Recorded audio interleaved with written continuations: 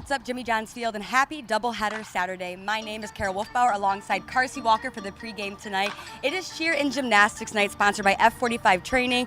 We're so excited to get a good doubleheader game in here today. Carsey, how you feeling today? He's playing today. How's it going? We're doing a lot today, I'm excited. It's nice out today. We got a little bit of pollen or whatever this is in the air, but I'm just enjoying it. Yes, it's humid.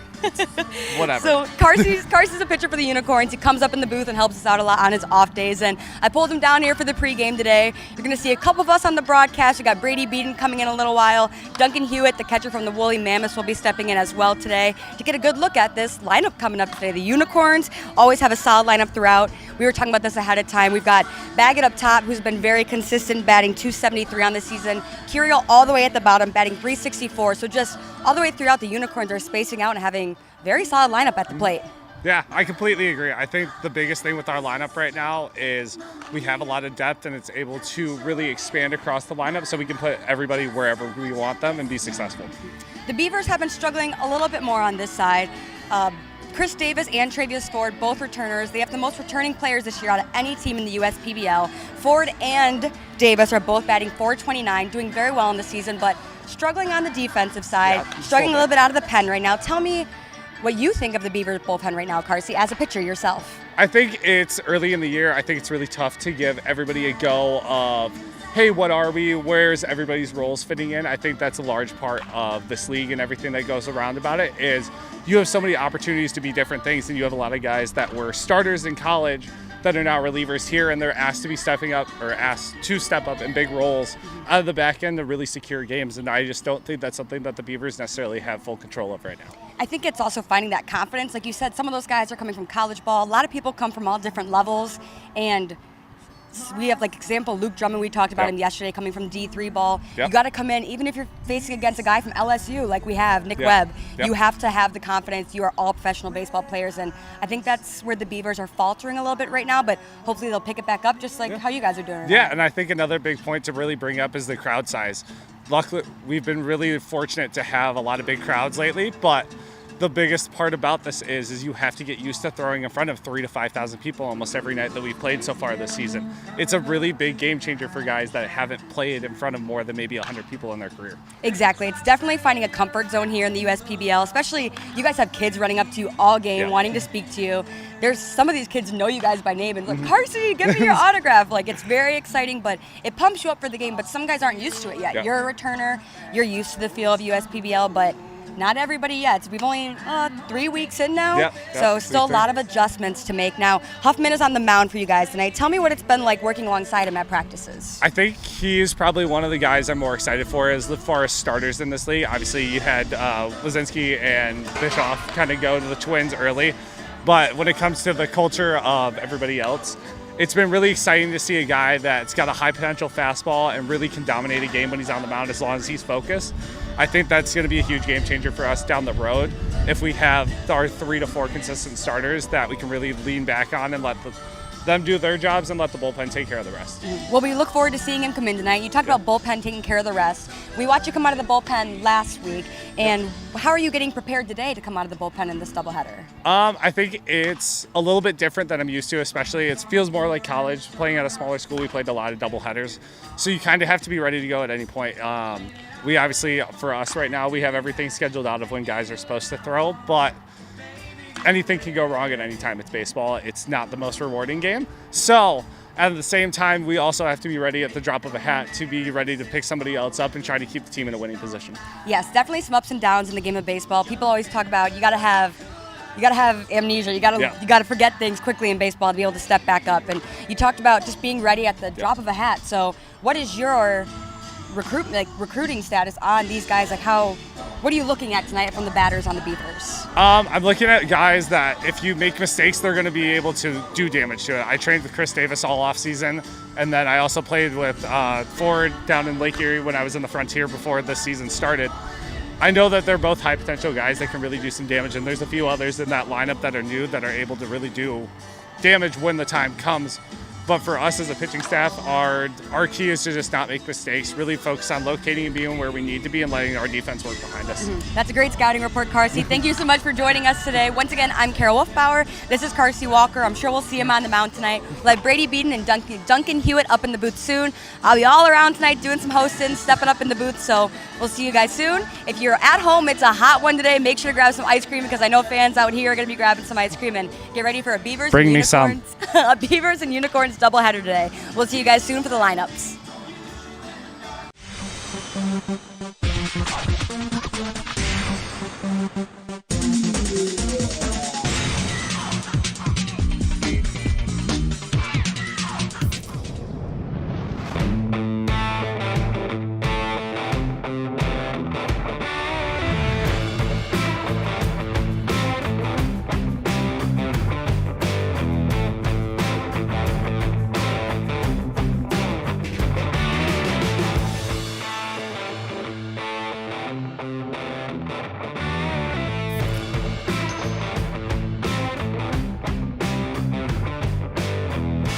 There are many things you can rely on in this world, like a sunny day brightening your mood, your mom baking the world's best apple pie, and never a dull moment in running your business. And when it comes to time-consuming HR tasks, you can rely on Tryon. Tryon can handle payroll and taxes, employee benefits, and more, so you can stay focused on attracting and retaining the best talent. With Tryon, you don't have to grow it alone. Visit RelyOnTryon.com. You can always rely on Tryon.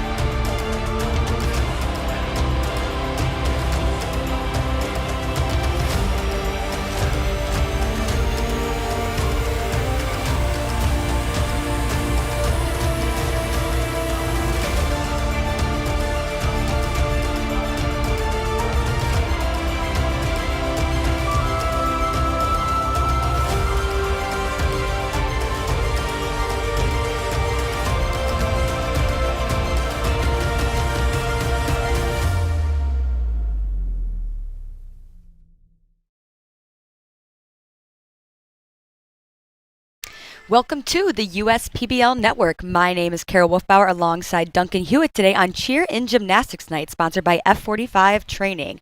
Now, before we get to first pitch, let's take a look at our sponsors. Ascension, Belfour Property Restoration, Budweiser, Dave & Buster's, DTE Energy, Fifth Third Bank, Jarbcom, Jimmy John's Sandwiches, Macomb Community College, McLaren Macomb, McQuaid Heating and Cooling, Plumbing and Refrigeration, Metro Detroit Chevy Dealers, Pepsi, Scott's, and United Wholesale Mortgage. Now that does it for our sponsors today. Once again, my name is Carol Wolfbauer. I'm alongside Duncan Hewitt today, the catcher for the Westside Woolly Mammoths. Thank you for joining us today, Duncan.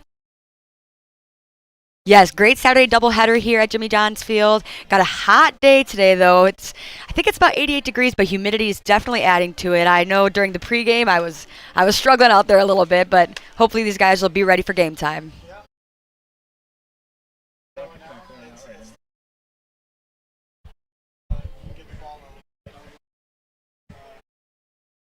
Yes, now we're quite excited today. Now let's take a look at our lineups.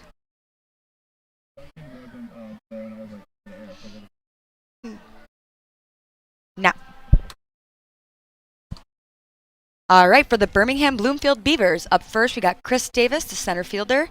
Up second, we got the DH, Travius Ford. At first base, we have JD Stubbs. Batting cleanup is Malik Bolin. Then we got Tremaine Spears out in right field. Andres Asta is catching. Shomo Yoshida is at third base. Marcus Judd is at second base. And rounding out the lineup is Ben Wilcoxon at shortstop. Now we got first pitch here today from Huffman. Let's see.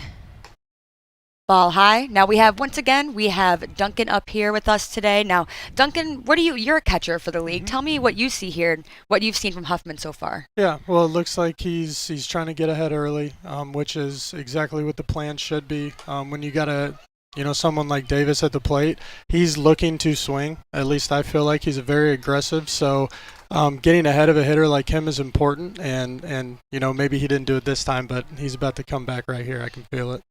Yes, Chris Davis batting .429 on the season along with Travius Ford, both having a hot bat early on in the year. We saw Chris Davis last year, definitely was struggling more towards the end of the season, but I think I see it as a confidence issue, finding that rhythm, and you can tell he's really come into his own so far this year. Sure, absolutely. 2-2. Ooh, strike 3. Sent Chris Davis back to the bench. That's something that, as a hitter, you got to be very, very conscious of. As a guy, you get 5 fastballs in a row. It's easy to get maybe thinking, the off speed has to come at some point. That's something that's very difficult as a hitter, and something that you just have to adjust on. Especially the outside pitch. When I was playing a while ago, outside pitches were not my forte. All right, fly ball, center field, left center. And they'll retire Travius Ford. That is 2 outs in the first. Now I have to head down for a segment really fast, but Duncan will take care of you guys. I'll be back soon. I gotcha. It's bringing up J.D. Stubbs. Left-handed bat.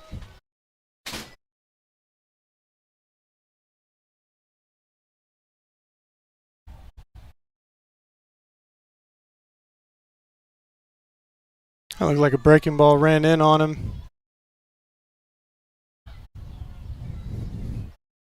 JD's a good hitter. He gets in there. He's very, very aggressive. Something to look for. If he can get a fastball out over the plate, he's a guy that can drive the ball to any gap. Misses up and out.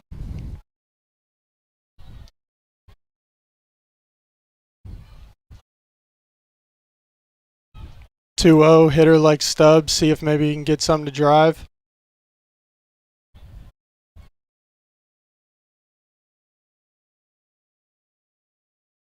He was looking for it. He misses up again. 3-0.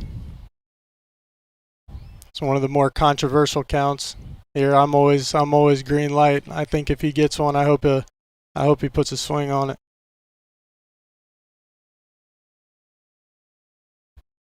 And he takes it. 3-1.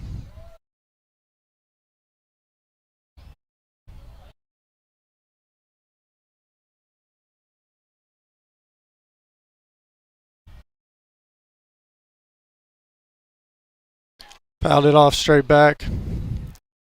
Be a full count. It's at bats like these that you'd really like to see if Stubbs can win. These are big ones. It can change an inning, bring up a 4-hitter, move the lineup more, force them to throw some more pitches. It's ground ball to second, and that's going to do it for the first. Beavers go down 1-2-3. We'll see the Unicorns coming up in just a couple minutes. Jimmy John's Field is the perfect venue for birthday parties, summer picnics, company outings, and provides the best entertainment in Metro Detroit with great baseball all summer long. Spend your summer nights under the lights at Jimmy John's Field in historic downtown Utica.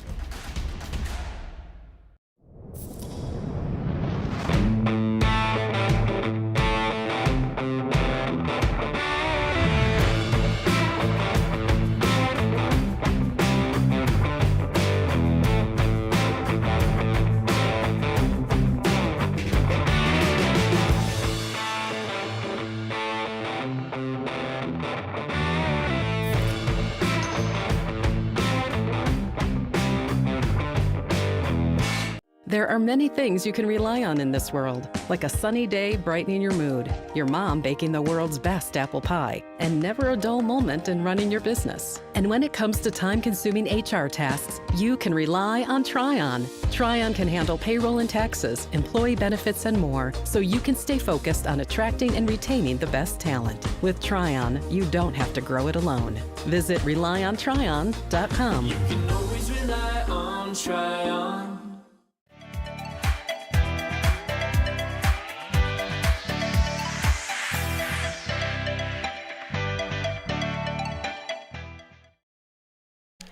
And welcome back here at Jimmy John's Field, the bottom of the first inning, here at the first of 2 games tonight between the Unicorns and the Beavers.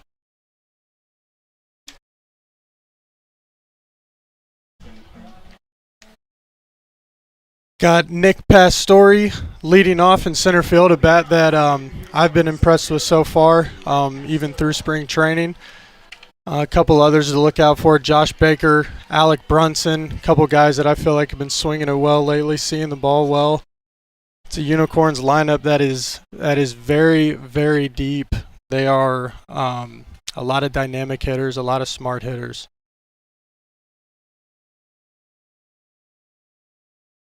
That miss is up and in, right over his head for ball 1. Pastore 125 on the season.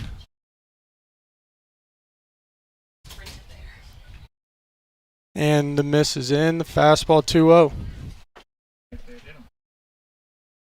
And that one looks like it hit him actually. Okay, so he's heading on down to first to lead off the bottom of the first. All right, and I'm back. Duncan, hey, how you welcome doing? Back. I am doing great. Good to be back. Absolutely. My first solo mission was pretty good, I think. Oh, I'm sure it was. I'll watch it back later. I believe in you. All right, James Motes is up to the plate. He is our beer batter of the game today.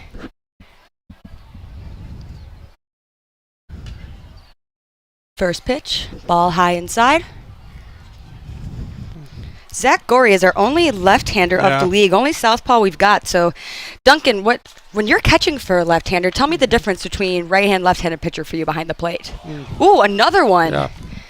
Well, the main thing always seems to be is there's a different personality to the left-handed pitcher, and that's always the first thing that you have to work with and get to know. But the angles change and the approach changes, and for him being the only lefty in the league, there's a little bit of wonder, are the right-handed hitters getting in there chomping at the bit to get one, or not having seen it and you're only seeing right-handers.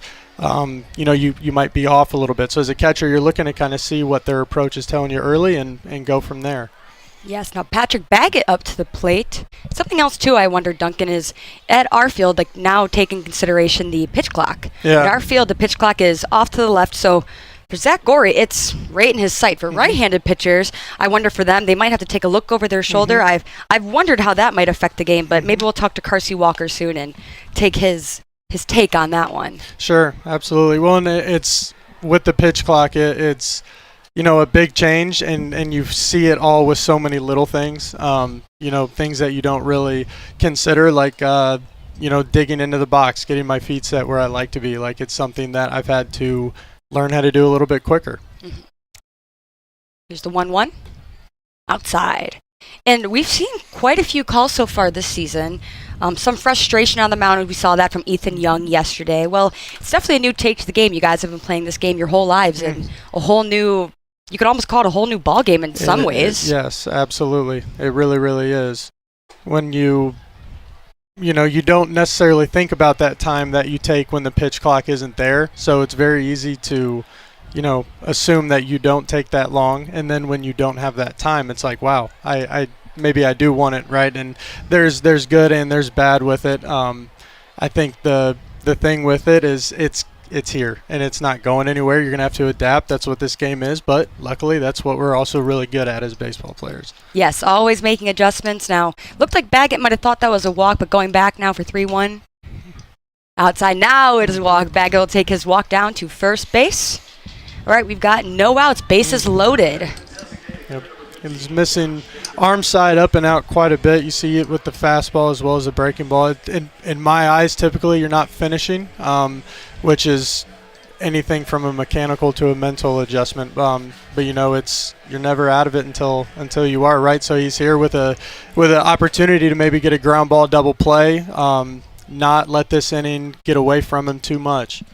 Well, Josh Baker now stepping up to the plate. He has been, let's see, pitch clock violation? Yep. Pitch clock violation. Yep. We got a ball on the play. Yep. See what we were just talking about. It's changing the pace of game for sure. But Josh Baker, we've seen as player of the game twice this year, I believe already. I interviewed him a couple weeks ago, and he talked to me about he took 2 years off of baseball. And he had 2 home runs that game, his first game here. So I think it's quite incredible that he said finding the love of the game can bring back for you. And I find that to be very true. I played softball through college, and it's one of those things where when you lose the love for the game, your confidence goes, and it all goes from there. But being able to find it and come back out here, it's just awesome to see it happen in our league. Absolutely. And he's got a tremendous swing, and he's got a tremendous eye, and the story is one that should be inspirational. You know, he needed that break, and he took that break, and now he's out, and he's swinging it well already. Yeah, sometimes you need that breath away from baseball too. Ooh. All right, dead ball. That'll put the Unicorns up 1-0. Josh Baker will take his run down to first, and looks like we'll have a bit of a meeting here at the mound. Yep. And when back with his story, it's something that more athletes are coming out and talking about now is the mental health side of things, and I think that's very, very important, and it's very cool when you see stories like that are so unique in their own way play out the way they do, and see someone come out positively from it. It's always so cool. Well, I think it's great that mental health is becoming a more prevalent topic in athletics and college athletics in general. We've lost a lot of NCAA college athletes recently to mental health problems, and I think it needs to be talked about more, because most people just say, rub some dirt on it, get over it, and that is not always the story. So Absolutely. It's nice to see a change for once, and Josh Baker's just an example of that. Absolutely, no doubt.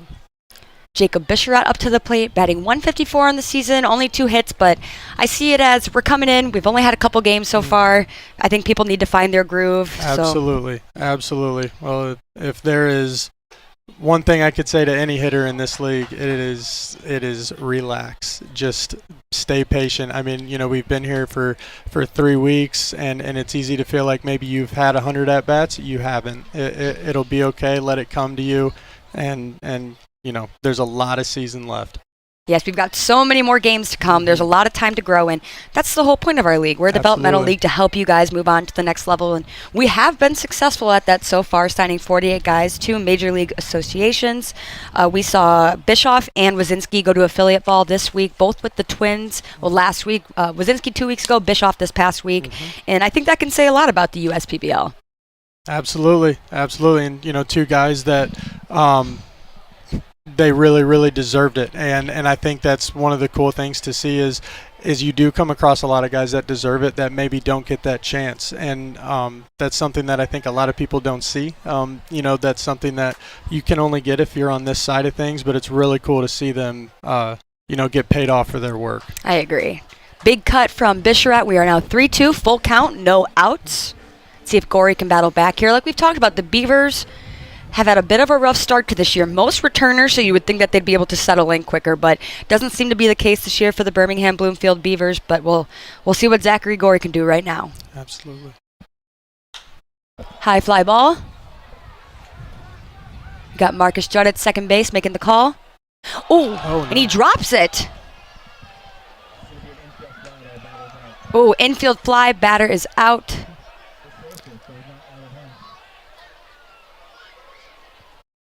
Looks like we've got some confusion on the field. There's going to be a play there now, so my assumption here is going to be that it's going to be a live ball. There was no infield fly called, and that is a very tricky one right there. That is such a tweener. Still. Okay. Looking like some confusion on the field. Let's see. Umpire calling time. I believe The batter on first is out. Yeah. Yes, now he was walking out. So that's why they had to tag the batter at home. So we do have 2 outs now. It's a 2-out play for the Beavers, hopefully getting them out of this mess. They'll be lucky if they scrape away with only 1 run on them right now. So absolutely, this is something that I'm sure Diesel in the dugout is really excited to see. You have bases loaded, no outs. If you can get out of it with only giving up 1, you have a lot of confidence still going forward. Alec Brunson up to the plate now, batting .250 on the season. Check swing. And they'll call it a strike, 0-1. 2 walks on the season, 2 RBIs, 2 hits. So kind of all around the board right now. Let's see what he can do here. I would definitely be looking to be more patient against Gorey right now. He's in a tough position. As a batter, you should be feeling in control right now. A check swing right away. I understand maybe wanting to go for the first pitch if it's yours, but in this kind of situation, you're all in or you're all out. Absolutely. You know what I mean? Yeah, and this is one of those tough ones, right, where you maybe have that little voice in your head. You know the pitcher is struggling with his command. He doesn't seem to be locating exactly, so you try and shift your sights to the middle. You try and not, look up and out maybe where he's missing, and sometimes that can be difficult to do. Yes, 2-1. Fouls it straight back against the net. Now we're 2-2. See if Gorey can get out of this one. He's starting to get better finish on his pitches. It looks like he's starting to get some feel, maybe some confidence getting into it. Yeah, and as a catcher, what would you be speaking to him about in this moment if you were behind the plate with him? Go get it. Make a pitch. Who cares what's happened already? You can't change it. The situation is what it is, but it's an opportunity to get out of it. It's there it hit to is. right field. They're sending him. This is a good throw. And he is safe. It is now 3-0. The Unicorns are up in the first inning.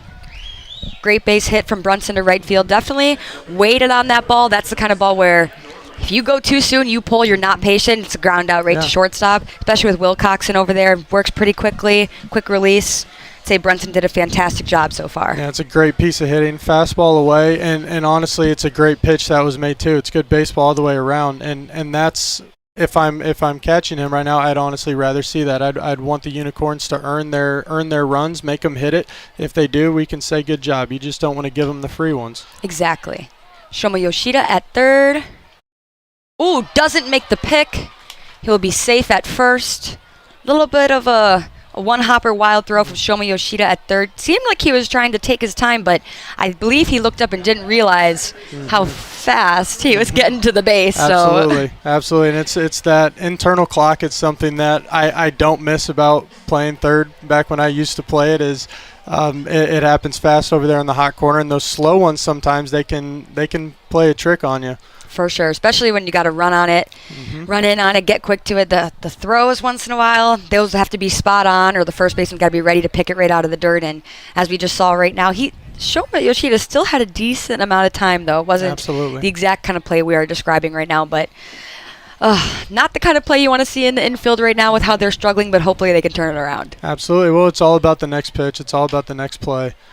You get another ground ball right here, and you make that play. Yes, great That's throw by baseball. Wilcoxon, exactly. Shoma Yoshida seemed to have come over a little bit. Nice little bit of a miscommunication. Wilcoxon called him off, made the play, and glad to see them get out of that tough spot. Absolutely.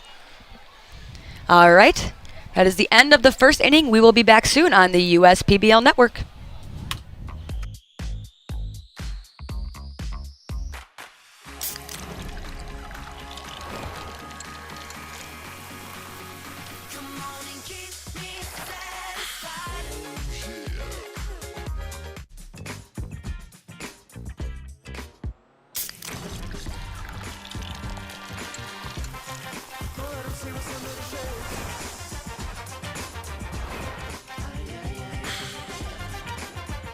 Slide into a new home.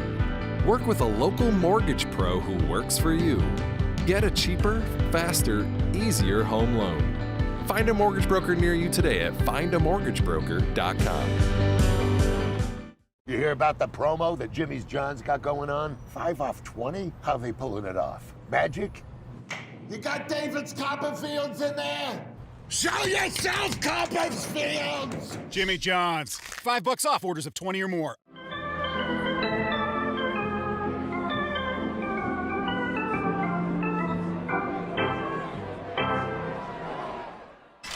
Welcome back to the USPBL Network. Once again, I'm Carol Wolfbauer here with Mammoths catcher Duncan Hewitt on the call tonight. We got Huffman on the mound for the pitchers. We saw a bit of a rough inning, Duncan, from the Beavers last time out, so we'll see what they can do on the offensive side. Absolutely. Well, and they got the bats to do it. They got guys in there with energy, and that's what you need when you get down early like this. Especially, I mean, you got 2 games today. You need those guys in the dugout. They're going to keep things positive, keep things fun, and I know they're in there getting the boys going. So this game is far from over. I'm sure the Beavers got something to say. Exactly. Only 1 inning down, and we actually talked about it in our pregame show earlier, if you guys were tuned in, that our Beavers have been struggling on the defensive side mostly. They've been doing pretty well offensively. I mean, Chris Davis, 4 for 4 day. Davis and Ford both batting .429 on the season. Struggling a little bit in middle of the lineup, having some issues right now, but defensively, I think if we could see them take a step up, they should be able to bounce back. Yeah, no doubt, and I think it's a lot of getting comfortable and maybe getting used to the field for some of the newer guys, getting used to how it plays, getting more reps out here, and maybe just getting even more comfortable just with the team and the guys itself. So, more games that we get to play here in the next couple of weeks, you're going to start seeing some of those things clean up kind of on their own, I think. Yes, I hope so. I hope to see that. We got Malik Bolin up to bat, batting .188 on the season. He is a returner, however, was a Unicorn last year, now a Beaver. Yep, we were teammates for a couple weeks before I was traded over to the Mammoths, and he's a fun guy to hit with. We've spent a lot of time in the cage together, and he can swing it. He can really swing it. He's got a great eye. He knows his zone, and when he's on time, he's hard to call a game against. Yes, let's see. We got the 1-2 here.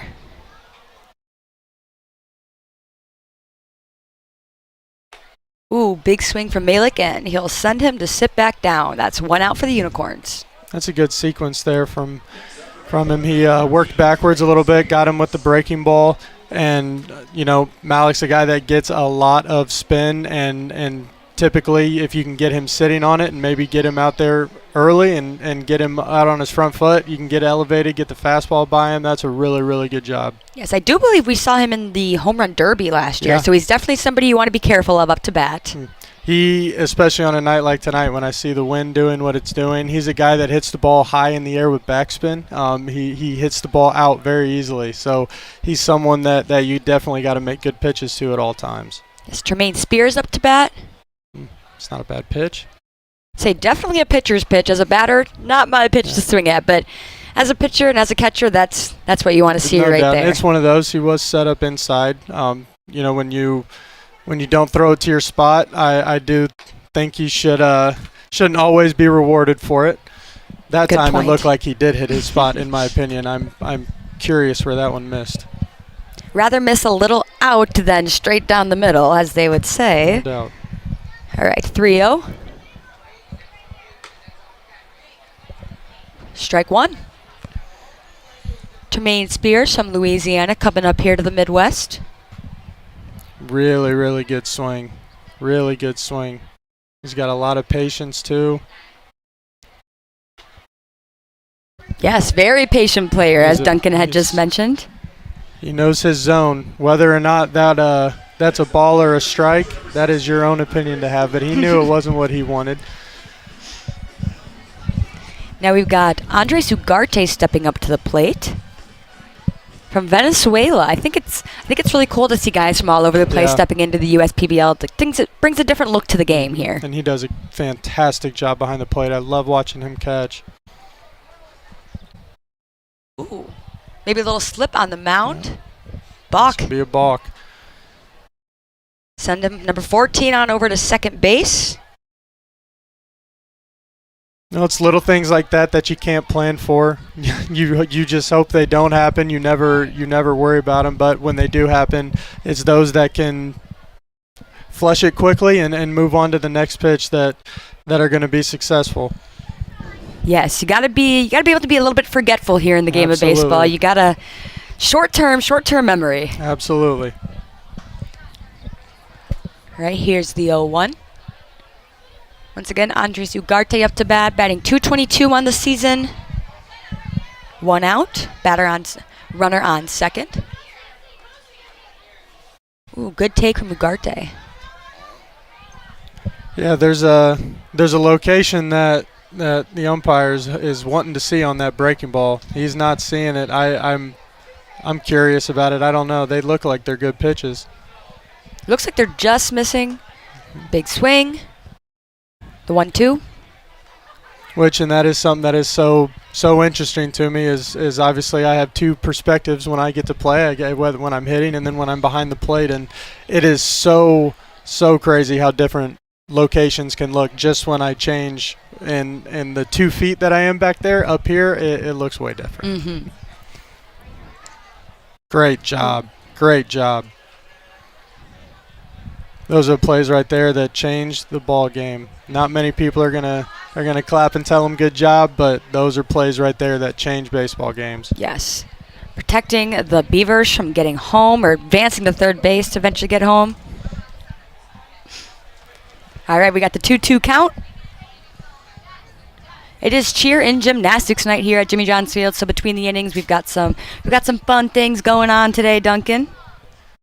Absolutely, and it's great to see everyone out as always. Another doubleheader day that's packed. I feel like these kind of took off last year. Everyone started to show out a little more as the year went on, and now they're becoming a staple just like the other nights, and it's very, very cool to see. Yes, Huffman retires Ugarte. We've got Shomo Yoshida stepping up to the plate. Now I've got to step away again. I've got a segment coming soon, but Duncan will take care of you guys. I'll see you in a little bit. All right, Kara, I got us.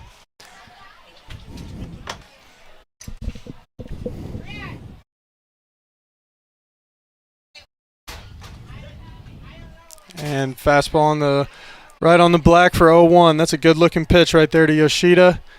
With 2 outs, a runner on second here in the top of the second.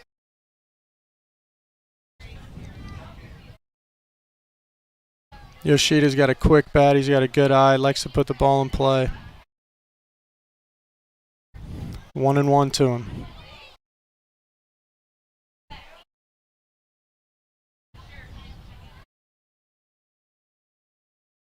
See if he goes back to the fastball, if he tries something different. The fastball he's been finishing really well on. I feel like he's had a lot of command with it, and he tries to go to it there, just misses up. It's one of those things that as the game goes on, it's the game within the game. He's made a lot of really good pitches, I feel like, that maybe haven't been called for strikes. It's important to still note that they are good pitches, especially for him and his confidence.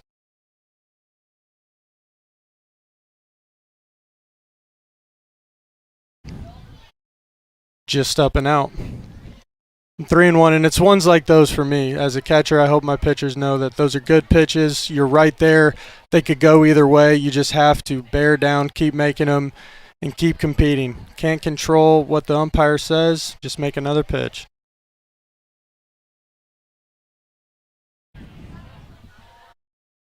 And he steps off, and there's going to be one disengagement. Part of the new rules, along with the pitch clock. 3-1.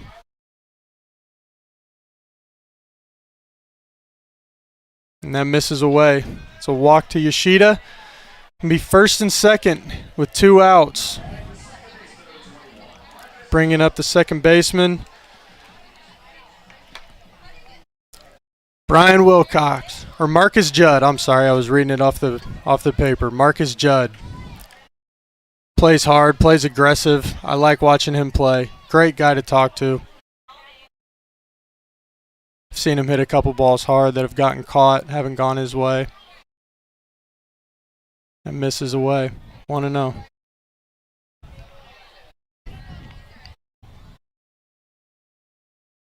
Be huge if the Beavers could scratch one here. Base hit, make it 3-1, get more momentum going their way.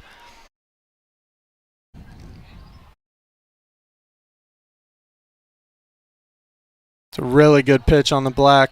1-1. That's kind of where he's been living. It's right there on the black, and it's either perfect or it's just off. See if he can attack maybe a little bit more. Keep making strong pitches, get a little bit more contact, keep the pitch count down.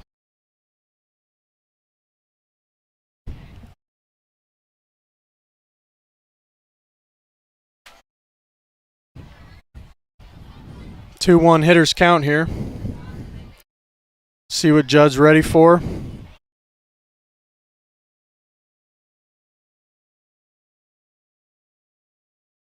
It's a big swing. Fouled it straight back. Fastball on the outer half. Really good swing. Looked like he saw it well. Just missed right under it. Now 2-2. See what he goes to. If I'm Judd, I'm all over the fastball. Want to adjust on it. You're on time.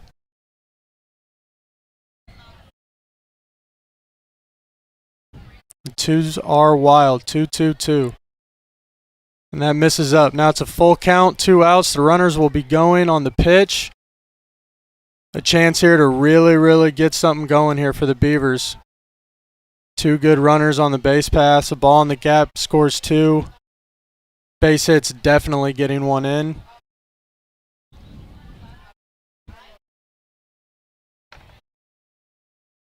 And a swing and a miss, a big pitch there. That's going to end the top of the second.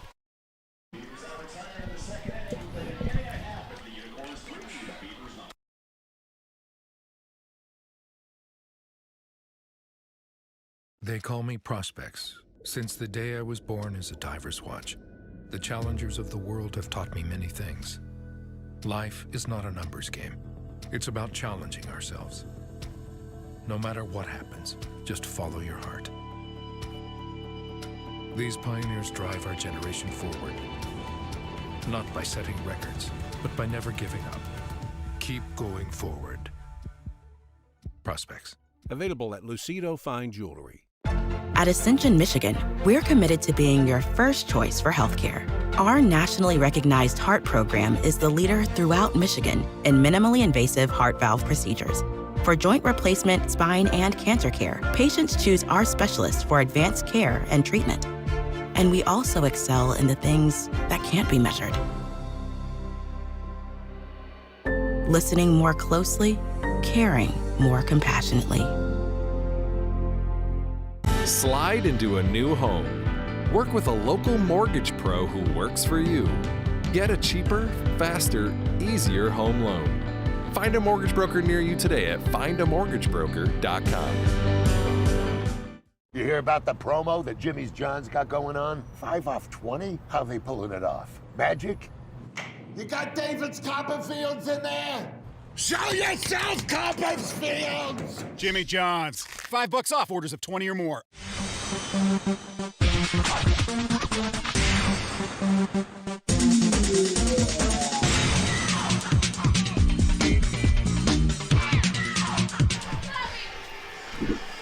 Ryan Mann on for the Beavers. Brady Beaton now here. Finally got here alongside Duncan Hewitt. Will be your team the rest of the way. It's been a little bit of a crazy start to this game, but hopefully we settle down, and hopefully the Beavers can settle down a little bit as well. Absolutely. It has been a crazy start to this game, and for a doubleheader day to kind of get going the way it has, it's always funny. You know, you don't know what the day is going to bring, but once you get out there, it starts to show itself. And we've had balks, we've had some long innings, high pitch counts, and the bullpen's going to be asked to do a lot today. And in a doubleheader with the 6-inning format, a 3-run first, how much does that weigh on you, knowing that, hey, you don't have a lot of time to get that back? It does weigh on you, and it's just always there in the back of your mind. And from an offensive perspective, it's tough to not try and do too much now and try and not hit a 5-run home run and get the lead back right away. It's, you got to find a way to just chip away and know that it's not going to be 9, it's going to be 6, and you might have to find a way to do it a little quicker. Donovan Curiel leads us off in the bottom of the second. 9-1-2 due up for the Unicorns. Ryan Mann, a very tall right-handed, 6'5", 178. First pitch misses low and away, ball 1. There it is again. That's that low and away. It's a good looking spot to my eyes, and the umpire hasn't been there. At least it's going both ways. That's all you can ask for. Nice pitch on Really nice 1-0 pitch. for the strike. And Ryan Mann, 6'5", out of Lawrenceville, Georgia. always a little more intimidating, the presence you have on the mound when you're facing someone 6'4", 6'5", or above. Yeah, well, especially here at Jimmy John's, our mound stands, I feel, a little taller than other fields, which is very normal. Everywhere you go, it's a little different. So for him, he's, probably 6'7", 6'8" right now, and he's reaching out there. He's right on top of you. Ball has to feel like it gets there in a hurry. Absolutely, it does. 1-2 to Curiel. Swing and a foul straight back. Curiel's had a nice start to the season, hitting in the 360s. Again, it's an early sample size, but better to get off to a hot start and see a few big numbers up there than not. No doubt. Well, I've been on both sides of that, and yes, it's a lot easier to get going when you see 360 than when you see 150. You got to find a way to work with both, but one is easier. I can tell you that. 1-2 missed up high, 2-2. 3-0 Unicorns in the bottom of the second, trying to pick up where they left off in the first. Man works from the windup. The pitch. Fly ball that gets out of play down the right field line. And this is what Donovan does. He's a really, really good hitter, and when he gets to a 2-strike count, he will shorten up and he will not go down easily. He is very, very good at extending at bats. Man, trying to find the put-away pitch, the 2-2. Fly ball right field. Should be playable. And making the play over in right is Spears for out number 1.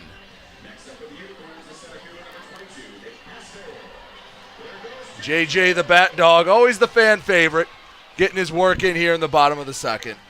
Well, I think Nick has my walk-up song. Sounds like dog days are over. How does that work with the walk-up songs? Is it, once you have it, is it kind of yours for, I guess, the team, or in this case, the league, or different actually, teams? Yeah. Does it make a difference? Yeah, well, so normally, yeah, it's you can't have the same one on the same team. In this league, it sometimes it is kind of like, yeah, maybe if he's already got it, I might shy away from it. But when it comes to this particular song, I'd let everybody use it. It's one of my favorites right now. Nick Pastore up to bat, 1-1 count. Man works into the windup. Hard hit ball foul down the first base line. How important is it after a 3-run first just to get that, as I call it, the settle down inning? Oh, yeah. Just put a 0 up on the scoreboard, let everyone take a deep breath and go, all right, we got this under control. Now let's work at getting the lead back. Absolutely. It's kind of like, those first 2-3 innings, and that goes a little quicker in the 6th inning doubleheader, but those first couple innings, you're kind of getting the feel. Like you're figuring out what's this game going to look like and do, and you always hope to come out on the other side, hopefully still leading, so then as you go through the middle of the game, you can go. That's a big fly ball right field. Spears goes back and hits off the glove and drops. Misread it. Pastore around second. He's into third, and that's a 1-out triple. Long fly ball off the bat, Duncan. I thought it was gone. It stayed in the ballpark. As did I. It looked like Spears maybe misread it, took a weird turn at the end. Yeah, and that's such a tough play. I mean, even out there running around in BP, if you've ever tried to rob a home run, like it when you don't know where that fence is and you're trying to track the ball, it is a very tough play. Man, that was a great swing. It's got to be the walk-up song. Absolutely has to be the walk-up song. Well, it took a weird tailing action, and that's a little odd. Usually you see that when you go the opposite way and you have that spin, but he pulled that, and it was still tailing away from the right fielder. Moses puts the first pitch in the air to left field, settling underneath of it. Bolin, the throw to the plate, not in time. 4-0 Unicorns. And great piece of hitting right there. That is situational hitting, just absolutely perfect. You got one job to do right there, and that is get him in. I think the infield was back just there. If I remember, you got either a ground ball or a fly ball. It is just put it in play, get that run in. Moses rewarded with an RBI. Brings up Patrick Baggett. Nobody on, 2 away, 4-0 Unicorns. We're in the second inning. Into the motion. First pitch. Great job behind the plate. Great job behind the plate. Wow. He receives it really, really well. I've enjoyed watching him. Garte behind the plate for the Beavers as the 0-1 misses low. And that's become more of I guess, a hot button term, the stealing strikes and the frame rate with the advanced analytics with catchers. How much can that help pitchers? It can completely change the way a ball game goes. I mean, you're talking about like he just did there, taking that 1-1 pitch and now making it a 1-2 count. If he makes that a 2-1 count, it's a very, very different outlook on this at bat. So you do that 4 or 5 times a game, you are making a very, very, very big case for player of the game, in my opinion. You're helping your team win. Judd flips over to first, and that'll do it for the Unicorn half of the second. Get a run on the Moses sac fly RBI. We head to the third, 4-0 Unicorns. You're watching the US PBL Network. With a transforming world, we can see how drastically the world is heading towards automation. And so, we need 24/7 surveillance and security systems for our homes and businesses to avoid any theft or breach of privacy. JARPCOM brings the installation of security cameras to the tip of your fingers with our state-of-the-art mobile app. JARPCOM also provides surveillance monitoring of your entire property with flexible options that offer a dependable solution to be scaled to fit any domestic or commercial need. Contact JARPCOM today for a free estimate at 800-369-0374 or look us up on the web at jarpcom.com. Check your checking. If your account doesn't get you pumped, amped, or geeked, make the switch to Genius Checking from Genesis Credit Union. It's just genius.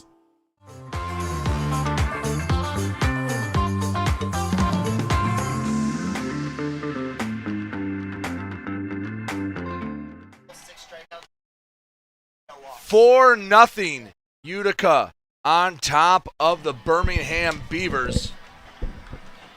Brady Beaton alongside Duncan Hewitt. Double header Saturday, and it is a warm one out there, but really can't complain on first weekend in June for weather like this. Absolutely. When it's, the sun isn't beating down too bad anymore. It's starting to get a little dark out, and this is my favorite time of the day right here. It gets a little cooler, and you can really feel the nighttime coming. A little breeze here at Jimmy John's Field as Ben Wilcoxon comes up, the 9-hole hitting shortstop for the Beavers. Swinging it well so far. 429, 6 hits. That is getting off to a very good start here, especially in this league. Seems like the pitching has had the upper hand for the most part early. Haven't had too many big numbers up. Obviously 4-0 here in the third. Unicorns bats are going well. Mm-hmm. It's one of those things, you gotta find a way to get on time. It's the beginning of the year, but it's also, where we don't play every day. So you gotta find a way to now do that, and that's just another thing you get to adjust to as a hitter here. Fly ball to right, and Brunson brings it in on the run for out number 1. The lineup turns over, and you want to talk about having a hot start. Chris Davis might have had the best start at the plate of any player. He had the 2 home runs on that first day, still hitting 429, 6 hits already, 5 RBIs. He has to be feeling pretty good coming up to the plate. Absolutely. Well, and I remember that first homer, it was to the opposite field, and anytime you see somebody driving oppo homers, they're doing something right, and that's, as a catcher, I'm back there wondering, okay, what how are we going to get you? Right. 1-0 the count to Davis. 0 for 1 today. Andrew Huffman on the mound for Utica. The pitch. Breaking ball misses up high. 2-0. Not a whole lot of finish on that most of the day. He's missed up with it a little bit. It's still got bite to it. He just got to get the release point down. Another pitch up high. When you see a guy consistently missing in one spot, usually that's something mechanical, correct? Yeah, it can. It's mechanical. It can also be just kind of driven by that thought. Maybe you're trying so hard not to do it that you just find yourself in that loop and you do it over and over and over again. And that's, as a catcher, getting to know your guys. How can you get them out of that loop? And that's part of the fun of the job. Good hitters count to a good hitter in Chris Davis. 3-1 on the way. Ooh. Ball 4. Ooh. I think even Chris was a little surprised that was ball 4. That's a good looking pitch. He hit his spot too. That's always, it's can't imagine umpire feels great about missing that one when it's pretty clear that everyone else thought it was something else. But, it is what it is. It's baseball. I hope we never get rid of it because it's the best. No robot umps over here. Runner on first, one away. Beavers trying to scratch one across. They trail 4-0 in the top of the third. Game 1 of 2 today for this Saturday doubleheader. Travius Ford up to bat. All righty. First pitch, swing, and a lazy fly ball. Shallow right field. Brunson on it. Squeezes the mitt for out number 2. Looked like Davis hit a little fake steal there. I thought he was going to go. Looked like he had a good jump. After a pickoff early, that's something that with the new rules are so interesting to look at. You can only disengage twice. If you go the third time, you got to get him. So before a pitch is made in at bat, picking off, you play a different game with the runner. Yeah, it's changing the mindset that basically everyone's here's had since they started playing at 8, 9, 10 years old when you could first start pitching yourselves. And it's just, I think we won't know the true ramifications for about 3, 4, 5 years till you get the strategy really developed. Absolutely. There's got to be, bigger sample size. And, that's why, any complaint that we have now is what it is. They're not going to do anything with it. Right. I think it'll be a while until you figure out, until the strategy comes out, how to really, truly utilize the disengagement and the pitch clock and all these new rules. Yeah, and man, that's one thing about baseball players is we will find a way. It might take a few years, but someone somewhere is going to come along and they're going to say, hey, I'm going to try this, and it's going to work, and then it's going to spread from there. That's what this awesome game does. J.D. Stubbs at the plate, the lefty, as we have some action over in the Unicorn bullpen. He's going. On the pitch, in the dirt, good pitch to run on, stolen base for Chris Davis. Puts a runner in scoring position with 2 away. A chance here for Stubbs to get one across. Davis did his job, got to get over, get in scoring position. You're struggling to find a way, and like we were talking about, in a 6-inning game, you got to get on, you got to get over, and you have to try and find a way in. And I think you said it maybe last, and you don't have to hit the 5-run home run. Absolutely. Just get one back and start chopping away. 2-1.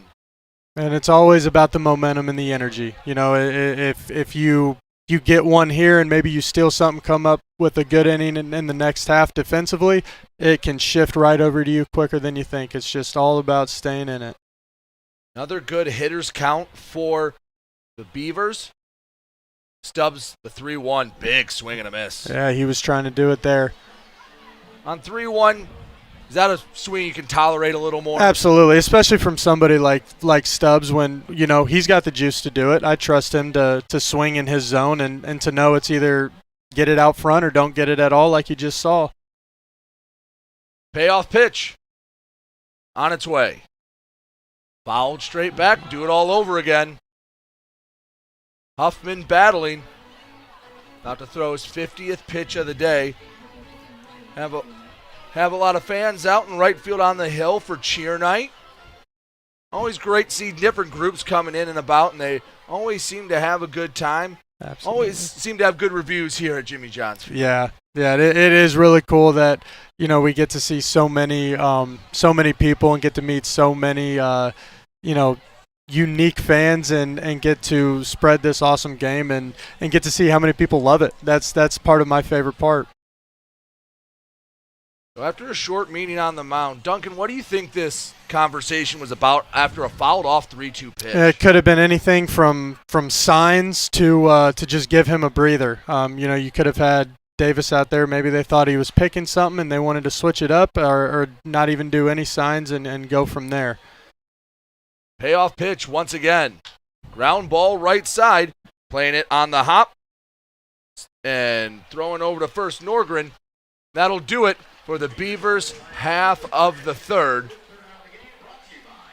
The Beavers have gotten some runners on. They just haven't been able to push any across. That was the 5th third out of the game. And now, again, I think one of everyone's favorite part, JJ bringing out the water to the umpires. Such a good boy, so patient. The best boy. And that service, a lot of umpires don't get at other spots. That is very, very true, and I wish he'd bring me a water every now and then, I'll be honest with you. And he just waits there very patiently. Gets the treat for his efforts. We'll go down to Kara Wolfbauer as well.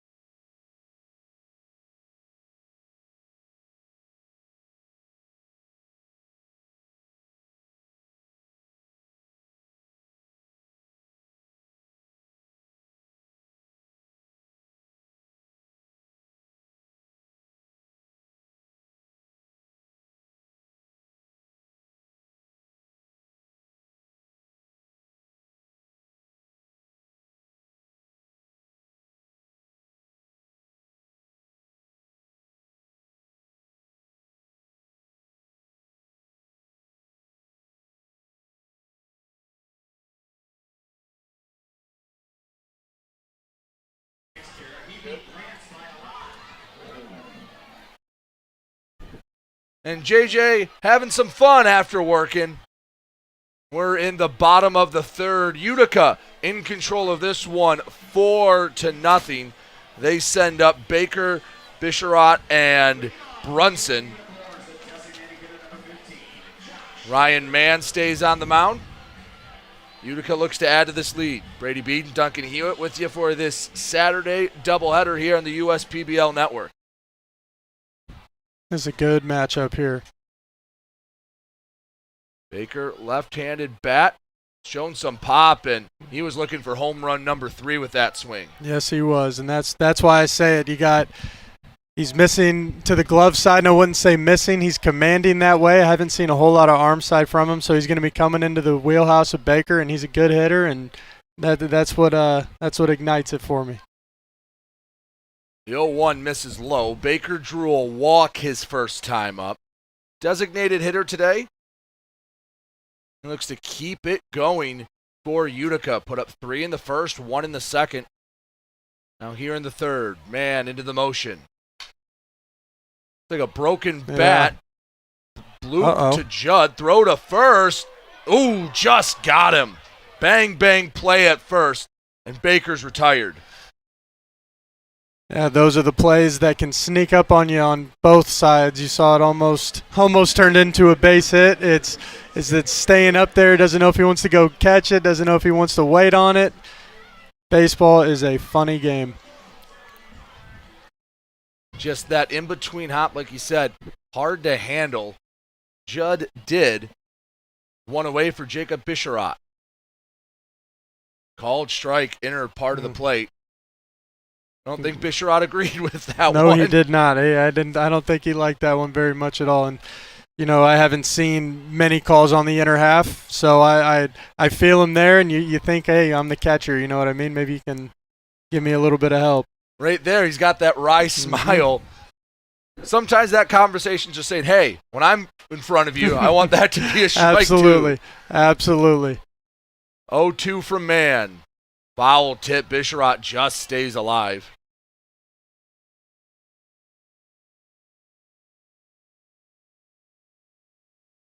And it's such a unique relationship that we the catcher share with the umpire. It's one that we always hope is positive. Mm-hmm. It isn't always as we know, but it's one that we always try to be. The 0-2 on its way. Good piece of hitting. Bloop hit into left field, and Bisharat takes the 0-2 into left for a 1-out knock. Runner on first with 1 away as Alec Brunson comes up to bat. But as a catcher, when you're in the box and you get an iffy call, if you have a good relationship, do you have a little bit more leeway to turn around and go, come on, that was inside, that was out? Yeah, I think so. And it's, again, it's so unique. It's who's back there, right? There are some that I probably should never say anything to, and there's others that I know I can probably push it a little bit further. Brunson drove in 2 with a single his first time up. Watches ball 1 go by. Good day already. Just something that is so big for a hitter. You can come out and get a knock early on, take so much pressure off your shoulders for the rest of the day. Next pitch in the dirt, 2-0, and Brunson in a good hitter's count. Runner on first. Jacob Bisharat. Man working out of the stretch. Takes the deep breath, the deal. Wave and a miss from Brunson, 2-1. It's a good pitch.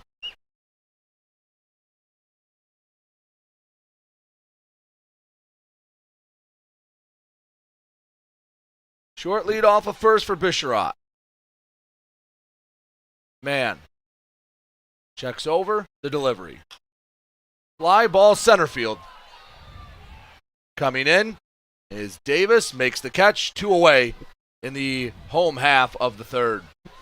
Just a fastball away, just a little bit early on it. Took a couple good swings at bat, and if I'm him, I'm not going back trying to change much, just waiting on it that little bit more that we're always trying to find. 1 on, 2 away, bottom of the third inning. Game 1 of a doubleheader, 6-inning doubleheaders if you're unfamiliar with the USPBL. Cam Norgren comes up to bat, watches ball 1 in the dirt.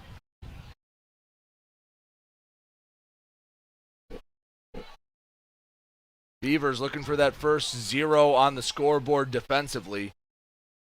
Unicorns put up 3 in the first, 1 in the second. Man. Delivers. Hard hit ball, but foul out in front. I think it broke the bat. Yep, exactly. That is, you never like to break a bat. Personally, I cannot stand breaking a bat mid at bat.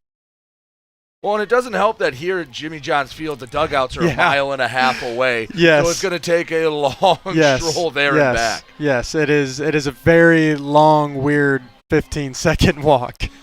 Well, and with the pitch clock, I've noticed that the majority of violations have come before the first pitch when they're coming from the dugout or the on-deck circle because there's so much ground to cover. Absolutely. Well, and that's where you hope, we learn to develop, the kind of feel within the game of when we can give some extra time, when not to. As a catcher, I certainly appreciate it if we can delay it just a bit. If maybe I'm on deck with 2 outs and I got to run back and forth. And I think, again, like we said with the strategy, I think some of that leeway will come as time goes on. The 2-1. Fly ball, center field. Davis tracking. Settles under it. And there's 3 away in the third inning. Utica with the 4-0 lead. We've played 3 complete. Beavers coming to bat in the top of the 4th. You're watching the USPBL Network. One thing that makes Detroit Mercy unique and different from other universities is that the faculty truly care about you and they're always there to help. Whether it's asking questions after class or going into the office hours, they're always there to lend a hand and really make you feel at home. People are here to work together, and whether you have a question or you're discussing topics within the class, you can go up to your professor and they know your name. They're just willing to help you become a better overall student. Detroit Mercy. Build a boundless future. You dreamed of starting a company, not an HR department, but your business has grown fast, and so have the complexities of payroll and taxes, benefits administration, and other HR functions. That's why your business needs a professional employer organization like Tryon Solutions. Tryon provides businesses of all sizes access to top-tier healthcare and employee benefit plans. With Tryon, you don't have to grow it alone. Visit RelyOnTryon.com. You can always rely on Tryon.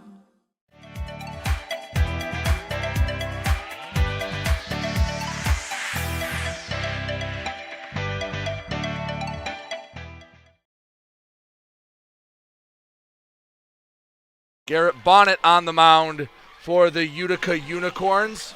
We're in the top of the 4th. 4-0 Unicorns on top, and Bonnet is tasked with keeping the lead for Utica. I've heard a lot of great things about him. I haven't gotten a chance to really see him throw just yet or face him just yet, but I've heard a lot of great stuff. Heard he fills the zone up and he attacks hitters. Well, Bonnet was a later addition to the Unicorns. Played at a few different places in college. Most recently, Louisiana State University Shreveport, NAI school down in Louisiana. Made an appearance last week. Just went an inning and 2/3, gave up a run on a couple hits. Hoping for a much quieter performance here. Malik Bolin leads it off. Be the first batter that Bonnet faces.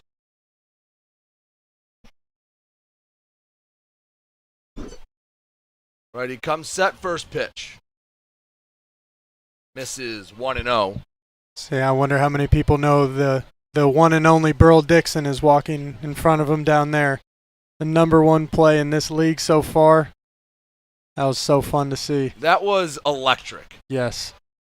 I mean, he was running, if you haven't seen it, it's on the USPBL social medias, Twitter, Facebook. He was running back away from home plate. Got parallel to the ground, stretched out, and all 6'5" of them made the play. Yeah, and I'll tell you, I had this strange sense that he was going to catch it no matter what. I saw it, he had the jump on it, and man, he is fun to watch play. Just pure athletics. Like if there was a combine, I think Burl Dixon would be one of those that just jump out with the numbers, the speed, the size. No doubt. You put that together with the IQ, and it creates a very, very talented center fielder and one that can change the course of a ball game. I mean, I hear him calling out shifts, calling out defensive strategies all day long, and it is really, really cool. 3-1, hitting to left field. Going back, looking up. It's gone. Bolin takes the 3-1 pitch over the left field fence, and the Beavers get one back, 4-1 in the fourth. Yeah, that fastball in, and he did a great job keeping his hands in it. I was actually talking about him a little bit earlier in the day that he backspins the ball well. If he gets it out over the plate, he can put it out, and he can put it out in a hurry. And he did a tremendous job there being on time and not missing his pitch. That ball just kept carrying. Never had a lot of height. No, it was a line drive. Those are the swings that I think we chase every single day. If we can get that pure a spin and where you don't have to muscle it out of here, you're doing things right. 4-1. Unicorns still on top as Tremaine Spears comes up to bat. Trying to build off that momentum. That was actually the first hit of the day as well for the Beavers. 1-0. Fastball, just a hair up.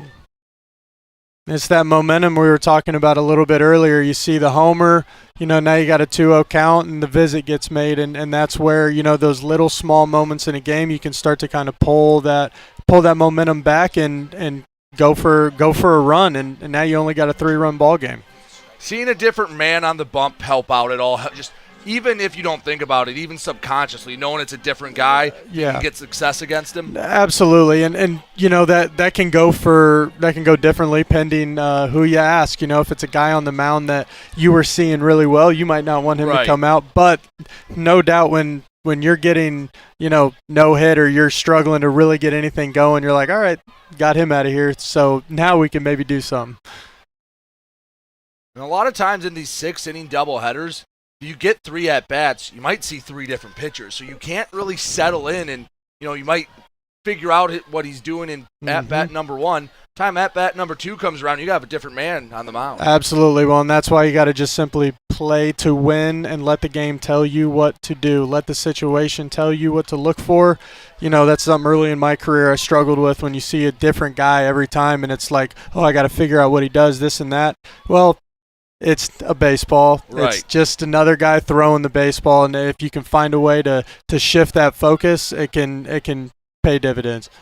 3-1. Good swing. Fly ball, Great right swing. center field. Going back Pastore, he makes the catch. How about it? Right center field. And an ovation from this crowd at Jimmy John's Field.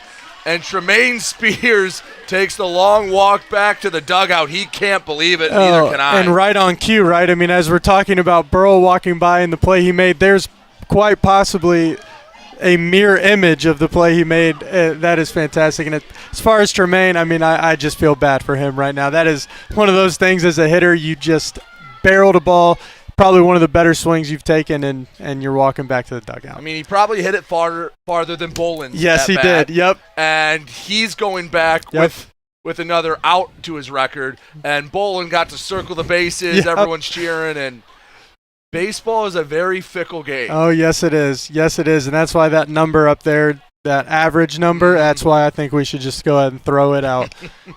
Yeah, if you look into any of the advanced analytics, and there's advanced analytics and then there's the advanced ones that unless you're a super baseball geek, it's going to make your head spin. But, yeah, average, I know the older crowd likes it, and it still has a use as the ground ball hit up to short. Curiel throws the first 2 away. But the the traditional stats, average, RBIs, homer, they still have their place. Mm-hmm. But you use them in conjunction with the advanced analytics to tell you the full story. Absolutely. And I think, average can tell us a story deeper into the season, no doubt. I think you can see higher numbers from guys that walked more, have less strikeouts. As things tend to average out, you see a little bit more true number. But, here early on in the year, and when you don't have the 200-300 at-bats to look at, it can be very, very skewed, extremely. I think the best way to look at it is the average, the RBIs, it's like the cliff notes for chapters in a book, where the advanced analytics are, hey, you're reading the whole book and you're getting every detail possible. That is a really good way of looking at it. Foul ball just past the third base bag. 0-2 to Yoshida. Yeah, think of, for example, Nick Caruso is out there coaching the Unicorns now, but last year I think he was like maybe the second or third highest barrel percentage in the league, and he was hitting like 150 at one point. He was lining out 2-3 times a game. I mean, what are you going to do? Wind kicking around here at Jimmy John's Field, the 0-2 high and away. 4-1 Unicorns in the top of the fourth. Malik Boland's solo shot put the Beavers on the board. Bonnet delivers. Fastball called, strike 3, and that'll do it for the Beavers in their half of the fourth. They get the home run, puts them on the board, but can't get anything else in part due to Nick Pastore's diving catch in right center. 4-1 Utica, we head to the bottom of the fourth on the USPBL network. First State Bank is a locally owned and operated business. We're part of your community.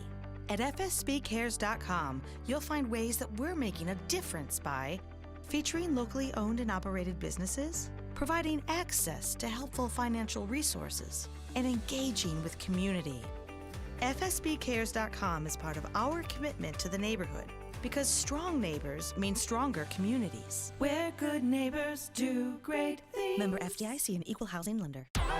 The Dave & Buster's method is designed to help you unlearn adulthood and recenter life around zapping stuff and cheering for stuff with your friends.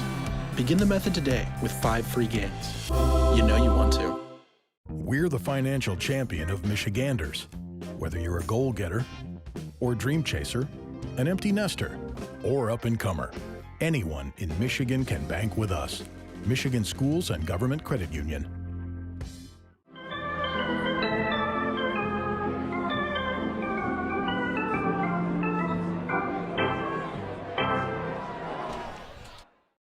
Ryan Mann on the mound for his third inning of work.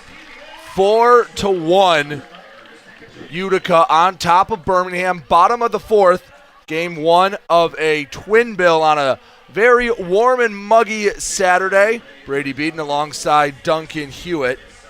As Ryan Mann is coming out of the bullpen. He's given 2 solid innings, looking for a third. He's throwing well. He's commanding pitches, and I think he's done a really good job. That he's been down in the count a couple times, but he's came back. He's kept competing and made some really, really good pitches, and that is exactly what the Beavers bullpen needs at him. They need somebody to extend, someone to throw the more pitches, and it looks like he's going to do that for him.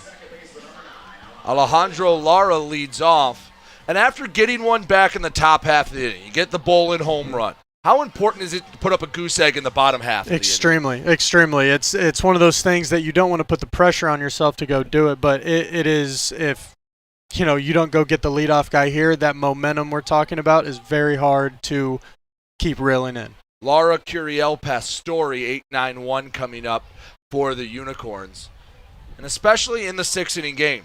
It says the 4th, but mentally you have to treat this like it's the bottom of the 7th. Yep. We are in crunch time right now. This is where the big arms are going to start getting loose, and some plans are going to have to start getting made. You hope that the hitters can stay loose, stay comfortable, because that's what it's going to take. But this is where it's going to start getting.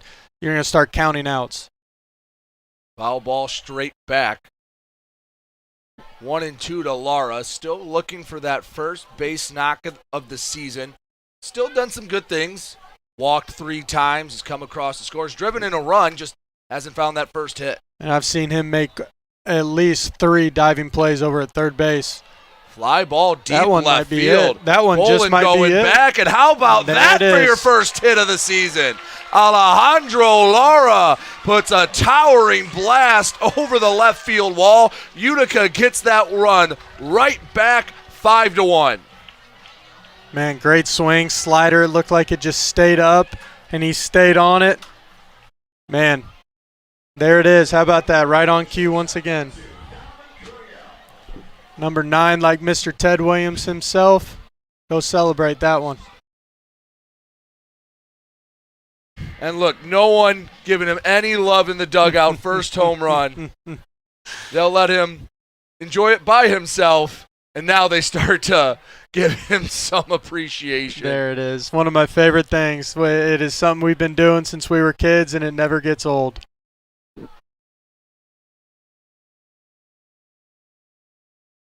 And you could tell he was a little muted going back. I think he knew he knew exactly what was coming. Absolutely, and when you hit a homer, man, don't ever let anyone tell you I've been there before. It is the best feeling in the world, and when you do it, you get such a cool rush running through you, and to see your boys in there waiting, it is very, very special.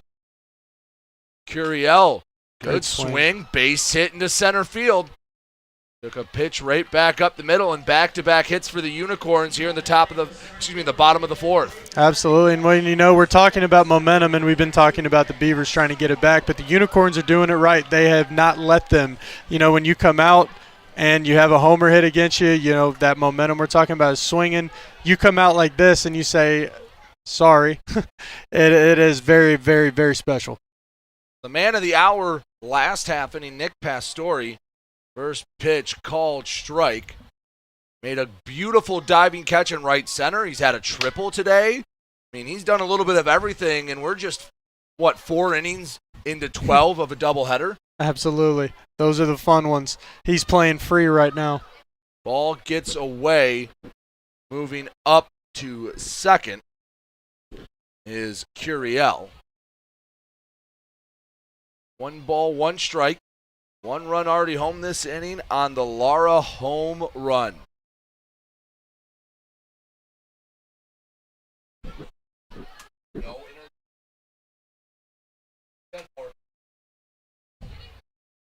Man, working out of the stretch. Still nobody out.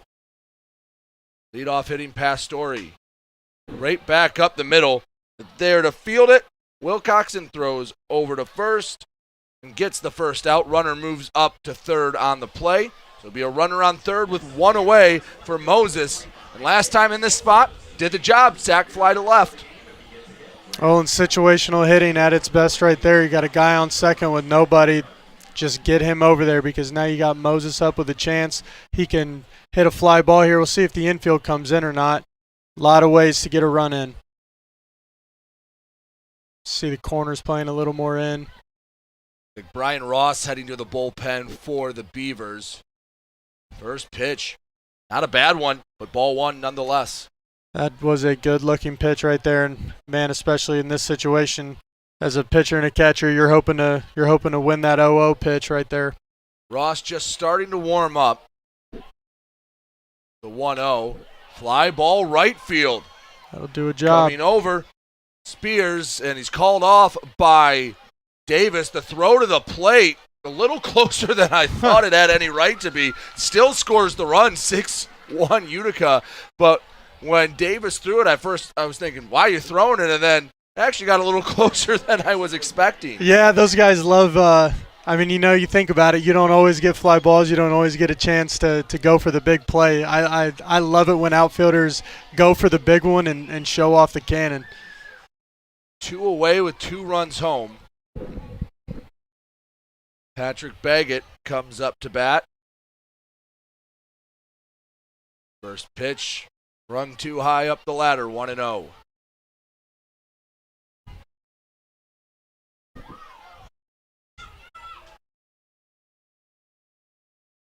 Nobody on with 2 away. Foul ball back off the screen.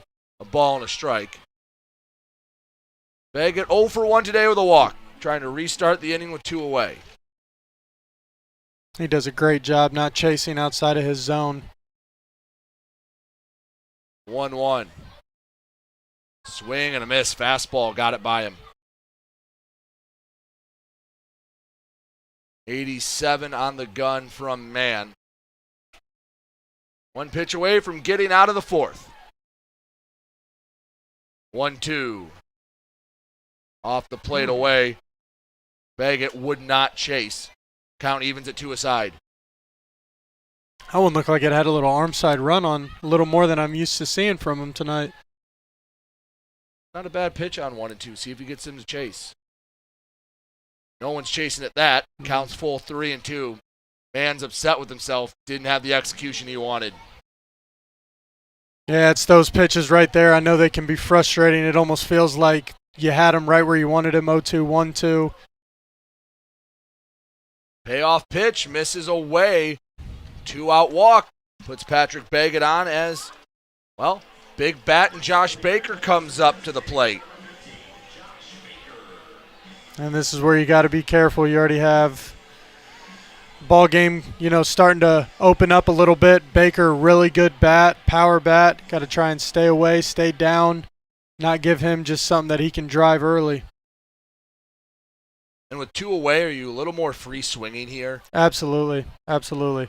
It's one of those things. Baker got under it. It was a free swing, didn't get it. Yep. Left fielder Bolin makes the catch, and that'll do it for the 4th inning. Unicorns get a couple of runs back, including the Alejandro Lara home run. We've played 4, 6-1 Unicorns. You're watching the USPBL Network. First State Bank is a locally owned and operated business. We're part of your community. At fsbcares.com, you'll find ways that we're making a difference by featuring locally owned and operated businesses, providing access to helpful financial resources, and engaging with community. fsbcares.com is part of our commitment to the neighborhood because strong neighbors mean stronger communities. Where good neighbors do great things. Member FDIC and Equal Housing Lender. The Dave & Buster's method is designed to help you unlearn adulthood and recenter life around zapping stuff and cheering for stuff with your friends. Begin the method today with 5 free games. You know you want to. We're the financial champion of Michiganders. Whether you're a goal getter or dream chaser, an empty nester, or up-and-comer, anyone in Michigan can bank with us. Michigan Schools and Government Credit Union. One thing that makes Detroit Mercy unique and different from other universities is that the faculty truly care about you and they're always there to help. Whether it's asking questions after class or going into the office hours, they're always there to lend a hand and really make you feel at home. People are here to work together, and whether you have a question or you're discussing topics within the class, you can go up to your professor and they know your name. They're just willing to help you become a better overall student. Detroit Mercy. Build a boundless future. Slide into a new home. Work with a local mortgage pro who works for you. Get a cheaper, faster, easier home loan. Find a mortgage broker near you today at findamortgagebroker.com.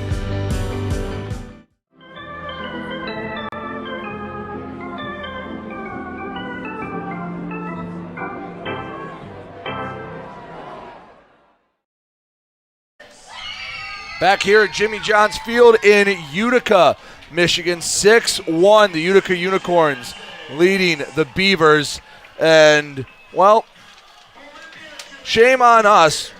Happy birthday to Tremaine Spears. They're announcing them here at the field, and he didn't get one but 2 messages on the scoreboard. Playing on his birthday. Happy birthday to Tremaine Spears. Hopefully his Beavers have a comeback in store for him. Absolutely. That one might be more on me and Cara, too, there in the beginning for missing that. Happy birthday to Tremaine. See if maybe he can get a big fly here. Now, now that I think about it, he had that great play made on him on his birthday. Wow. He's going to have to get a blue pit or something today. Yeah, that's yeah, he's owed a couple broken bats, seeing eye singles. No doubt. Marcus Judd, Ben Wilkerson, and Chris Davis due up. Judd watches the first pitch, miss low and away, 1-0. Carsey Walker on the mound for the Utica Unicorns. A right-handed pitcher out of Saugatuck, Michigan. Goal is to maintain this lead. Judd puts it in the air, right field. Coming over, the right fielder Brunson, and makes the catch for out number 1. Carsey's just the man for the job right now. He's reliable. He's going to throw strikes. He's got experience, and he knows what that lead is. He knows that he needs to throw strikes. And that's one thing that as a catcher right now, you just hope everyone on the mound knows is just throw strikes. We have command. We have control. We are going to be just fine. Walker works out of an abbreviated windup. First pitch misses low and away.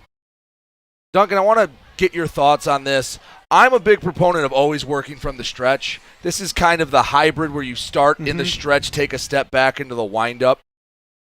1-1 with the called strike.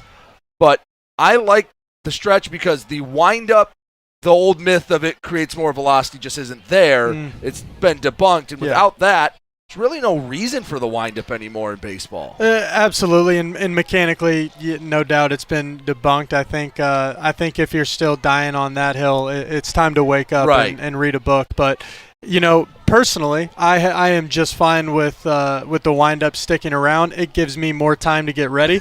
I'm completely okay with it. But there's definitely something to be said advantagely to staying in the stretch. And I see it work for a lot of guys. It helps the rhythm, a lot less moving parts. 3-1 on its way. Ball 4. Wilkerson will go down to first with a 1-out walk. But you mentioned the moving parts, and the other thing that I've noticed is sometimes starters will get in the rhythm. If they get back-to-back 1, 2, 3 innings, and then the leadoff man gets on, then they have to go from the stretch. They haven't thrown from that. And it just feels like an unnecessary wrinkle that you can eliminate if you just go from the stretch at all times.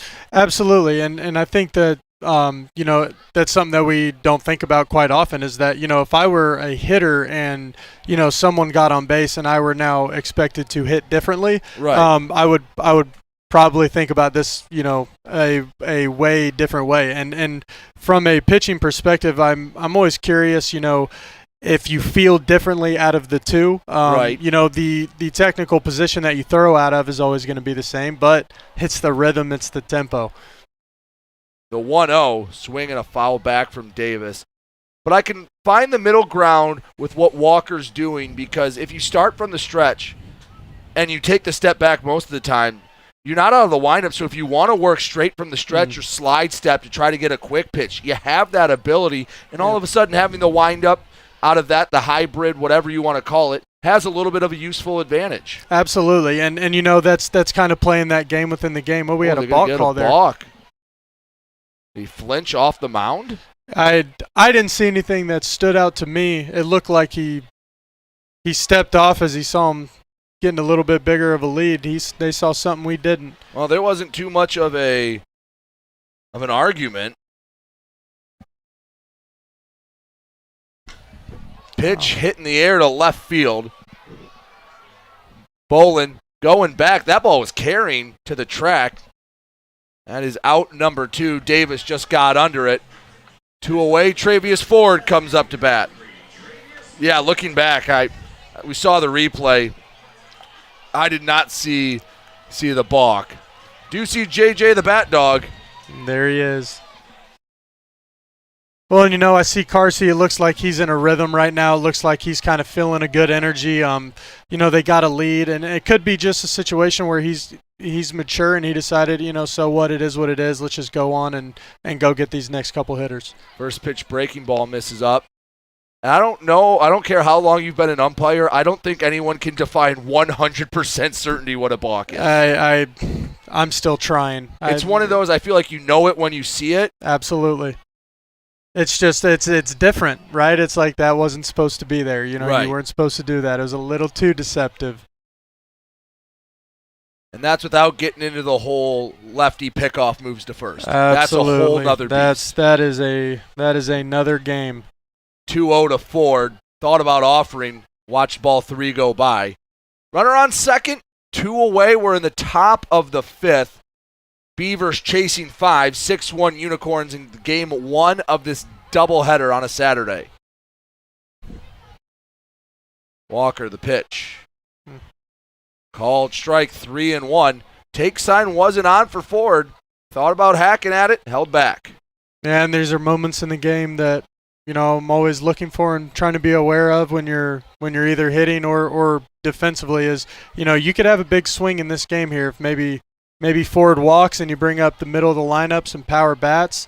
This is where it can unwind really, really quickly if you're the Unicorns, and this is where you can find a spark if you're the Beavers. Ford hitting in the 2 spot. J.D. Stubbs waits in the on-deck circle. Good hitters count to Ford. Waiting on his pitch. The 3-1. That's a great pitch. Had him swinging out of his shoes. Looked like he took a little off that, or at least had the diving action underneath the bat. Stayed through it really well. Carsey's a guy with arm side run. He's got sink on him, and you saw him, missing out to his glove side there. And, that different look is definitely enough to trip you up in the box. Payoff pitch fouled out of play. 3 balls, 2 strikes. Travius isn't someone that's going to go down easy. This is a very fun at-bat to watch.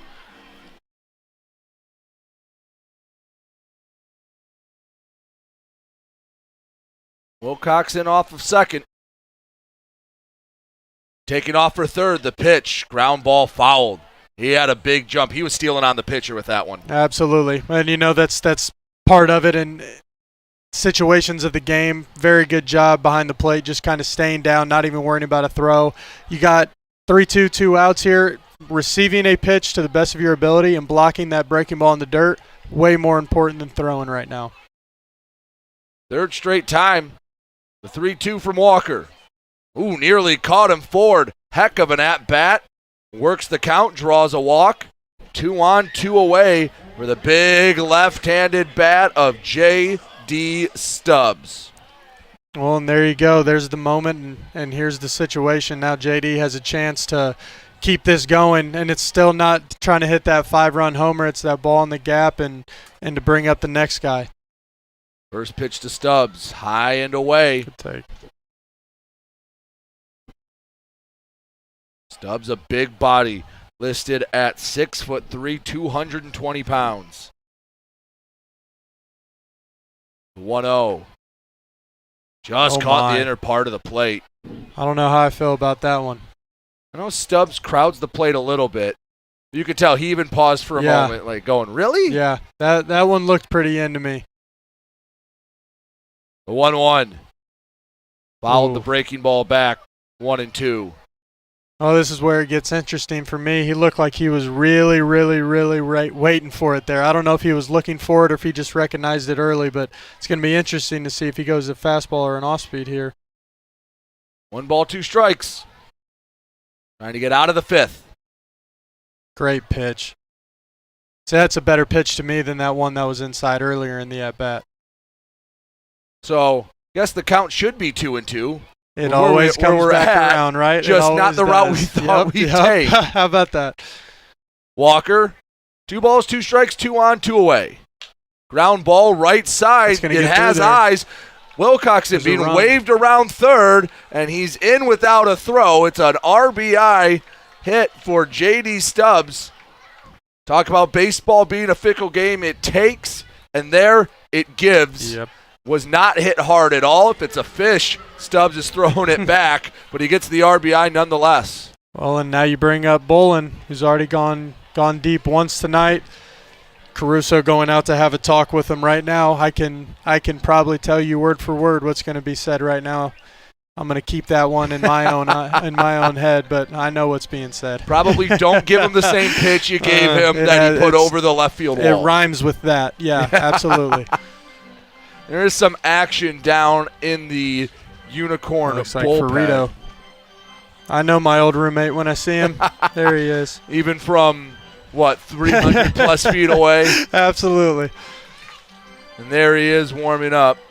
I will be unbelievably surprised if we see a fastball before a 2-0-3-0 count here. That's the only way he's getting one if it's, in my opinion, in this situation. Runners on the corners.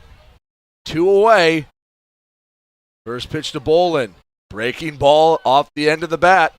There you go. First pitch off speed. And there it is. And Malik looked like he was actually pretty ready for it. I mean, this is where you got to start to wonder, does he make an adjustment as a hitter? Does he start looking for the breaking balls? This is a fun situation. The 0-1. Another breaking ball. Just missed. 1 ball, 1 strike. 6-2 Unicorns. Beavers. Only 4 outs left to give. First pitch, or the 1-1 pitch rather, a swing and a miss. Great job by Carsey there. If you do go to that heater, you got the advantage with him having arm side run. He did a beautiful job there getting inside of him, getting him late. Maybe had him looking for the spin there. And he located it really well in the low inside corner. Taking the other way to right field. Have a beat on it, and Brunson squeezes the mitt for out number 3. Bolin retired.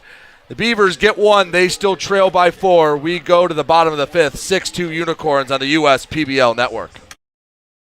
Companies are competing for talent like never before. With the complexities of handling tasks like payroll, benefits administration, and other HR functions, it's easy to see how a professional employer organization like Tryon Solutions makes all the difference. Tryon empowers businesses of all sizes to attract and retain talent by offering access to top-tier healthcare and employee benefit plans. With Tryon, you don't have to grow it alone. Visit RelyOnTryon.com. You can always rely on Tryon.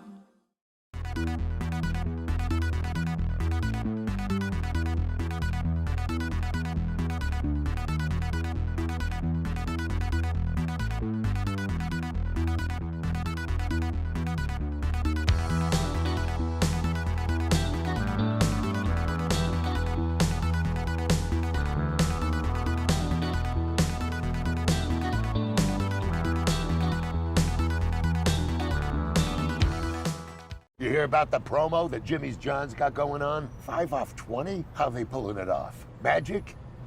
You got David's Copperfields in there? Show yourself, Copperfields! Jimmy John's. $5 off orders of 20 or more.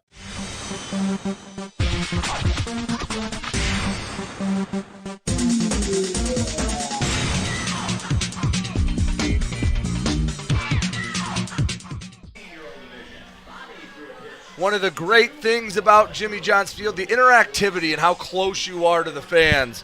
There's some young, maybe future ball players in the Beavers dugout as the Birmingham Bloomfield Beavers bring in a 6'8" righty, Brian Ross, in relief. That is one tall drink of water. Another one of them. They got, seems like a height requirement maybe to come out of that bullpen right now. Tell you what, the Diamond Hoppers have the tallest staff. Yes, they do. I mean, it feels like if it's like riding a roller coaster. They have the height thing. Yeah. And if you walk underneath it, outside of like Alex Pup, he's the only one of how he's on the list. Yeah. Everyone else has to be like 6'2" or above. Yeah. And especially when Wazinski was still with them. Right. He was 6'8" as well. Jake Wazinski, Kyle Bischoff, both signed to the Minnesota Twins organization in the last 2 weeks. Jacob Bisharat, the first man to face Brian Ross, 21-year-old from Saginaw. 1-0 pitch. 87 with the fastball above the letters. 2-0. And Jacob saw a line drive fall last at bat, and sometimes that's just about all you need to really get going and feeling confident. You got a hitter's count here. 2-0 misses upstairs. 3-0. 6-2 Unicorns on top. Looking for a little insurance before we head to the 6th. Pitch. Ball 4. Fisher walks on 4 straight.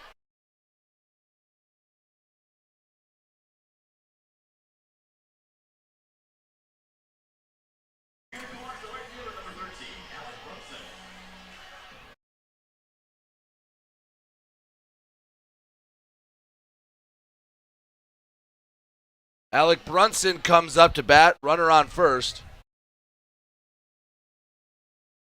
Brunson 1 for 2 today, has the 2 RBIs. And we'll have a balk called. I don't think Ross ever was set. Is it there? Oh, yep. I was thinking pitch clock violation. The TV was blocking the runner from me. I think Ross may be just a little anxious to get that first pitch over.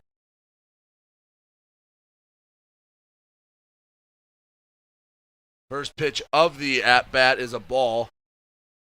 Been a rocky start for Ross. 5 misses, a balk, runner in scoring position. He's just trying to keep this a 4-run game, not make the job any harder in the 6th.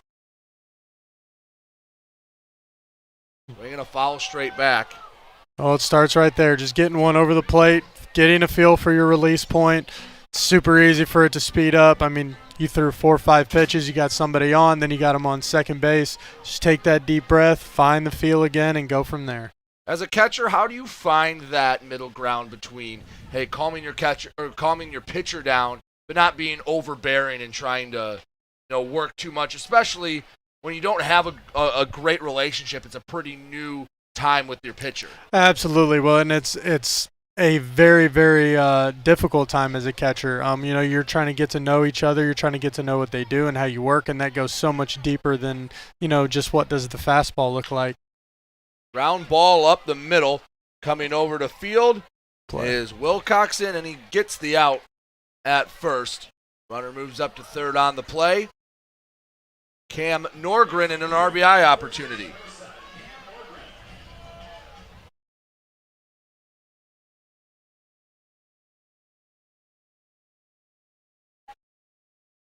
Norgren 0 for 2 today.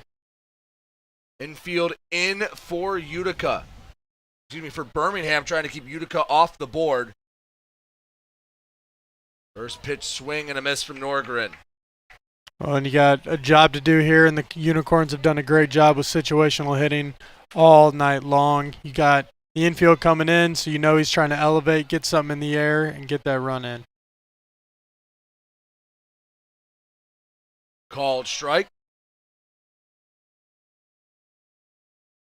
Really good job there getting it in on the plate and really, really getting it in there. Not missing out over, making it too easy for him. 0-2 count. Ross adjusts the grip. High and away. Misses at 88. 1 ball, 2 strikes.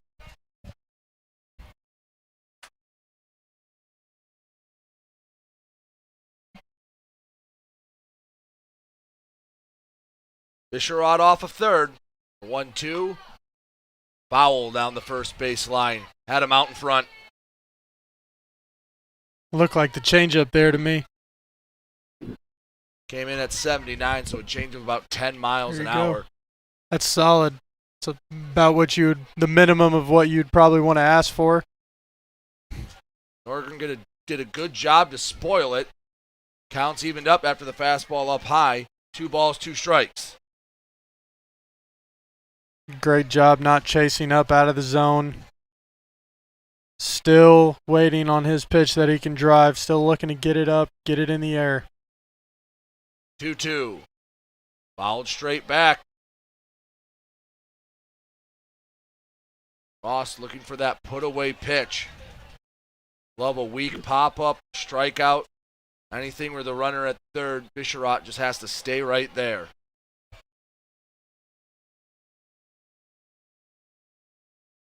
Set the pitch.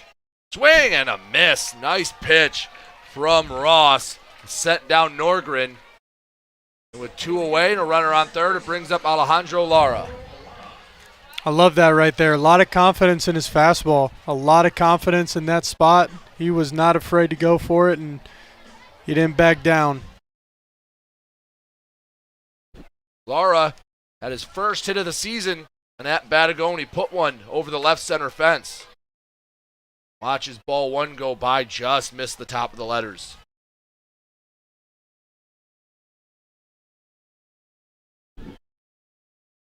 We'll take a base hit to score Bisharat from third. 6-2 Utica.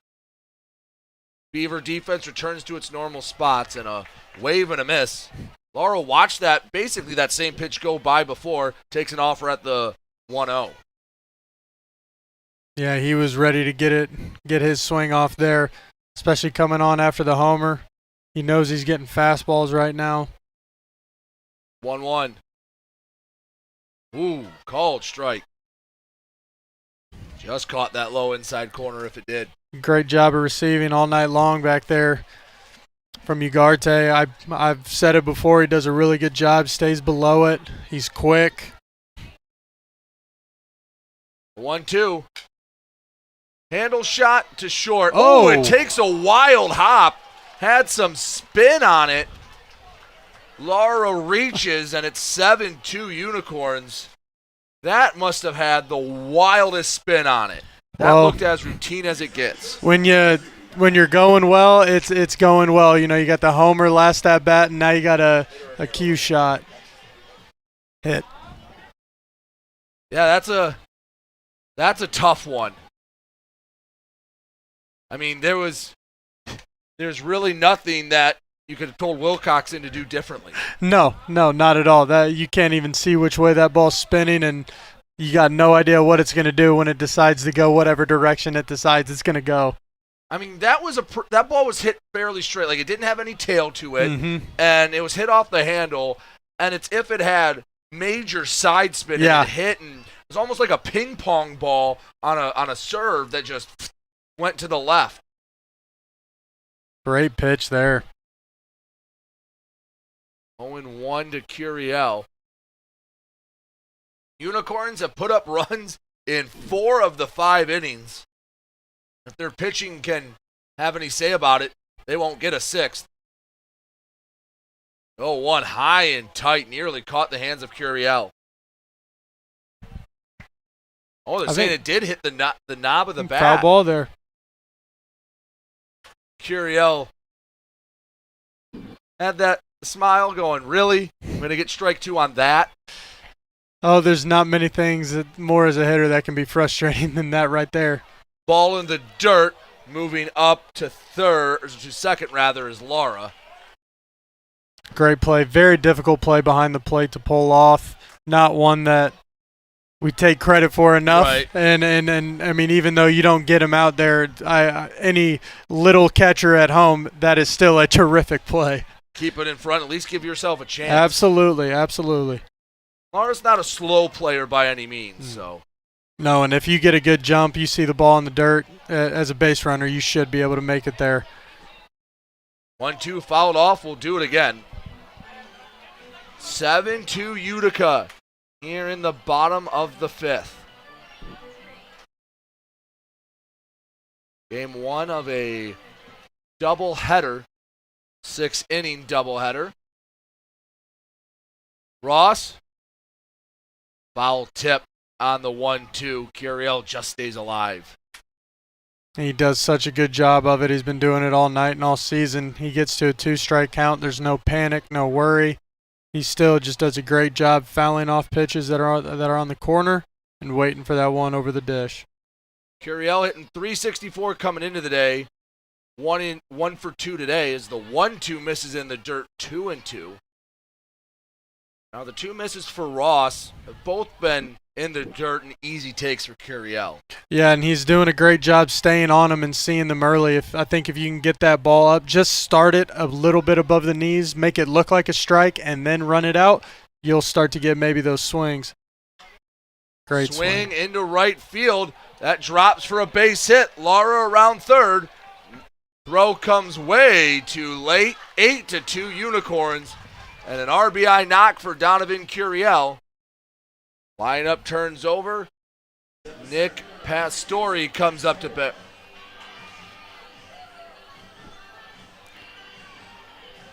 Well, and we just had to bring him up one more time no matter what so you can hear this awesome walk-up song. Well, I feel like he's lived up to it, at least defensively. No doubt, no doubt. First pitch misses, ball 1. 3 in the first, 1 in the second, held scoreless in the third, and then 2 in the fourth and the fifth have made up the Utica Unicorns 8 runs. 1-0 in the dirt, and it hasn't mattered who's been on the mound for the Beavers. Just haven't been able to stifle this Unicorn offense. Well, and it's been just that. It's been situational hitting. It's been at-bats like you just saw in that last one where he extends the count after a 1-2, and he comes back and he gets a base hit into right field. They are not easy to put away, and that is showing in the score. You look at Utica's run totals against Birmingham in their first game, 8-6, put up 6 against the Mammoths, and then 2 in the second half of that doubleheader. The Diamond Hoppers held them to just 2 runs in a closed game earlier this week, but this Utica team can hit. Yes, they can, and they really do a good job of working as a offense as a whole. You know, you're not too concerned about too many guys coming up there and hitting a bunch of homers, much like that one. Big fly. If it's fair, it's gone, but it hooks foul. Wow. Hastor crushed it just out in front of it. That would have been the third time tonight. We would have been perfectly on cue with something. That would have been unbelievable. Count's full, so we have the runner off with the pitch. Ball in the gap could score him. 3-2. Fouled away, and these Unicorns just don't go down easy. No, they don't. They are staying on the fastball. There's not many big swings, and I haven't seen a single big swing in a 2-strike count. Every single one of them have shortened up, seeing the ball deep, and they are not willing to strike out. Doesn't mean they won't, but they are up there competing. Once again, the 3-2. Again, a foul out of play, another souvenir. As a pitcher, Ryan Ross has to be a bit frustrated that he just can't get that last pitch. Well, no doubt, and it's the more that he is now seeing pitches, the advantage just goes even more to the hitter. Again, the 3-2. Great Strike pitch. 3 Great called. pitch. Backdoor breaking Wow. ball to end the 5th. What a pitch. Head to the 6th. The Beavers, they need 6 runs to keep this game alive. You're watching the USPBL Network. Fifth Third Bank. Yeah, it's a quirky name. But here's the thing. 5/3 equals 166.7%. So we put 166.7% into everything we do. Like automatically getting you your paycheck up to 2 days early. Giving you well-deserved extra time to avoid overdraft fees. And helping you borrow from your future self. This is banking a Fifth Third better. We build roads, bridges, wind farms, and pipelines, schools to skyscrapers. Our members create monuments. We operate. We're the operators and mechanics behind the advanced heavy machines that move Michigan forward. We maintain boilers and HVAC. Our members run the complex heating and cooling systems that we all depend on. Our training is second to none, and safety is our priority. We are Operating Engineers 324, and we keep Michigan running.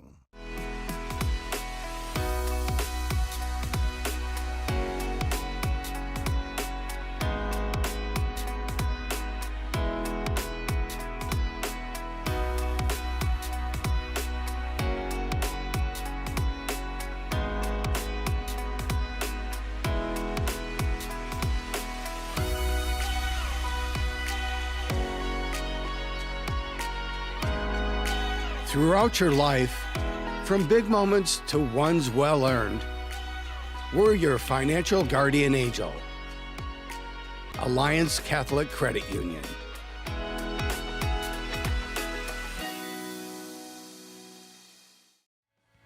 What makes Detroit Mercy so unique is the fact that it's in the middle of Detroit, and especially with their service learning programs, you really get a chance to be a part of the community. Detroit Mercy. Build a boundless future.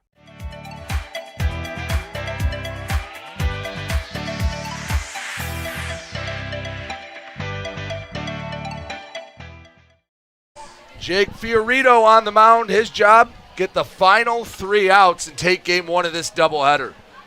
8-2, Utica on top of the Birmingham Bloomfield Beavers. Just escorting a few more fans off the field who came onto the outfield for an in-between inning picture. As Tremaine Spears will be the first batter trying to lead this comeback. Spears, Asta, Yoshida due up.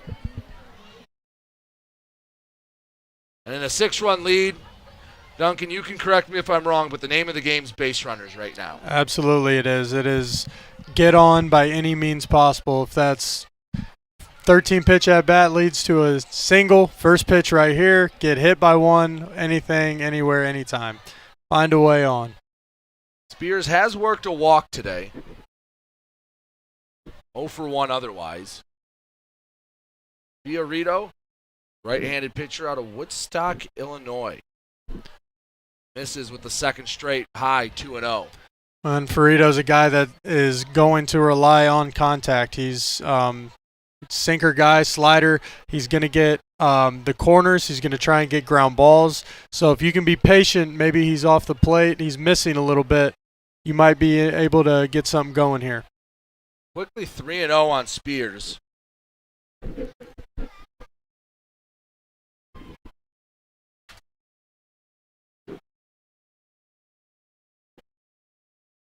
And as I said earlier about 3-0, this is one of those times we are not swinging. Just like that. Well, didn't need to miss on 4 straight. And still a long way from coming back, but you get the leadoff man on. Andres Ugarte up to bat. 0 for 2 today. Duncan, you've liked what he's done behind the plate. Oh, yes, I have, and he's very consistent. Every time I've seen him, whether it's been in the bullpen, spring training, or here tonight, every pitch he's engaged on. He's been working 1-1, 2-1 counts and getting strikes back for his pitchers. It is really, really fun to watch. Another great catcher move there by Bisharat, going out, talking to Fiorito. You know, you still got your 6-run lead, and let's just go calm things down, remind him of the situation, go right at these hitters. 6, 7, 8, the next 3 hitters, especially with the bottom of the order. Maybe throw a few challenge pitches. Absolutely. Well, just like that, what you just saw, it's more than likely they're going to be up there taking first pitch, trying to maybe take till they get a strike, and your job is to basically lay it in there and find out what that plan is.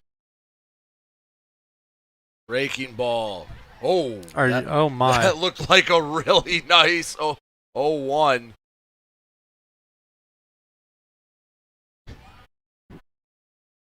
The scoreboard here at Jimmy John Field even put it up as a strike. Yeah, those are ones right there. I'm not going to lie. I've been on him a little bit today, and I didn't like that one right there. That was a real good pitch.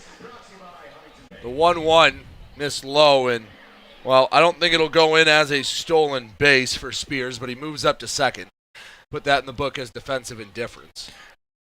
And here it goes now where, you got the zone maybe shrinking or widening. You got base runners running around. Fiorito's just got to keep his focus on the glove, and he'll be just fine.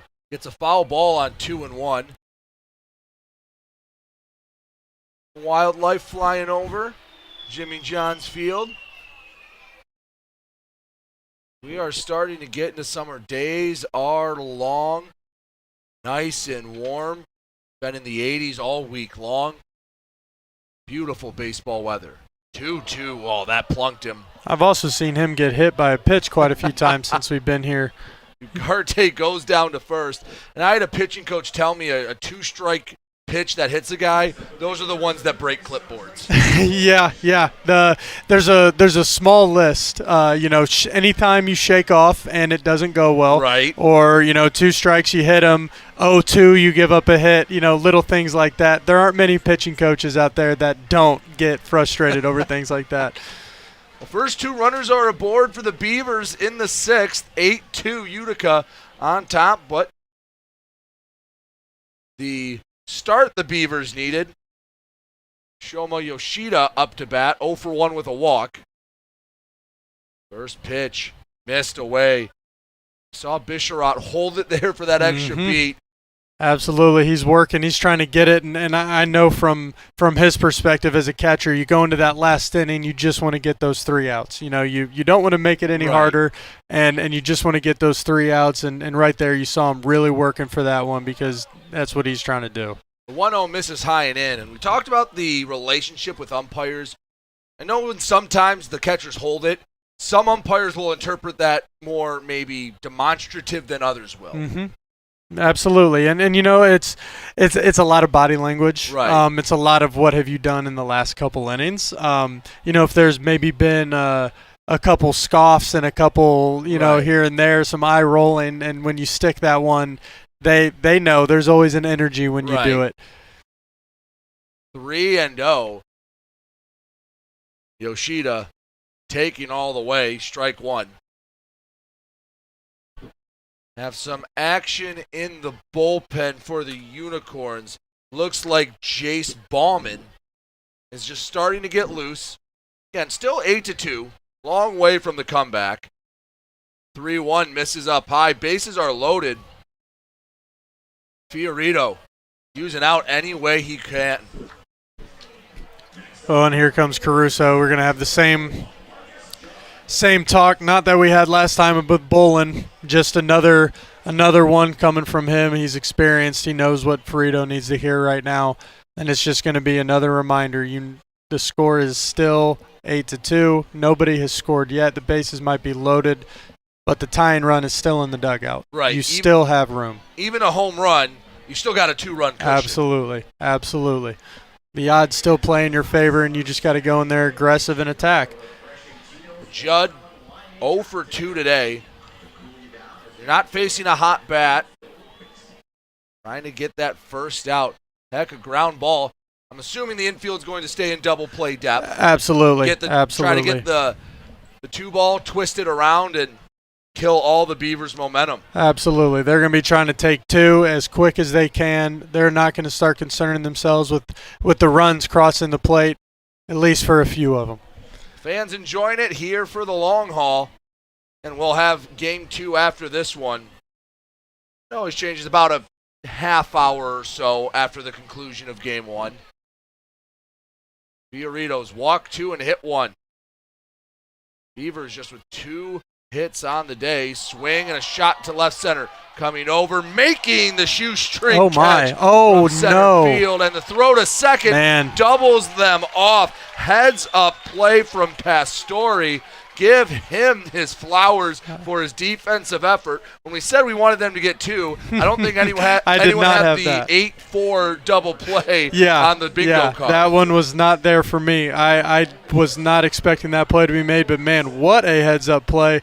Come out looking like a middle infielder, getting it out quick. That's a great play right there. And talk about a momentum killer. Just to be looking. Absolutely. We talked a few innings ago about how those outfielders are so worried. Throw down to second. Wow. Yoshida steals second, but that one nearly took Fiorito's head off. That was a good throw, but it was almost too low. It was almost too low. Throw from the knees there from Bisharat. I don't even know if Fiorito knew he was going. I don't think Fiorito was concerning himself with him much. Fastball misses 1-1. Wilcoxon, the last chance for the Beavers, 8-3. The run did score on the double play. Fiorito The 1-1. Called strike. That's the Time pitch the that's been inside corner tweener. is there. That one has gone both ways a few times tonight. Fiorito looks in. Pitch. Low and in the dirt. Bisharot stays in front.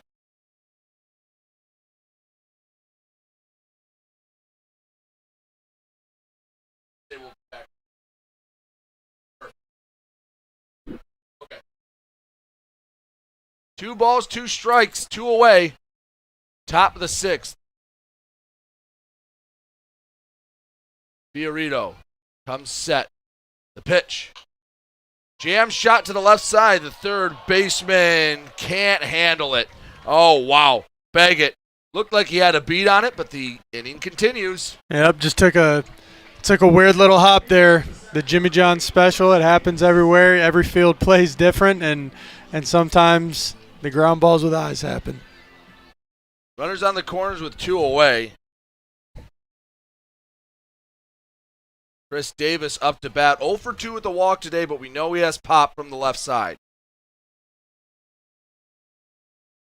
Heading down to second is Wilcoxon, no throw. So he moves up with the defensive indifference. Second and third, 2 away.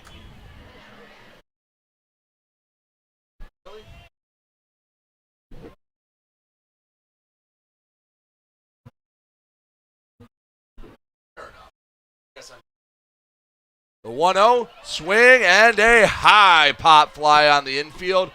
4 different uniforms converge, but Baggett squeezes the mitt for the final out. And the Unicorns take game 1 of this doubleheader, 8-3. Duncan, what'd you like in game 1 from the Unicorns? I like the situational hitting. That's probably the number one thing that stuck out to me is that they had – anytime they had a chance to bring somebody in or get somebody over, they got it done for the majority of it. And I think that offense, if you can keep that up, you're going to win a lot of ball games. And from the pitching side, they come out, they do it again. They hold the Beavers to what they hold them to. There's not a lot of free bases out there. It's just a clean game. 8-3 your final. The Utica Unicorns put up runs in 4 of the 5 innings they bat. They'll head to the dugout. They look for the sweep against the Beavers in game 2. We will step aside for a bit. Game 2 coming up in about 15 minutes. Brady Beaton, Duncan Hewitt will be on the call. Be back in a bit here on the USPBL Network.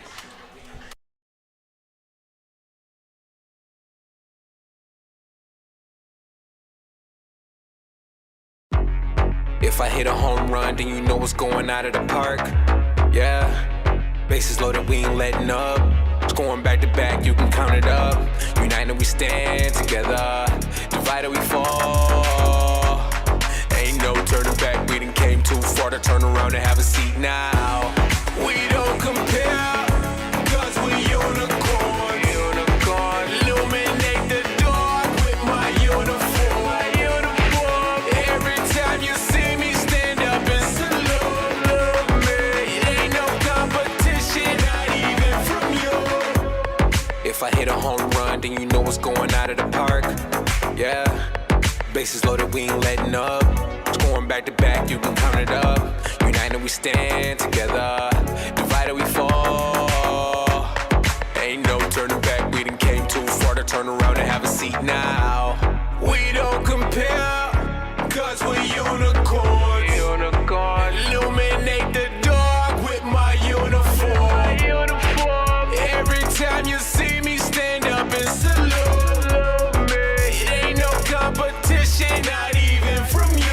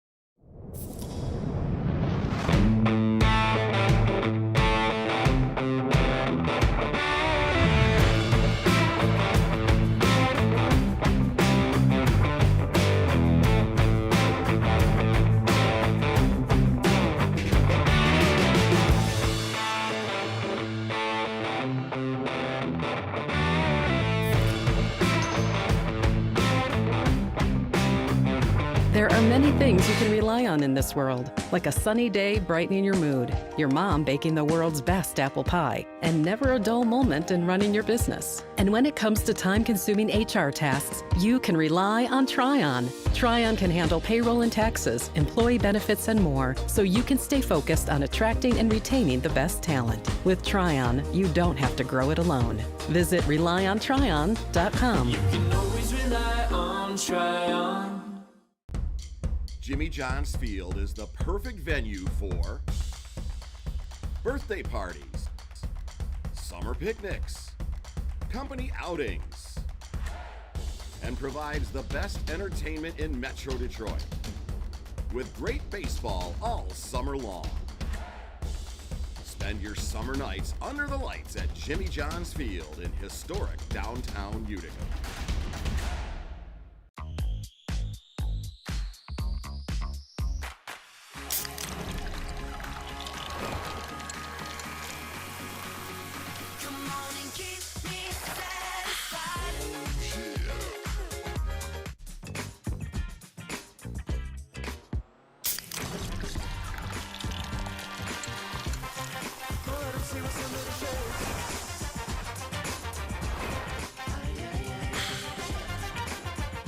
Slide into a new home.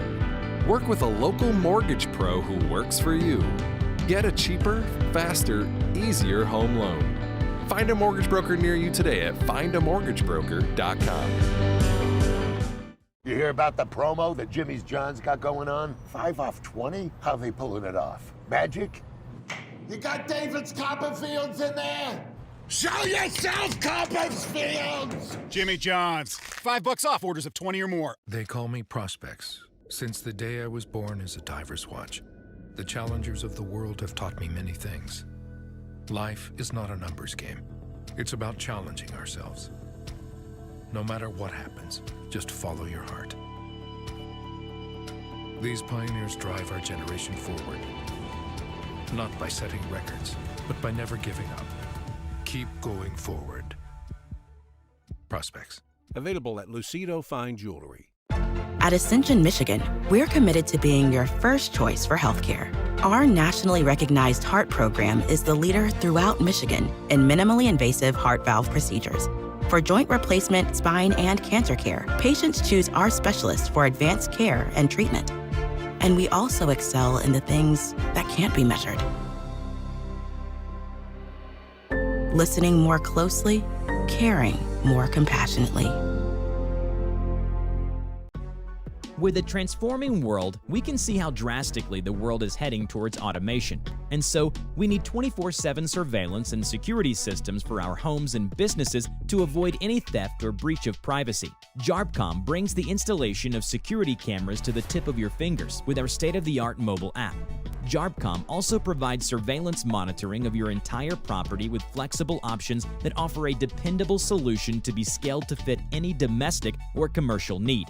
Contact JARPCOM today for a free estimate at 800-369-0374 or look us up on the web at jarpcom.com. Check your checking. If your account doesn't get you pumped, amped, or geeked, make the switch to Genius Checking from Genesis Credit Union. It's just genius. One thing that makes Detroit Mercy unique and different from other universities is that the faculty truly care about you and they're always there to help. Whether it's asking questions after class or going into the office hours, they're always there to lend a hand and really make you feel at home. People are here to work together, and whether you have a question or you're discussing topics within the class, you can go up to your professor and they know your name. They're just willing to help you become a better overall student. Detroit Mercy. Build a boundless future. You dreamed of starting a company, not an HR department, but your business has grown fast, and so have the complexities of payroll and taxes, benefits administration, and other HR functions. That's why your business needs a professional employer organization like Tryon Solutions. Tryon provides businesses of all sizes access to top-tier healthcare and employee benefit plans. With Tryon, you don't have to grow it alone. Visit RelyOnTryon.com. You can always rely on Tryon. First State Bank is a locally owned and operated business. We're part of your community. At fsbcares.com, you'll find ways that we're making a difference by featuring locally owned and operated businesses, providing access to helpful financial resources, and engaging with community. FSBcares.com is part of our commitment to the neighborhood because strong neighbors mean stronger communities. Where good neighbors do great things. Member FDIC and Equal Housing Lender. The Dave & Buster's method is designed to help you unlearn adulthood and reset our life around zapping stuff and cheering for stuff with your friends. Begin the method today with 5 free games. You know you want to. We're the financial champion of Michiganders. Whether you're a goal getter or dream chaser, an empty nester, or up-and-comer, anyone in Michigan can bank with us. Michigan Schools and Government Credit Union. Companies are competing for talent like never before. With the complexities of handling tasks like payroll, benefits administration, and other HR functions, it's easy to see how a professional employer organization like Tryon Solutions makes all the difference. Tryon empowers businesses of all sizes to attract and retain talent by offering access to top-tier healthcare and employee benefit plans. With Tryon, you don't have to grow it alone. Visit RelyOnTryon.com. You can always rely on Tryon.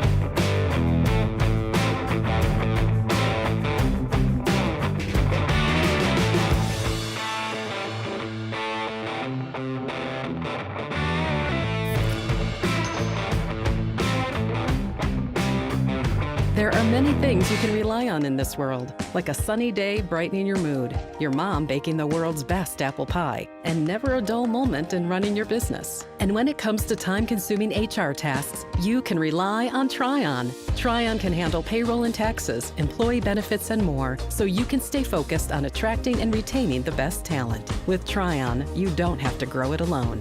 Visit RelyOnTryon.com. You can always rely on Tryon. Jimmy John's Field is the perfect venue for birthday parties, summer picnics, company outings, and provides the best entertainment in Metro Detroit with great baseball all summer long. Spend your summer nights under the lights at Jimmy John's Field in historic downtown Utica.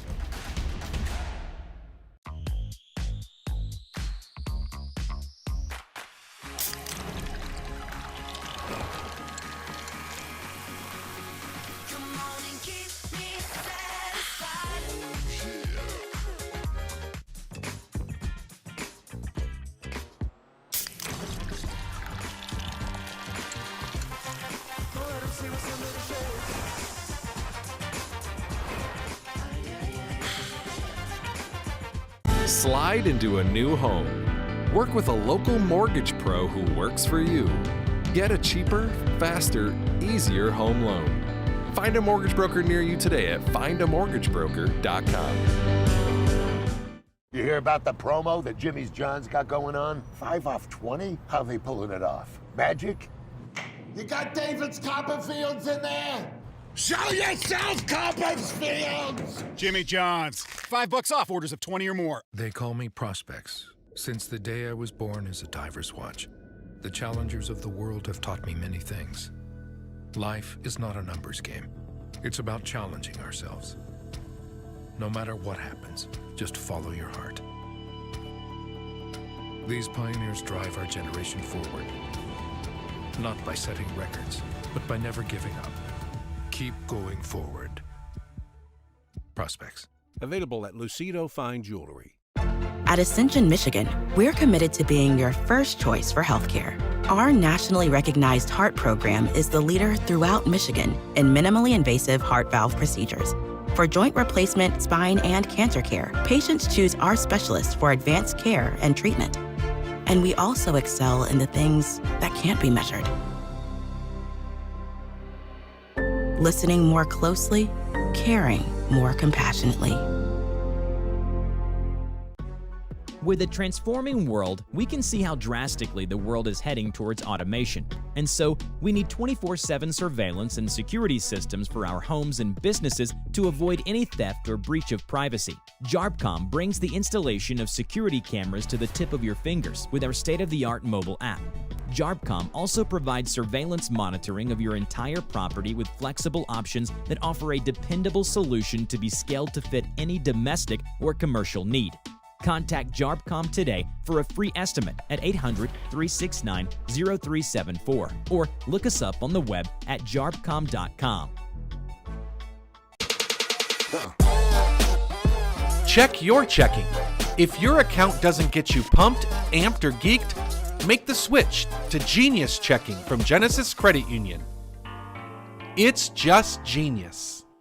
One thing that makes Detroit Mercy unique and different from other universities is that the faculty truly care about you and they're always there to help. Whether it's asking questions after class or going into the office hours, they're always there to lend a hand and really make you feel at home. People are here to work together, and whether you have a question or you're discussing topics within the class, you can go up to your professor and they know your name. They're just willing to help you become a better overall student. Detroit Mercy. Build a boundless future. You dreamed of starting a company, not an HR department, but your business has grown fast, and so have the complexities of payroll and taxes, benefits administration, and other HR functions. That's why your business needs a professional employer organization like Tryon Solutions. Tryon provides businesses of all sizes access to top-tier healthcare and employee benefit plans. With Tryon, you don't have to grow it alone. Visit RelyOnTryon.com. You can always rely on Tryon. First State Bank is a locally owned and operated business. We're part of your community. At fsbcares.com, you'll find ways that we're making a difference by featuring locally owned and operated businesses, providing access to helpful financial resources, and engaging with community. fsbcares.com is part of our commitment to the neighborhood, because strong neighbors mean stronger communities. Where good neighbors do great things. Member FDIC, an equal housing lender. The Dave & Buster's method is designed to help you unlearn adulthood and reset our life around zapping stuff and cheering for stuff with your friends. Begin the method today with 5 free games. You know you want to. We're the financial champion of Michiganders. Whether you're a goal getter or dream chaser, an empty nester, or up-and-comer, anyone in Michigan can bank with us. Michigan Schools and Government Credit Union. Companies are competing for talent like never before. With the complexities of handling tasks like payroll, benefits administration, and other HR functions, it's easy to see how a professional employer organization like Tryon Solutions makes all the difference. Tryon empowers businesses of all sizes to attract and retain talent by offering access to top-tier healthcare and employee benefit plans. With Tryon, you don't have to grow it alone. Visit RelyOnTryon.com. You can always rely on Tryon.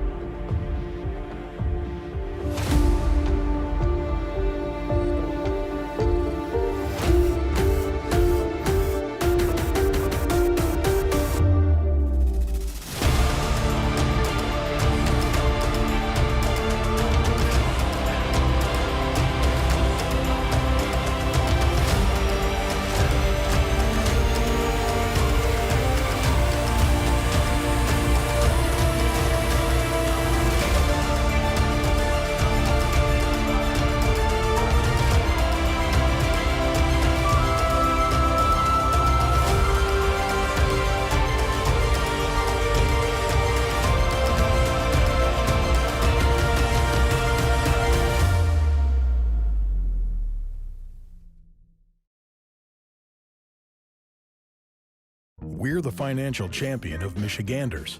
Whether you're a goal-getter or dream chaser, an empty nester, or up-and-comer, anyone in Michigan can bank with us.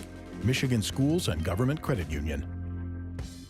Companies are competing for talent like never before. With the complexities of handling tasks like payroll, benefits administration, and other HR functions, it's easy to see how a professional employer organization like Tryon Solutions makes all the difference. Tryon empowers businesses of all sizes to attract and retain talent by offering access to top-tier healthcare and employee benefit plans. With Tryon, you don't have to grow it alone. Visit RelyOnTryon.com. You can always rely on Tryon.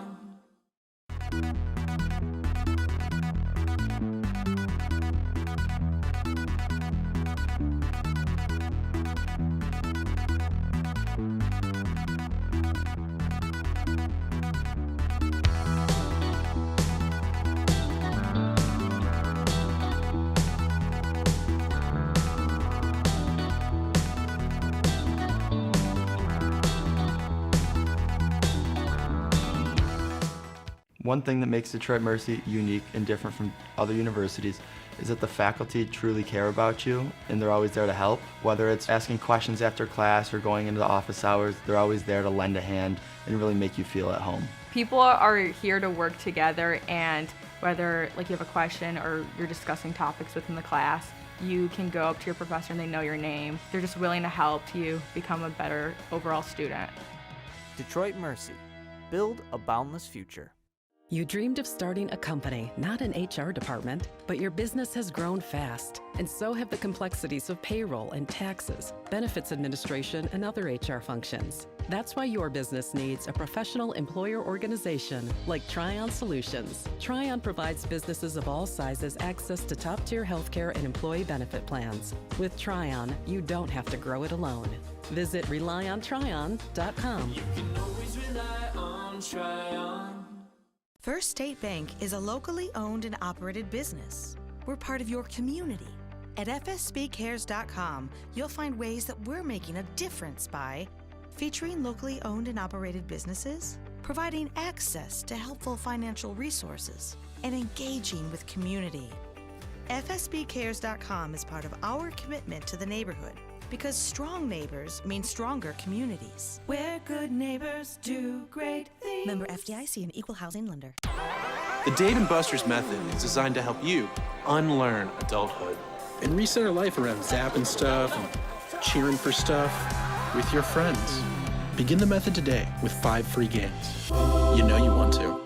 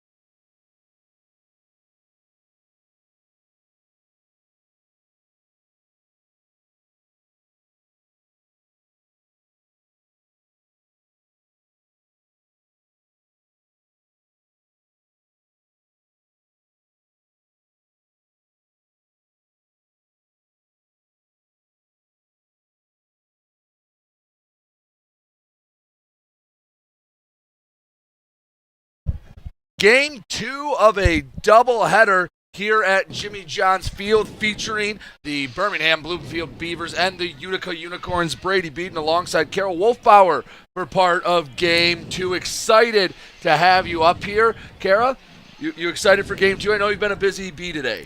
I'm always excited for Game 2. Just excited for a nice day of baseball no matter what.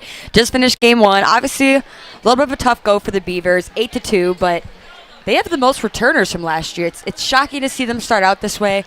It seems on the defensive side seems to be quite a bit of a struggle, right, but hopefully we can start picking it up here soon. Struggling a bit, but let's take a look at the starting lineups for both sides. We will begin with the visiting Beavers.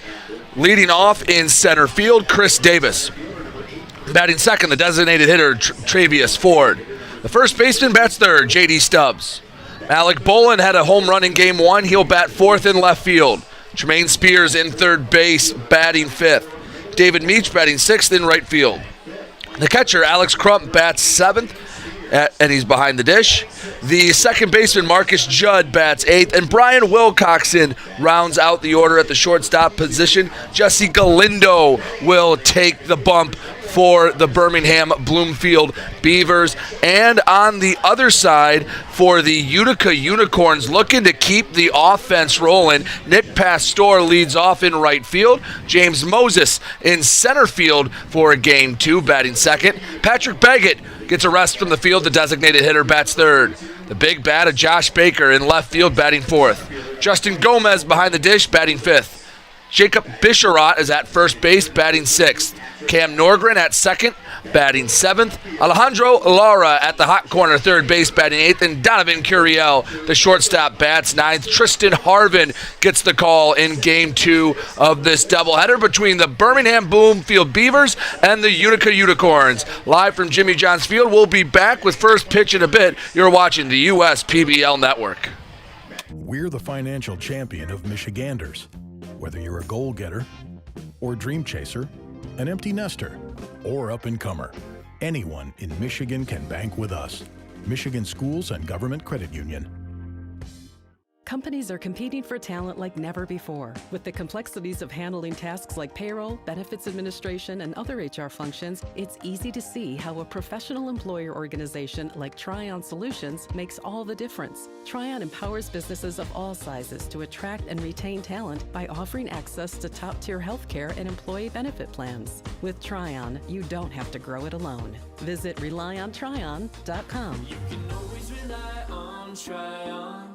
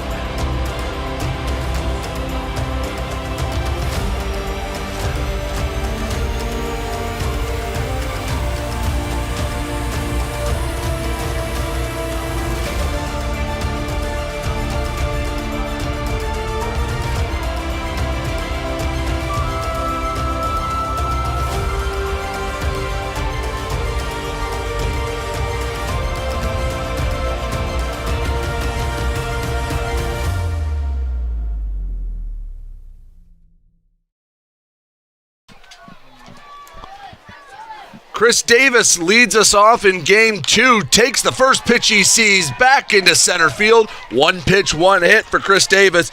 That's a heck of a start. Chris Davis has been a very successful hitter so far this year. What did they have, 4 games so far? And he's been outstanding in every single one. Even ones where he may not be producing so much on the hitting side, he is getting on base, getting the Beavers in a good position to get a guy home. He takes the first pitch he sees from Tristan Harvin back up the middle. Harvin, right-handed pitcher, standing 6 feet tall.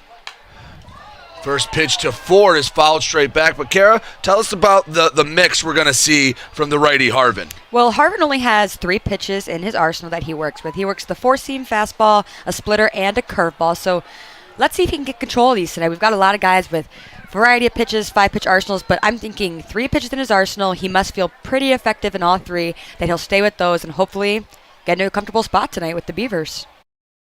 Stepping off the mound, 1 disengagement for Harvin. Excited to see what else he has. I mean, it's a new year. Haven't seen too much yet. Only 4 innings from Harvin, Right. So excited to see how these 3 pitches work for him today. Working from the first base side, the rubber throw over, and that's a second disengagement. So now Chris Davis, under these rules, or is that number 3?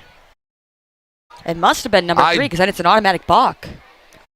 I thought that was only the second, but it's been a long day, Kara. I could have been wrong. I believe it was only the second as well because you only get 2 disengagements. Yes. On the third. It's a balk. You have to get them out on the third. Yes. Otherwise, it's a balking. Okay, so I'm not going crazy. No, that wasn't us. They do send him back. All right. Wasn't us, Brady. Broken clock, right?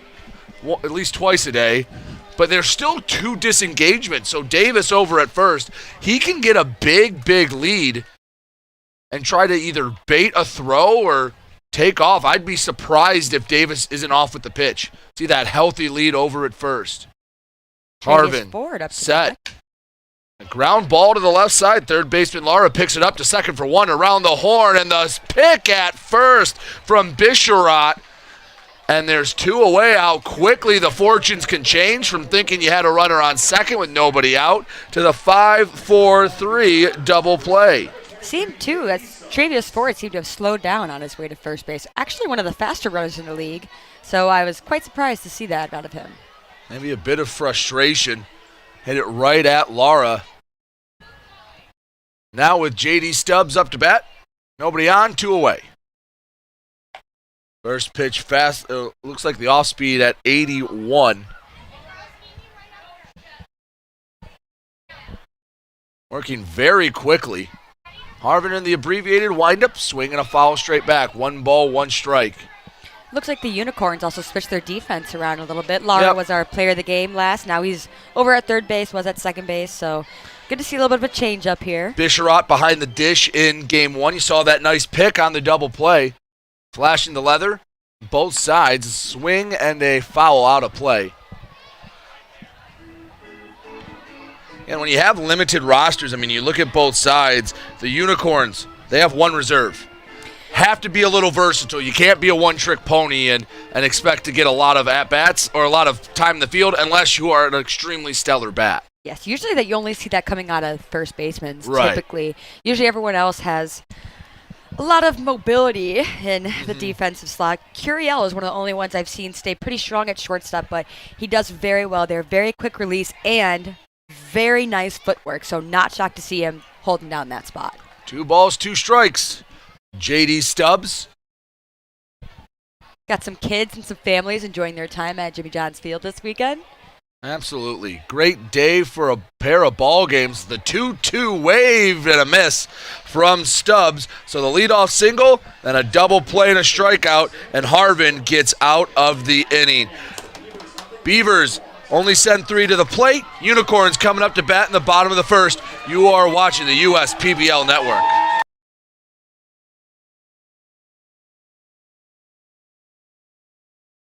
There are things you can rely on in this world, like your dog being happy to see you, coffee getting you through the day, and the government changing business regulations. And when it comes to navigating those regulations, you can rely on Tryon and its team of attorneys. Tryon can also tackle time-consuming HR tasks like payroll and employee benefits, so you can stay focused on growing your business.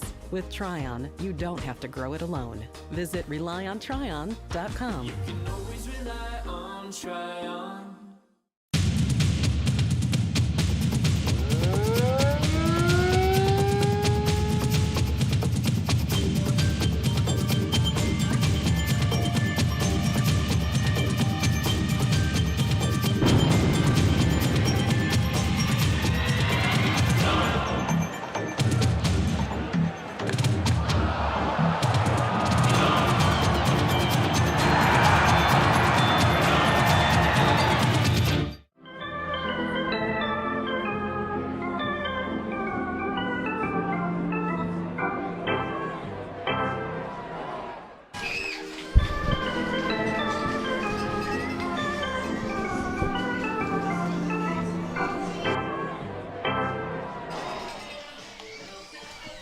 Jesse Galindo gets the start for the Birmingham Bloomfield Beavers.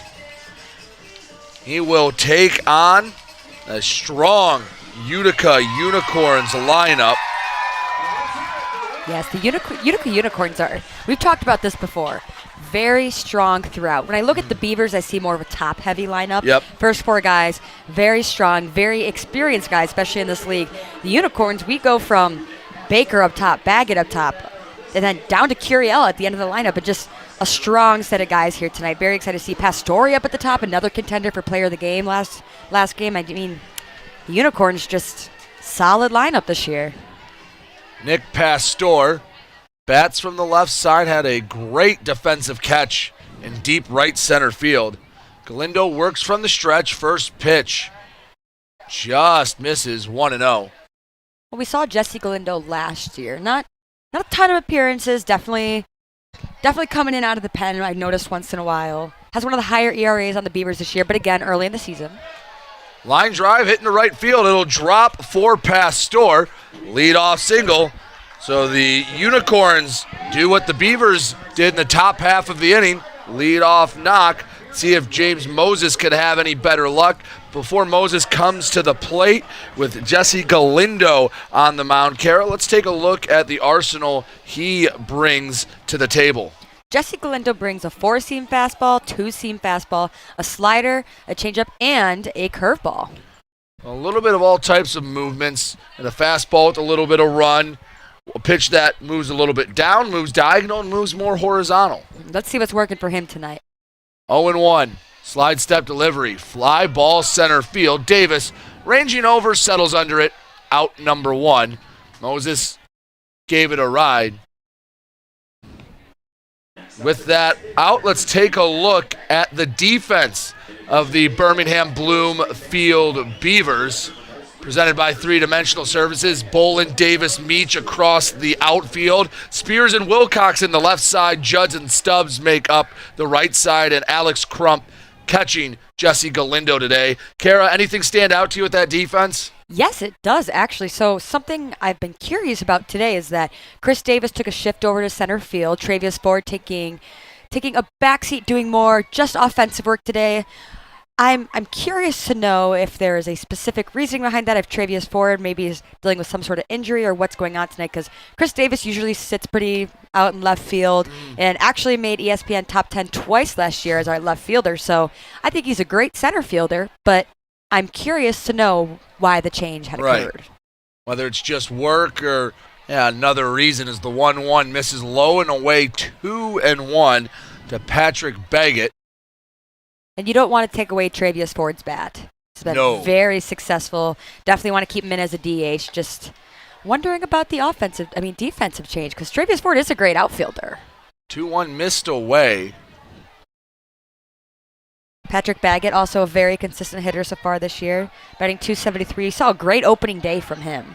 Called strike, throw down to the second base. They got Pastor trying to swipe. How about that throw from Crump? That was a beautiful throw. So fast, quick footwork, and great tag. And it was a late throw. There's a little bit of a hitch from Crump, and he still put it right on the money. It's easy to make the tag when all you have to do is catch and wait for the man to slide into you. 3-2 to Baggett, misses up high. He'll head down to first, takes a look back just to see if he had an opportunity to move up to second. Yes, Baggett's fourth walk of the season. And looking at his stats, he definitely is a patient hitter. Doesn't seem to go for many first pitches. Seems to be patient in his at-bat and seems to be paying off. Power bat comes to the plate, Josh Baker. Runner on first and 2 away. Have to imagine he's going to be free swinging. Off speed misses away at 77. 1-0. Scoreless in the bottom of the first. 1 on, 2 away. Breaking ball drops in. Looked like the curveball at 70 miles an hour. Trying to slow that bat down to Baker. Baker being patient, knowing that is not his pitch. Waiting for his to come. 1-1. Another off-speed, big swing and a miss. Same breaking ball. Not as patient that time. Well, he's putting it in a good spot. Give credit to Galindo. If you're locating, hey, it's a great idea. Wait for your pitch. But if the pitchers are hitting their spots, well, that pitch may never come. You say you got to take what you get. You got to hope that, for example, you don't want to swing at that one. You got to go for what they're giving you. Change up on 1-2. Miss. 2 balls, 2 strikes. 2-out walk has the runner on first, Patrick Baggett. Baker waits, the 2-2. Swing, and they miss. Went through it, looked like the slider. And Galindo strikes out Baker to end the first. We played an inning, neither side able to push across the run. Beavers and Unicorns tied here on the USPBL Network. Make your move with a quick and easy mortgage from Genesis Credit Union. We have mortgages to fit your life. Genesis Credit Union. Visit us today. Fifth Third Extra Time helps you do you better. So kick back and relax.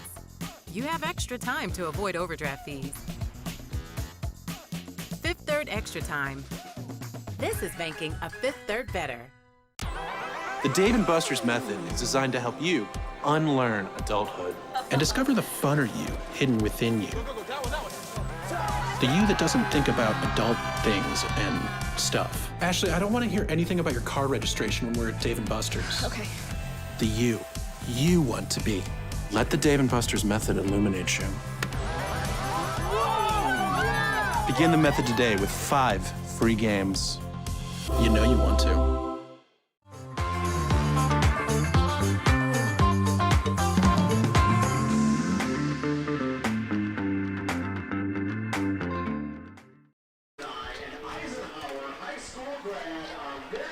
Top of the second inning, scoreless between the Birmingham Bloomfield Beavers and the Utica Unicorns.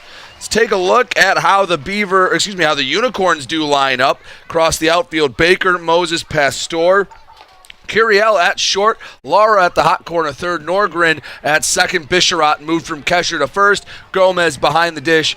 Kara, you look at this, what do you see? You mentioned they moved everyone around a little bit. What do you like about that Unicorns defense? I like it. The only thing I wonder is their defense has been working for them, so you wonder if you should stick with it. But in this case, they're playing so well offensively that I think maybe a mishap in the defense can be easily recovered from. So early in the season, let's figure it out now. Let's see what works. Right, and take a risk. First pitch to Malik Bolin. Have to imagine it's going to be a healthy dose of the off-speed. Breaking ball. That's a pitcher's pitch on the outer part of the plate. Heck of a location from Tristan Harvin. Saw a home run from Bolin in the first game. Swing and a foul tip. Just got a piece of it to stay alive, 0-2. In the off-speed, that looked like the splitter, that diving action. Had a lot of break to it.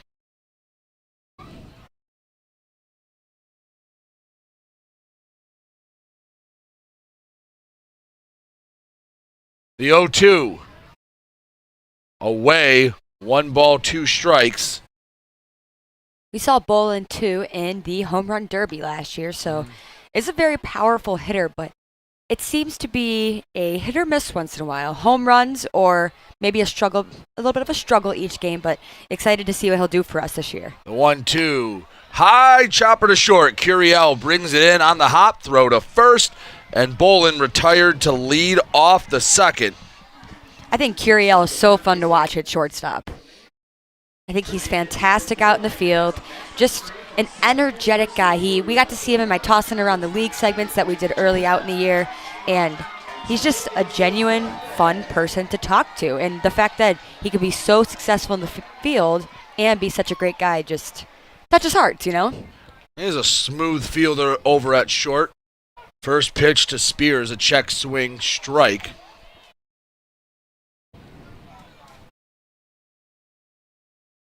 Tremaine Spears batting from the right side, takes a hack at the 0-1, misses 0-2. Tremaine Spears we saw get robbed. Right. Yes, in the first game by Pastor out in center field. A great jump by Pastor, so got to give him all the credit in the world. Absolutely, and today, Tremaine Spears' 25th birthday. So happy birthday to the man in the box. I think he's owed at least a C&I single after being robbed in Game 1. To say, now I'm rooting for him. I'm always trying to be impartial, but want to see him walk away with a little bit of birthday present hit today. In the dirt. That splitter just dropped down, 2-2. Harvin takes his time going back on the mound. Righty looks in. The abbreviated windup. Off speed, hit in the air to right field. Pastor underneath it. He brings it in for out number 2. Is that curveball? Couldn't do much with.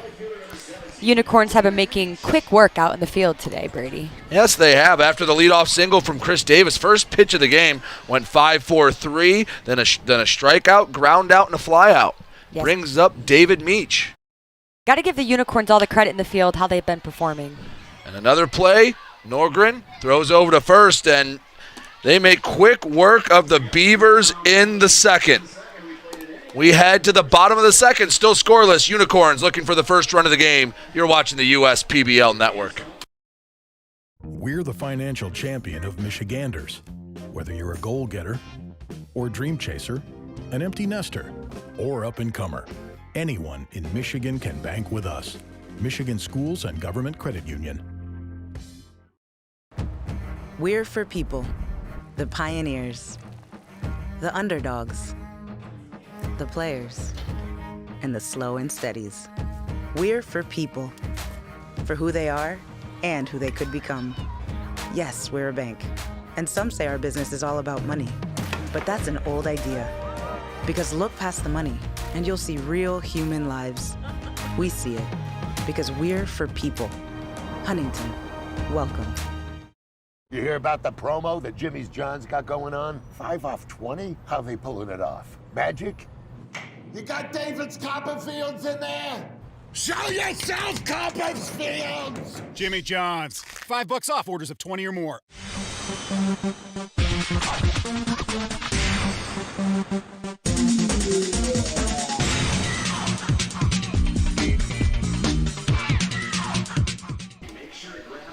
Bottom of the second. 0-0 between the Unicorns and the Beavers. Back on the mound for a second inning of work, Jesse Galindo, Brady Beaton alongside Carol Wolfbauer. It will be Gomez, Bisharat, and Norgren due up for the Unicorns here in the second. Sun just starting to set a bit again. Early June, nice long days here in eastern Michigan. Starting to cool off a bit, yes, too. It Very hot It earlier. was a warm, muggy day. Starting to get that humidity. Coming up to bat, Justin Gomez. First pitch, wave and a miss. Had the off-speed working. Galindo looked like the changeup. Once again, cheering gymnastics night here at Jimmy John's Field. We saw those girls performing on the field earlier, didn't we, Brady? Yes, we did. Quite the show, quite the show. Absolutely. And it seems like it's while there's different groups here every night, it's a lot of fun because every night brings something different. The 0-2 away, 1 and 2. Yes, we always talk about obviously bringing that baseball atmosphere. We want to help our guys move on to the next level, but also just bringing that family fun. Some people come here, they're not even baseball fans. They just love the feel of our field. The ambiance is the 1-2 foul tipped into the glove. Crump was able to squeeze it. The changeup got him. Hopefully the Beavers can ride off that high and get 2 more outs and make quick work here. Start the second the same way we ended the first with the strikeout. Jacob Bisharat comes up to bat, but Gary, I mentioned moving players on to the next level. Jake Wazinski, signed a few weeks ago, already had our second one. Kyle Bischoff got the call, going to the same organization, the Minnesota Twins, and, well, always love to see when guys get a chance. Yes, our 48th guy signed to the league now. Very exciting. Mostly pitchers, only one position player we've had signed. That's Taylor Jellikowski, now the manager of the Westside Woolly Mammoths. So just great to see it's working for us out here. Right center field back. Bisharat got a hold of it, but Meach able to track it down on the warning track for out number 2. A little bit of an almost over-the-shoulder basket catch out there. Those can be the tough ones. Well, with Kyle Bischoff, when looking up his accolades, doing the research as JJ, I could do this for 50 years. I will always get excited when JJ the Bat Dog comes out. Me too. He is the best. But looking at the awards and the accolades Kyle Bischoff had at Michigan State, was the reliever of the year, going, how has no one taken a flyer on this guy? He throws in the mid to low 90s, and he has nice command. I'm going, man, what am I missing with him? And obviously the Minnesota Twins thought the same thing. Yes, I think the Twins are very lucky to have picked him up. Right. I don't get it either, to be quite honest with you, Brady. He has been very effective, was effective last year, but so excited to see him come here this year, get pulled out of the pen, get a starting position, and I mean, everyone has a different time that it's time for them to go, and I'm glad it was it for him this year. 1-2 the count to Cameron Norgren. Batting .071 on the season, with only 1 hit, 2 runs, 1 walk. Coming out of North Carolina up to here in Michigan. 1-2 fouled, and Crump couldn't squeeze that. Galindo working the off speed. Healthy dose of the changeup. He's mixed in his curveball as well. Galindo, another guy we see working around the ballpark on his off days, so fans get to know Jesse Galindo as well. He gets the fastball working past Norgren. Couple of strikeouts for Galindo, and the Unicorns go down in order. We've played 2, still scoreless here at Jimmy John's Field on the US PBL Network. What are the odds that we're neighbors, where you've known each other our whole lives, and both tear the exact same things in this exact same knee? So an ACL tear is an injury to the main stabilizing structure of the knee. You want a good team around you, because then you know that what you're doing is going to help you in the long run. My message to everyone who's helped me, thank you so much, because you guys helped me progress so much. Also hearing it from a friend that's went through the exact same thing, I think sort of helps that know that there's a bright side at the end.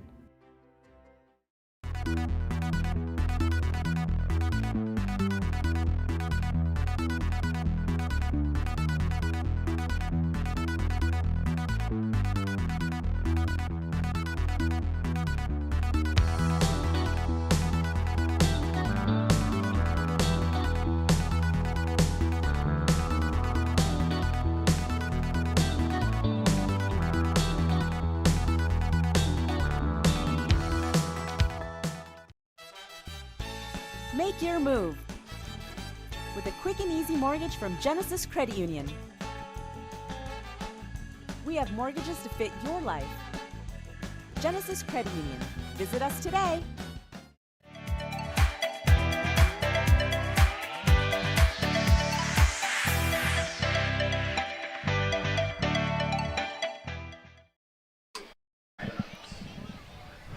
Scoreless between the Birmingham Bloomfield Beavers and the Utica Unicorns. The Beavers trying anything they can to get some runs across. The pull-ups, some one-handed swings. A lot of action going on in the Beavers dugout. First pitch to Alex Crump misses 1-0. Yeah, it looks like they're shaping up to get in that box. They are, they have had a rough start, 1-4 on the year. The 1-0 called strike.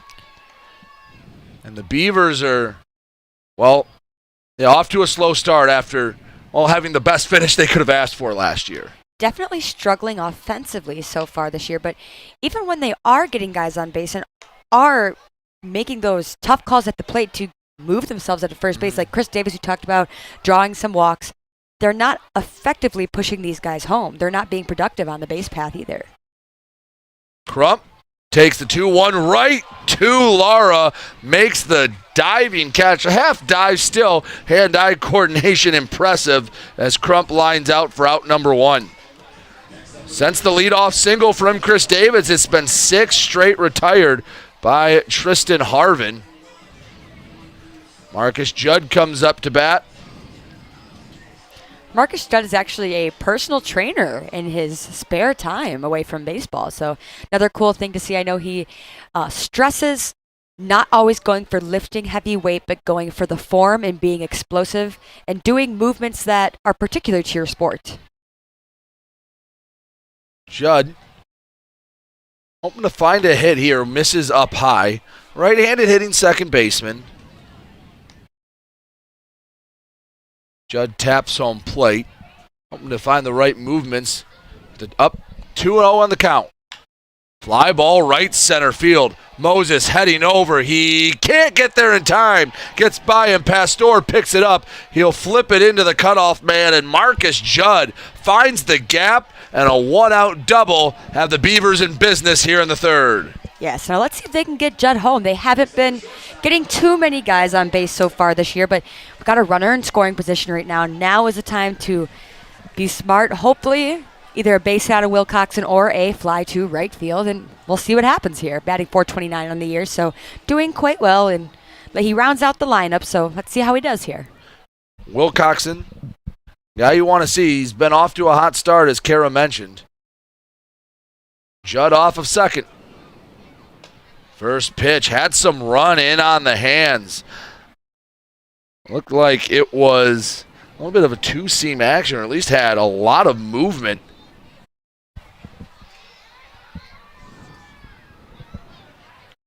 The 0-1. 86 on the gun, but a bit too low. 1 ball and a strike. Ben Wilcoxon out of Lexington, Kentucky.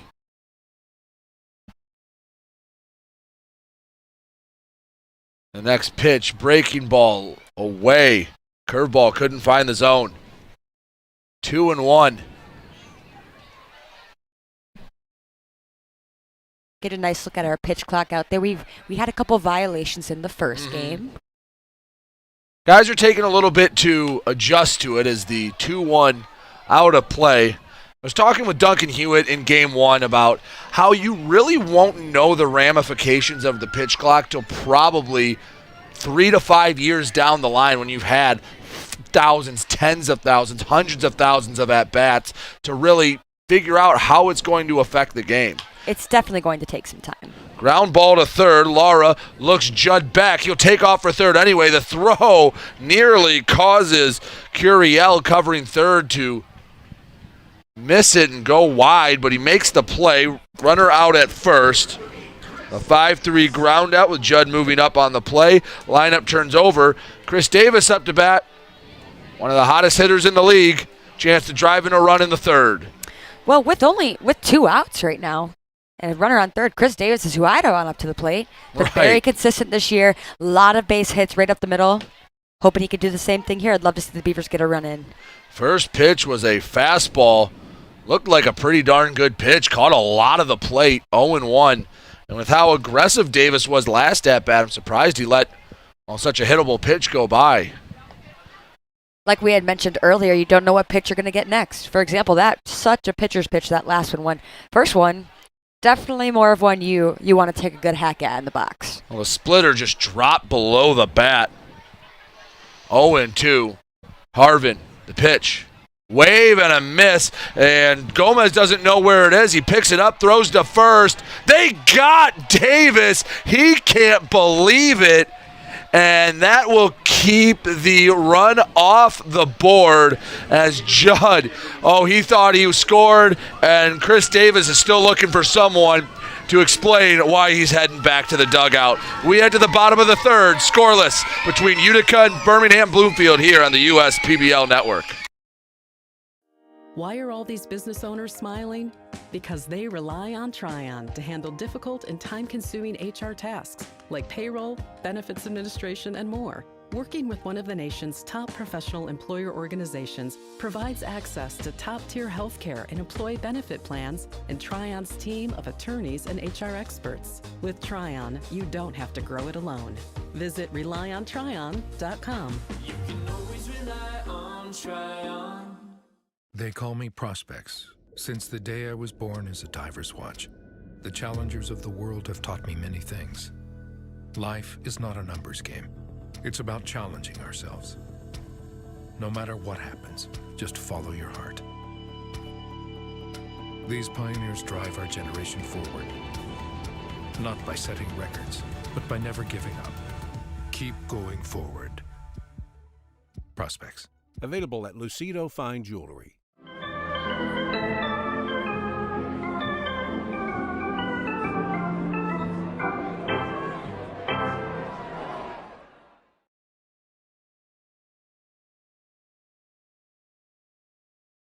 Have some cheerleaders here doing their routine for the fans at Jimmy John's Field. They get the round of applause.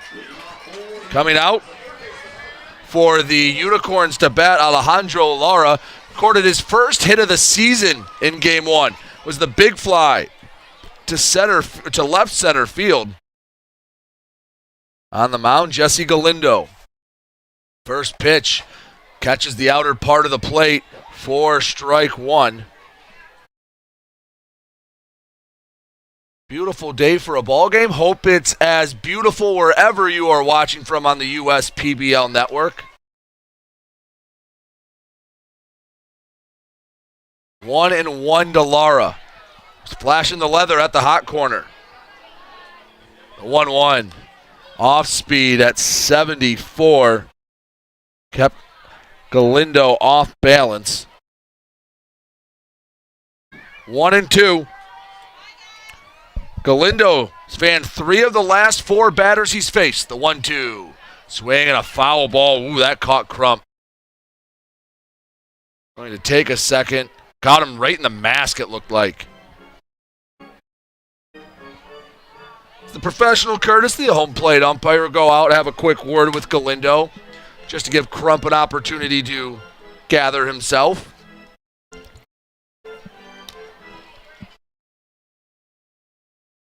Home plate umpire just making sure Crump's all right. That caught him flush on the mask.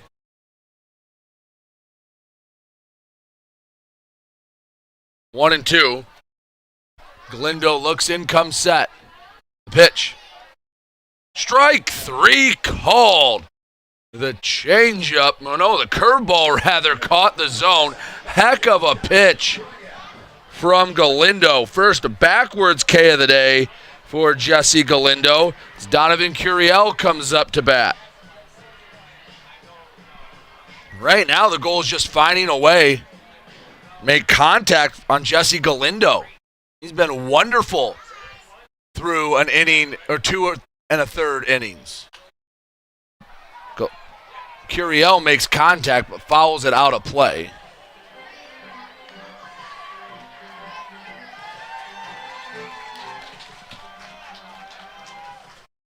Oh and 1, nobody on, one away. Scoreless in the third inning of game 2 of this doubleheader. The pitch. Off speed, low and away. That changeup couldn't find the zone. 1 ball and a strike.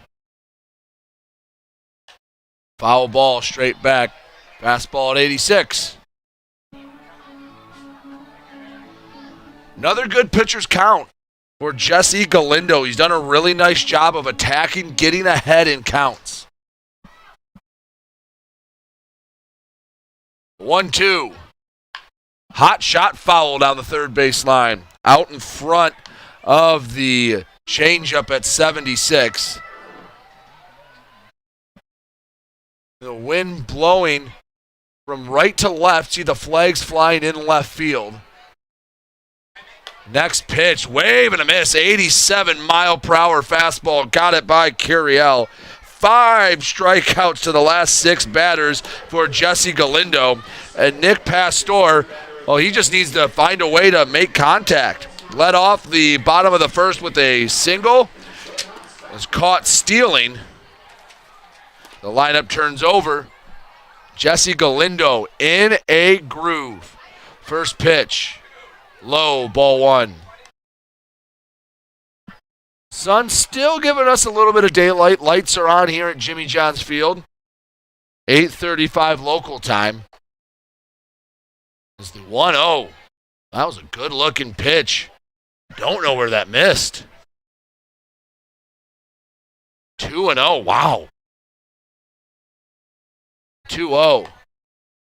Called strike.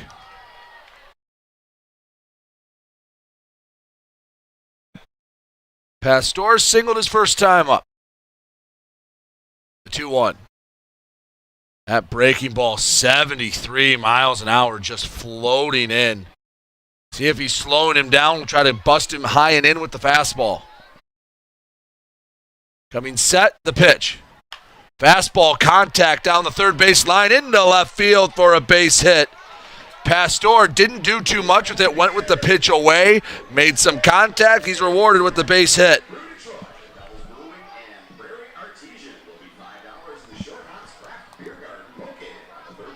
Runner on first with 2 away for James Moses. Flied out to center field his first time up.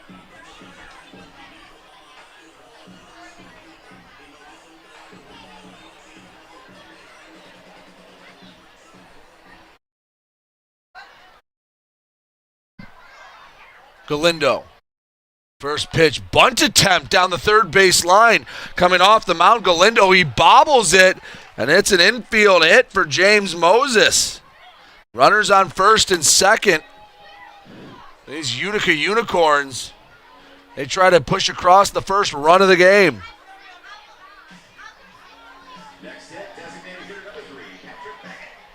Patrick Baggett up to bat.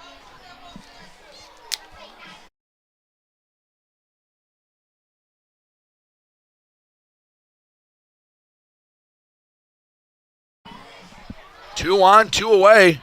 Patrick Baggett worked a walk in his first at-bat, the only free pass that Galindo has surrendered. Off speed. Just missed the zone at 71, just a bit too high. The curveball Had the nice spin to it. Just, again, a tick too high. 1-0. Swing and a miss. That had it at 79 miles an hour, and I really like the way Galindo mixing up the speeds. Pastor off of second, Moses off of first. The 1-1. Off the plate away. 2 balls and a strike.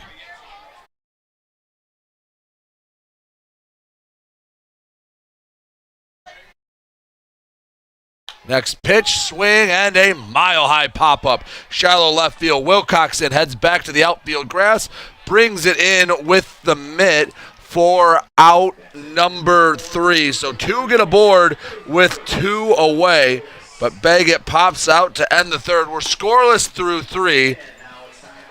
And we are going to throw it down to Kara Wolfbauer. She's with our fan of the game. Kara?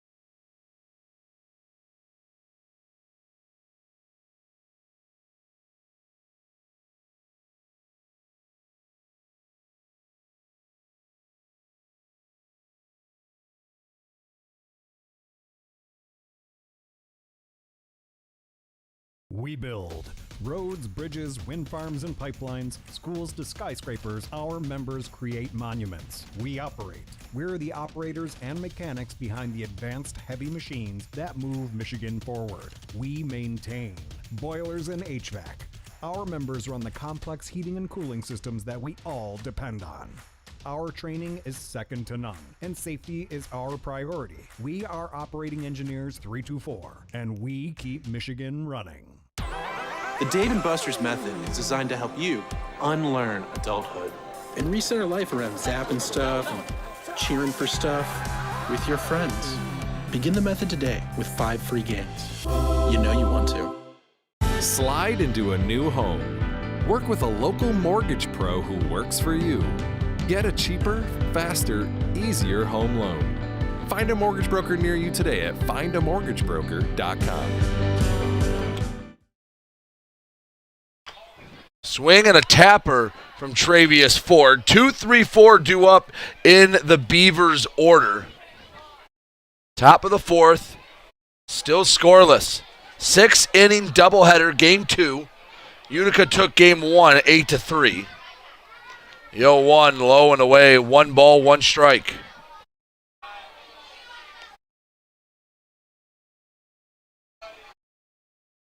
Tristan Harvin in a 4th inning of work, and they have a pitcher's duel brewing. Into the motion, Harvin. Wave and a miss. Ford nearly came out of his shoes with that swing. He was trying to put that one not just over the fence, over the Chevy Pavilion and left. 1-2. Harvin. 1-2 on its way. Swing and a tapper. Healthy dose of the off speed. And curveball, curveball, curveball. Coming to the righty, Ford. Grounded into a double play his last time up.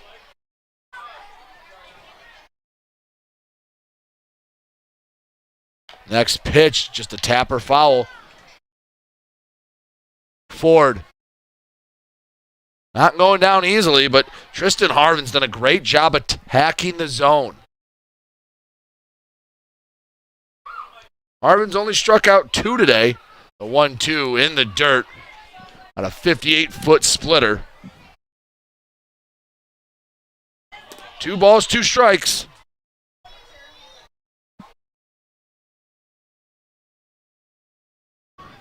Ford waiting for a moment. I think they're looking at that pass ball went.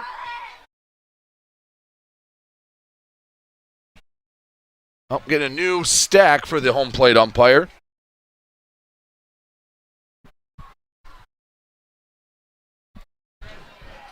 Now the 2-2. High and in. Whoa, buzzes the tower of Ford.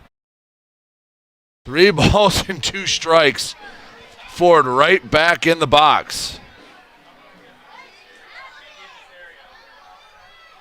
Payoff pitch on its way. Swing and a miss. Fastball got by Ford. Start the fourth rather, the same way we ended the third, with a strikeout. J.D. Stubbs up to bat. J.D. Stubbs. First pitch, ground ball, right side. Norgren fields it. Easy flip to first. 1 pitch. All that's needed to retire Stubbs. 2 away as Malik Bolin comes up to bat.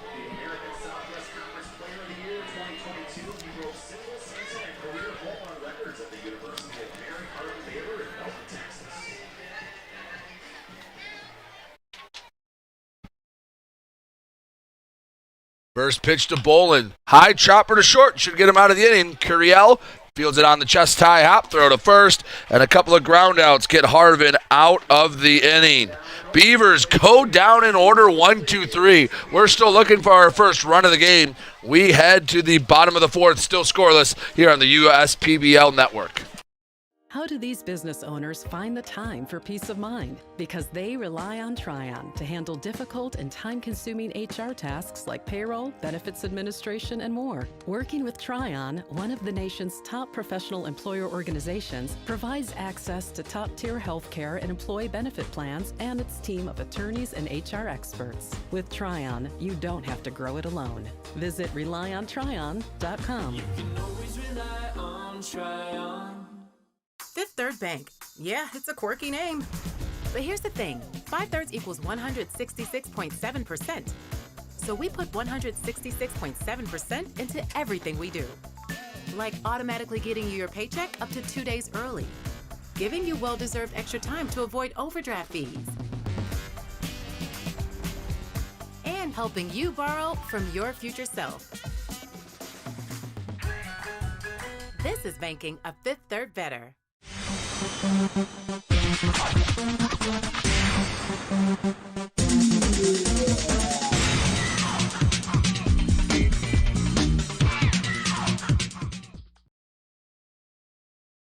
Fans enjoying this quick-paced Game 2 of the doubleheader. Scoreless in the bottom of the fourth. Josh Baker, Justin Gomez, Josh Bisharat coming up to bat. Jesse Galindo having a duel with Tristan Harvin, Brady Beaton, and Kara Wolfbauer up in the broadcast booth. And Kara getting into the later innings of the 6-inning doubleheader. Feels like maybe the first one to score will end up the winner. And we're getting there fast. Honestly, these have been some pretty much 3 up, 3 down innings, if not very close to it. And it is, I know it's a little off topic, but it's beautiful outside right now. I was just out there. It feels fantastic. It was too hot earlier.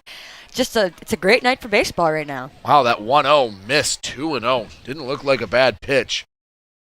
But the dichotomy from Game 1, where the Unicorns scored in 4 of the 5 innings they batted, ground ball up the middle, Wilkinson picks it up, throws to first, and Baker retired on the ground out. But after Utica had so much success in Game 1, put up 8 runs, and the Beavers found a little bit of offense, pushed across 3 themselves to be scoreless. Tip of the cap to Jesse Galindo and Tristan Harvin. Well, I believe in the first game, Gorey was having some problems with some inconsistency in the beginning, and the Unicorns did a great job of capitalizing on that. Right. Galindo is staying pretty steady right now, pretty consistent, and putting the Unicorns in a tough spot. Can't ask for much more from Galindo right now. You looked at the box score. It was 3 in the first, 1 in the second, 2 in the fourth, 2 in the fifth. So it was just a barrage from the Unicorns. The off-speed 73 floats in. Galindo changing speeds well. Swing and a fly ball left center field. Coming over Davis. Easy catch, 2 away. Got some quick innings here, as we had mentioned before. We're moving quite fast. Let's see what time we started this second game. It's been flying by. It has. Only 51 pitches so far for Jesse Galindo. And through 3 2/3, that's a pace any manager would be happy with. Yes, now Jacob Bishara up to bat, batting 154 on the season, 0 for 1 today. See if he can bring something here. Breaking ball, catches the inside part of the plate, comes through the front door for strike 1. In my last segment, when we did Fan of the Game, the guy sitting next to our Fan of the Game is actually Jesse Galindo's host father. So I just had a nice little chat with him, and he comes to every game, and he told me the Beavers will always be his favorite. I asked why. He said, see that man on the mound? That's my guy. Well, his guy's done pretty well. He's been a guy today. 0-2, looking for the strikeout number 6. The pitch. Wave and a miss. Had Bisharot on the front foot. Crump throws down to first. Stubbs steps on the bag, and we are through 4 scoreless innings. A pitcher's duel on a Saturday night here at Jimmy John's Field. We head to the 5th here on the USPBL Network.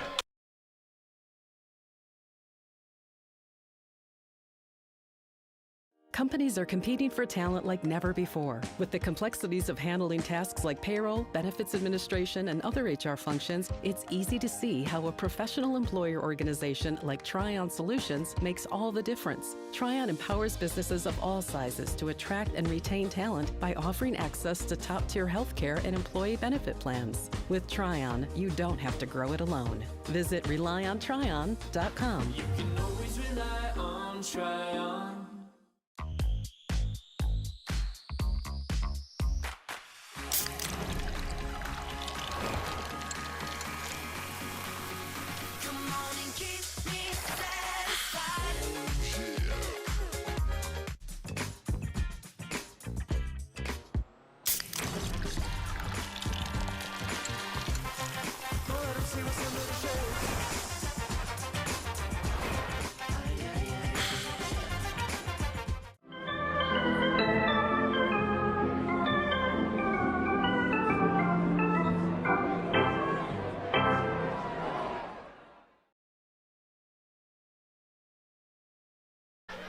Time for the Scott Spotted on the Lawn moment. Take a look at our lawn outside of the right field fence. Presented by Scott's. Do a great job keeping the hill looking healthy, and a great spot to watch a ball game from. See the kids running around, parents sitting on the hill, and also the chairs in front of the hill. That's maybe one of my favorite spots to sit and just enjoy the game. It's a nice spot in the ballpark. It makes me feel like I'm sitting out in my backyard just watching a nice game of baseball. And you know what kind of view that is from the chairs out in front of the hill? It's almost like you're watching from a bullpen, because that's usually where they're from, and that's a view you don't get everywhere. Yeah, especially I love those lawn seats because the kids get to roam freely out there. They're right by that kid zone. Parents can get a good look at their kids, make sure everyone's safe, and we're just one of the safest ballparks in America anyway. So the fact that these kids can run around and have a good time it's an awesome thing to have here. We are in the top of the 5th. Still looking for the first run of the game. Birmingham Bloomfield Beavers and the Utica Unicorns. Scoreless. Game 2 of a doubleheader. Again, the doubleheaders, 6 innings long. Tremaine Spears comes up to bat, a flyout victim in his initial at-bat. Spears, Meach, Crump, all coming up for the Beavers. First pitch from the new man on the mound for the Utica Unicorns. Colucci delivers, and it's a ground ball foul. Matt Colucci, 6'2", righty out of Amherst, New York. Ball and a strike to Spears. Tristan Harvin goes 4 really solid innings. Only gives up a couple of hits. Struck out 2 along the way. No walks, and I think that's the big one. Didn't walk anyone, didn't hit anyone, no free passes. Like you had mentioned before, it's been a pitcher's duel today. Colucci trying to keep that up. 2-1, a called strike. And a befuddled Spears steps back in. Once again, a pitcher's pitch. Can't hate the call, but as a batter, that is a nice way to put see. it. The 2-2 cue shot. Second base, Norgren throws to first, and Spears retired to start the 5th.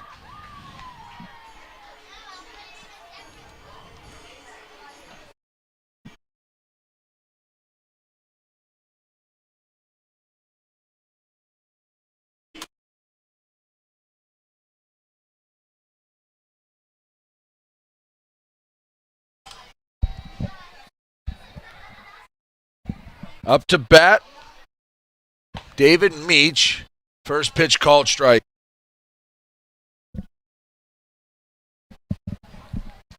Oh and 1. Matt Colucci trying to pick up right where Harvin left off.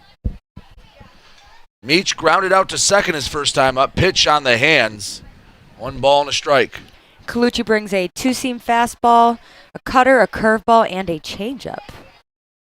A healthy mix for Colucci. Next pitch misses, 2-1.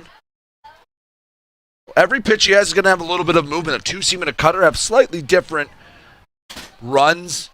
Curveball going to cut diagonally, and the changeup's going to drop low. The 2-1. Swinging a foul straight back from Meach. Don't believe we've seen much of Colucci this year, even though it's been a short season so far. Still in the outside of some of the returners, the getting to know these players phase. A lot of the new faces, some have made big impacts, some are still waiting to. The 2-2 misses, 3-2. Bit high and away. Good at bat here from David Meach, very productive. Run the count full. Colucci delivers. Foul ball straight back, 90 miles an hour on the gun from Matt Colucci.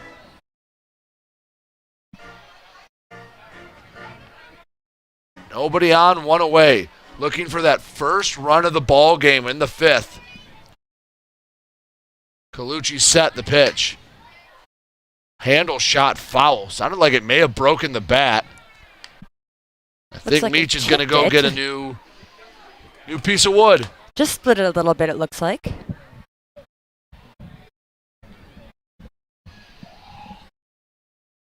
Still have some action in the Beavers bullpen. It's like it is number 11 getting ready out there. Alex Reinl, yes. Galindo might be done along with his counterpart. If he is, those 2 4-inning gems. Both pitchers put their team in a position to succeed. 3-2, foul straight back, new bat, same result, foul ball.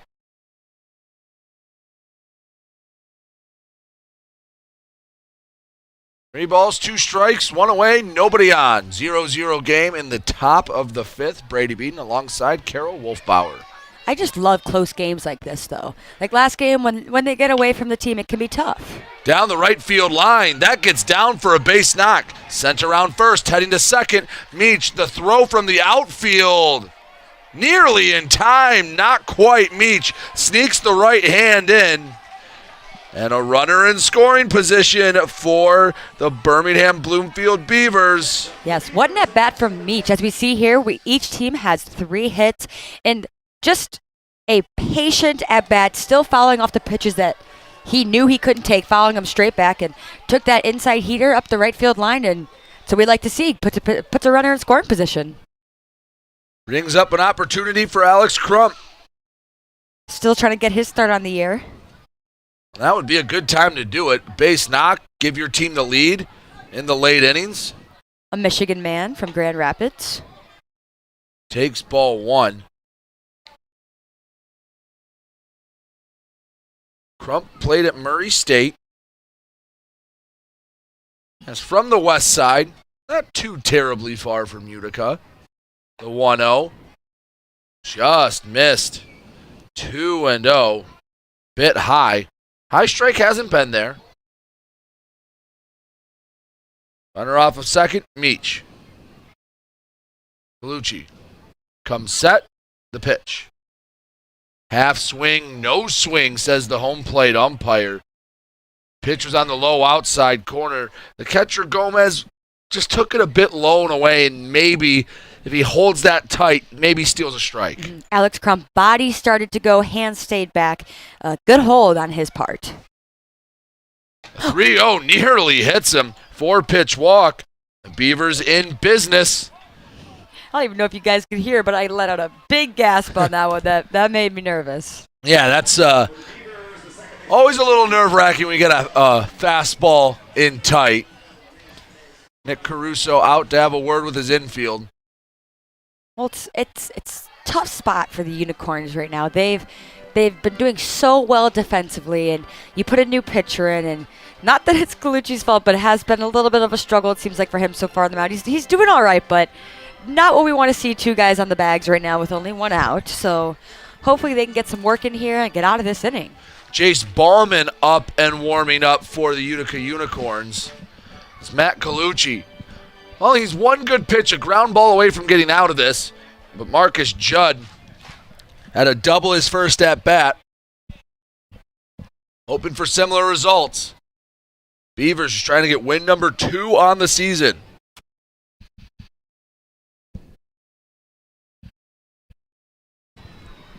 Judd stands into the right-handed batter's box. Colucci, see if he goes with the off-speed, trying to get something on the ground. First pitch up and in. 84, the cutter fouled back. Yes, and interested to see how Judd works here off of Colucci, because with Harvin, these guys might have had more of a scouting report on him. Right. We've seen a little bit more, heard more about him. Colucci, a little bit of a mystery ball as you walk up to the bat right now. 0-1. Tapper, foul, 0-2. Colucci working ahead. Starting out quite aggressive. Well, give a little credit to Colucci. He's attacking the zone, forcing the hand of Judd. Maybe the meeting on the mound calmed him down a bit.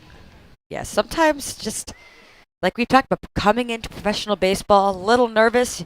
You know you got it. You just gotta take a deep breath and let it fly, man. Throw down to second, back in sliding Meach.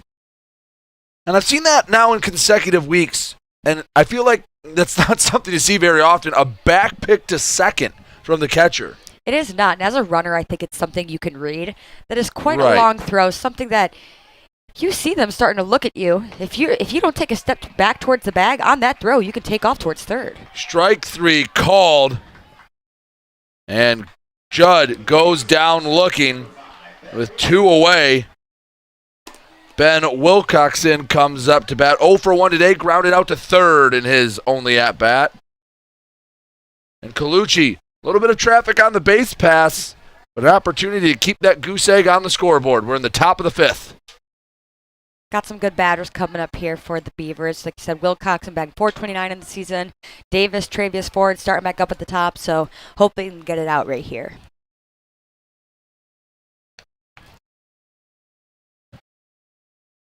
Wilcoxon doesn't get a hit. Now you're starting to think of the sudden death extra inning.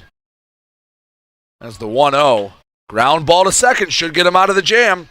Norgren flips to first, and nice work from Matt Colucci. Gets a strikeout and a weak ground out.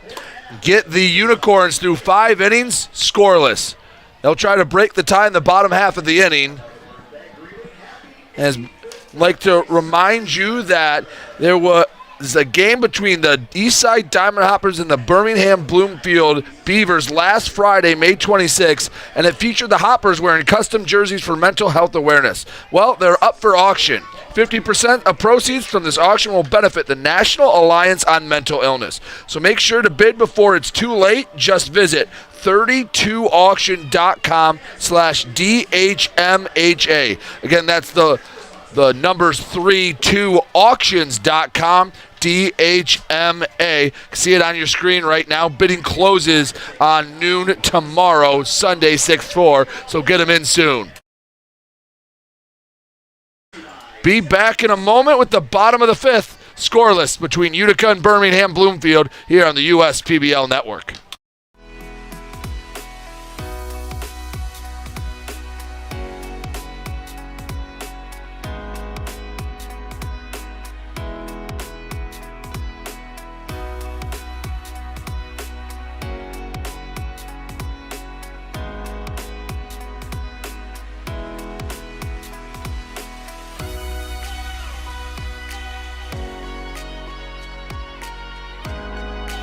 Throughout your life, from big moments to ones well earned, we're your financial guardian angel. Alliance Catholic Credit Union.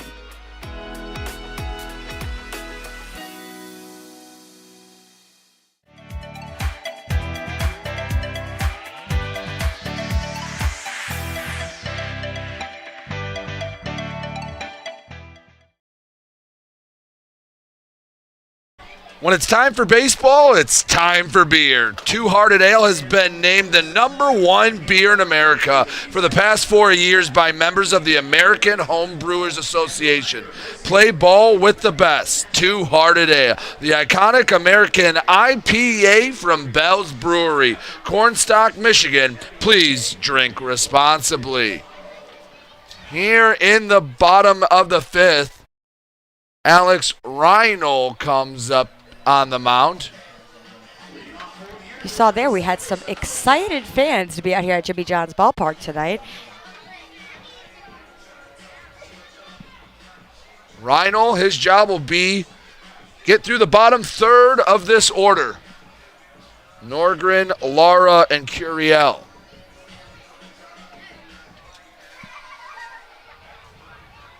We saw Lara come out of his shell last game, was named player of the game, went 2 for 3 on the day with a home run and a single. So excited to see how he keeps continuing on now. That was his first professional hit, and we all, like we said, we knew they have it in them. We just need him to come out here, be confident, produce. Cam Norgren looking to produce, struck out swinging his first time. Take a look at Alex Reinl. Sinker, a slider, along with a changeup and a fastball. So a fastball listed as his 4th pitch. Sounds like he wants to use the sinker and do some weak contact. Slider and changeup keep you off. And if he needs to throw a fastball, if he's going to try to blow something by you, it'll be the 4-seam. 1-1 to Norgren. Still looking for the game's first run. Reinl settles in the pitch. Change up low. 2-1.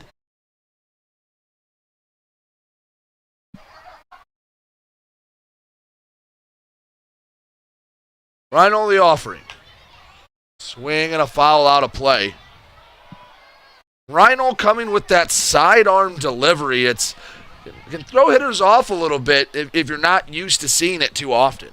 Definitely. We had a guy last year in the Unicorns. His arm slot was even lower than Reinl's. It Almost was like a submarine. Yes, it was a very, very interesting arm slot, but he was very effective. 2-2. Wave and a miss. Changeup. Had Norgren swinging. Alejandro Lara comes up to bat with nobody on and 1 away.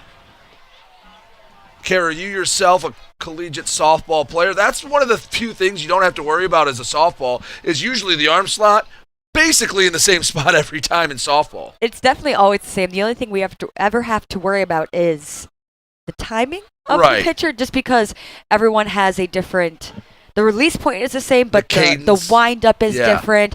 People have different rhythms to it. You get a little hitch sometimes. Yes, exactly. They can't extend their arm out too far from their hip, so it's always the same release point, not the same wind-up.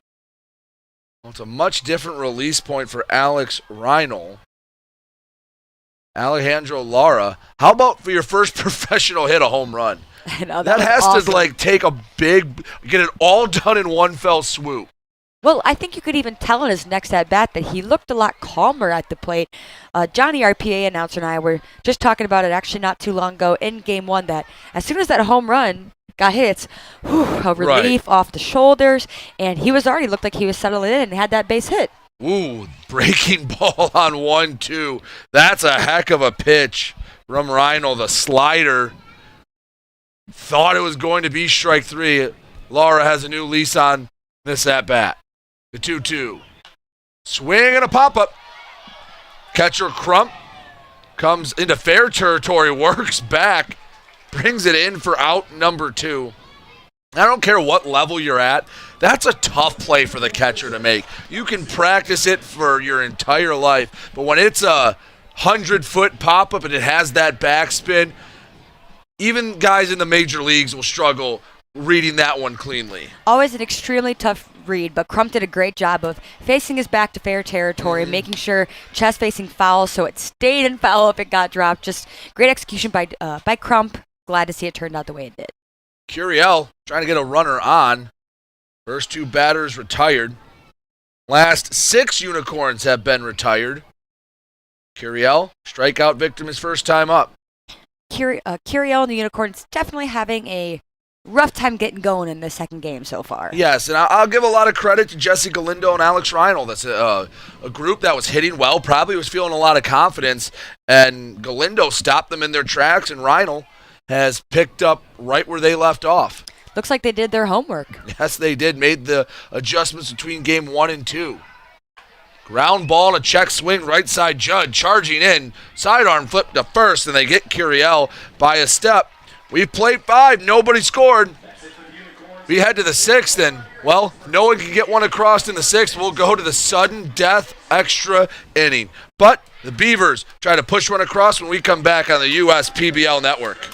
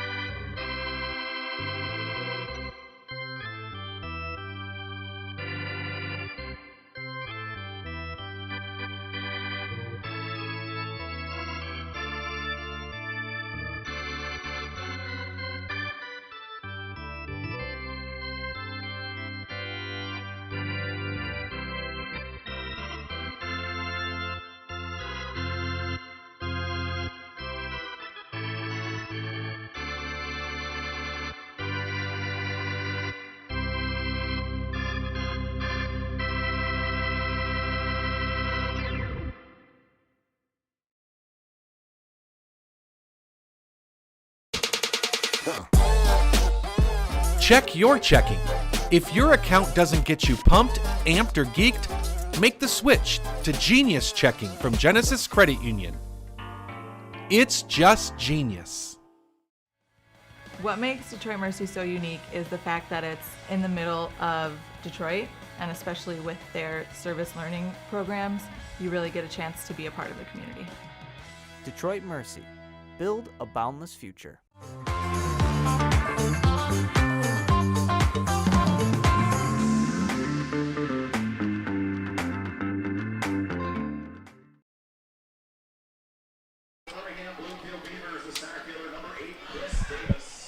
Jace Bauman on the mound for the Birmingham Bloomfield Beavers. Excuse me, for the Utica Unicorns facing the Birmingham Bloomfield Beavers.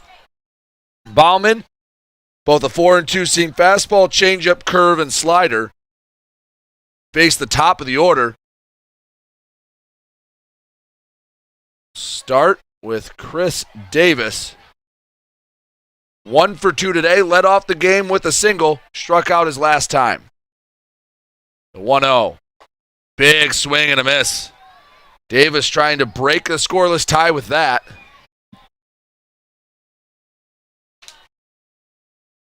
One ball, one strike. Pitch. Another healthy hack from Davis. 1 and 2. The collective efforts of Harvin and Colucci have been solid. The next pitch, ground ball up the middle, base hit for the Beavers. Chris Davis aboard, second knock of the game. Travius Ford comes up to bat.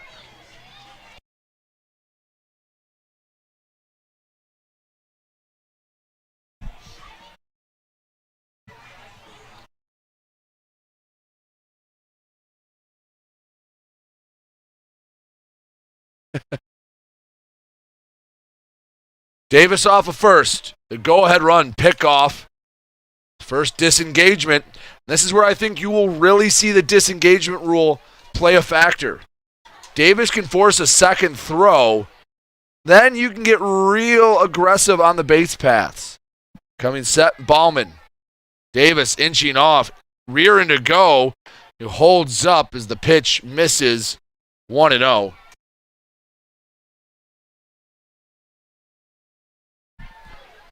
So it's 2 disengagements per at bat. Bauman's already used 1. Pitch to Ford. Catches for a strike. Fastball at 86. 1 ball, 1 strike.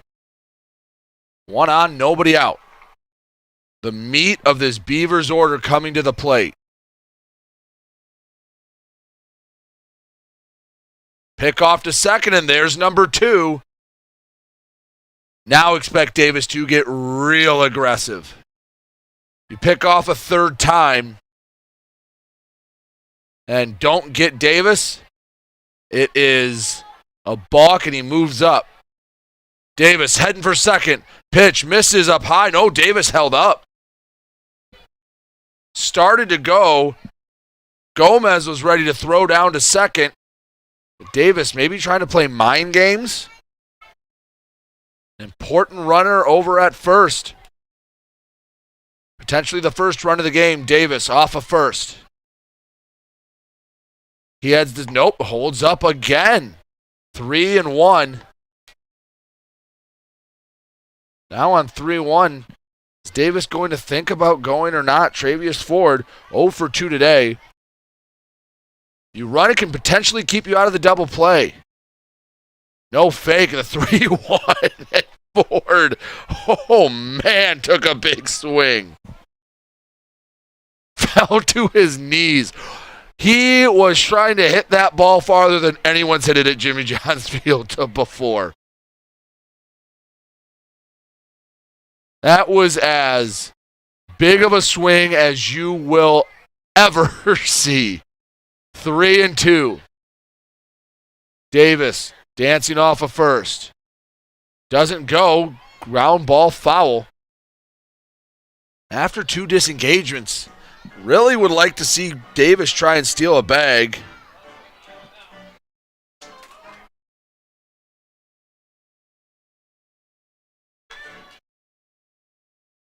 Three balls, 2 strikes. A battle here in the top of the 6th. Ballman. Set. Davis down to second. Swing and a pop-up. Davis puts on the brakes. No one's covering first. No danger. As the catcher Gomez brings it in for out number 1. Ballman wins the battle. Gets Ford to pop up. Still not out of the woods. Only 1 away with the runner on first as J.D. Stubbs comes up to bat.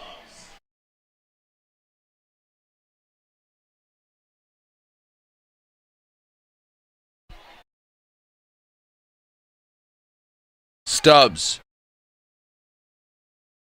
Batting from the left side. First pitch. Low and in, ball 1.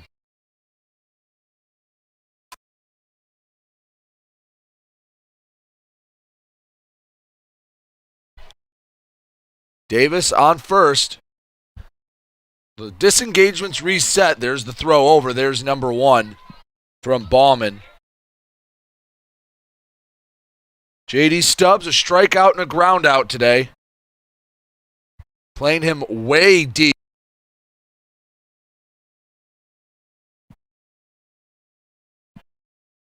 Ballman, high and away, 2-0. See the outfield, Pastor playing just a couple steps in front of the warning track and right, really respecting the pull power of J.D. Stubbs.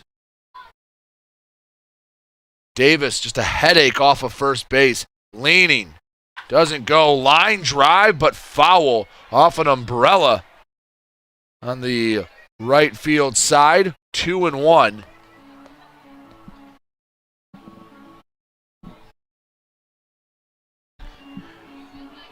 Ballman looking in. Checks over at first.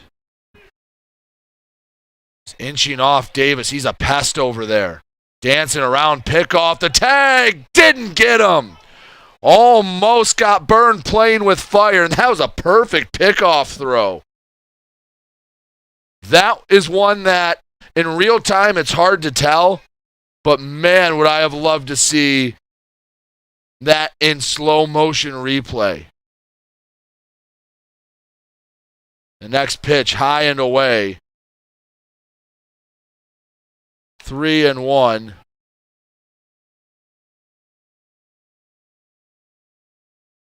And taking a look back, I do think Davis just got that right hand in.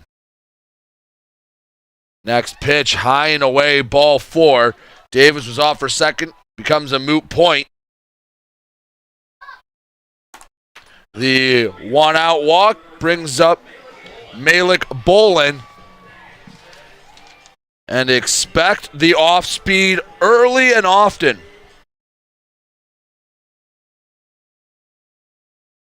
Look for the slider, look for the curveball to Bolin. Took a fastball over the left center fence.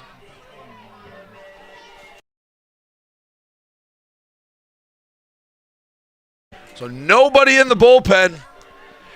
The weight of this game squarely on the shoulders of number 12, Jace Bauman from Moissanee, Wisconsin. His game to keep tied or give up the lead. Bolin, first pitch. Fastball, missed up high.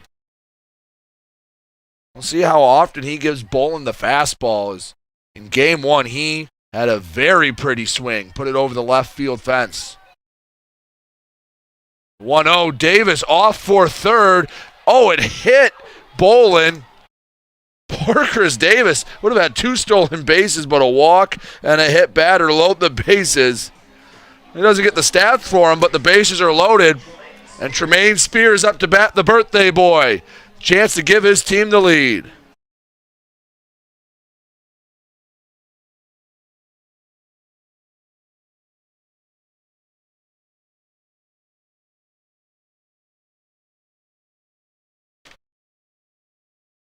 Davis on third. Stubbs on second. Bolin on first. First pitch. Called. Strike. Pitcher's pitch. Give Gomez a little bit of credit for selling the strike. 0-1. Bauman. The 0-1. Up high. 1 ball, 1 strike. Beavers looking for their second win of the year. That was a great time. Put up a crooked number with a base hit from Tremaine Spears. 0 for 2 today. Infield in double play depth. Breaking ball, 2-1. Curveball wasn't there.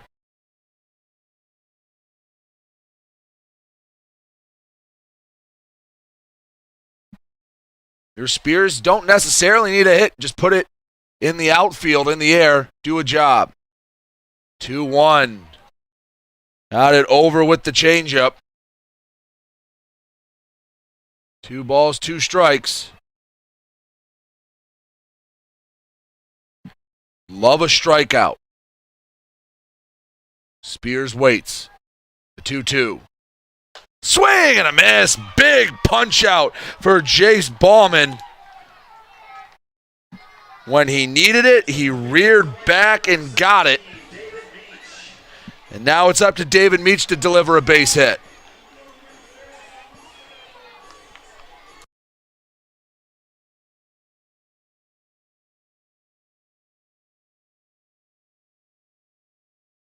Bases loaded, 2 away. First pitch off speed. Couldn't catch the knees. 1-0.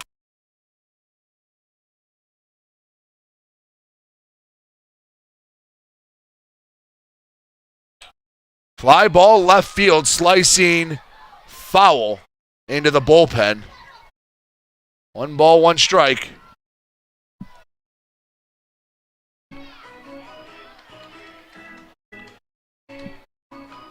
Bauman got himself into this jam, trying to get himself out.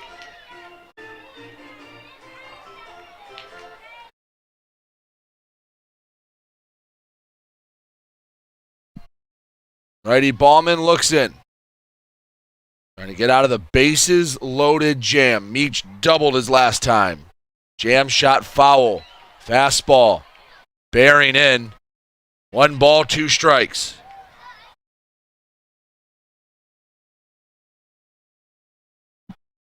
Chris Davis off of third. Potentially the game's first run. Stubbs off a second, Bolin off a first. The 1-2. Misses away, 2-2. Nowhere to put Meach. He's going to have to come to him.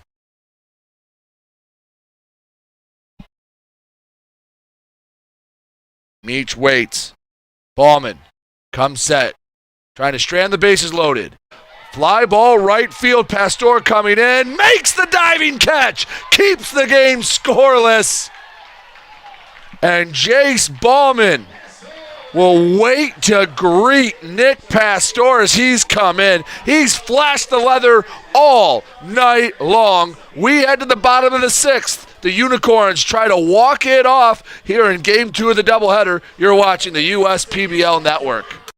There are many things you can rely on in this world, like a sunny day brightening your mood, your mom baking the world's best apple pie, and never a dull moment in running your business. And when it comes to time-consuming HR tasks, you can rely on Tryon. Tryon can handle payroll and taxes, employee benefits, and more, so you can stay focused on attracting and retaining the best talent. With Tryon, you don't have to grow it alone. Visit RelyOnTryon.com. You can always rely on Tryon. Meach waits.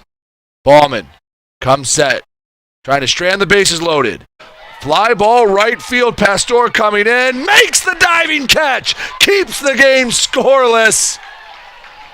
And Jace Ballman will wait to greet Nick Pastor as he's come in. He's flashed the leather all night long. We head to the bottom of the 6th. And that's the reason why we are tied. Nick Pastor made the diving catch, and he will lead us off in the bottom of the 6th. We have a new arm on the mound. Coming on to pitch, John Bucalaire. John Bucalaire, his job is to get us to the sudden death extra inning. If you're unaware of the USPBL and how extra innings work, well, it's 1/2 inning. There'll be a coin flip. Winner of the coin flip decides offense or defense. If you take offense, get a runner at first, play a 1/2 inning. Score the run, game over. You don't score the run, the defense wins. As simple as that. It produces some exciting results.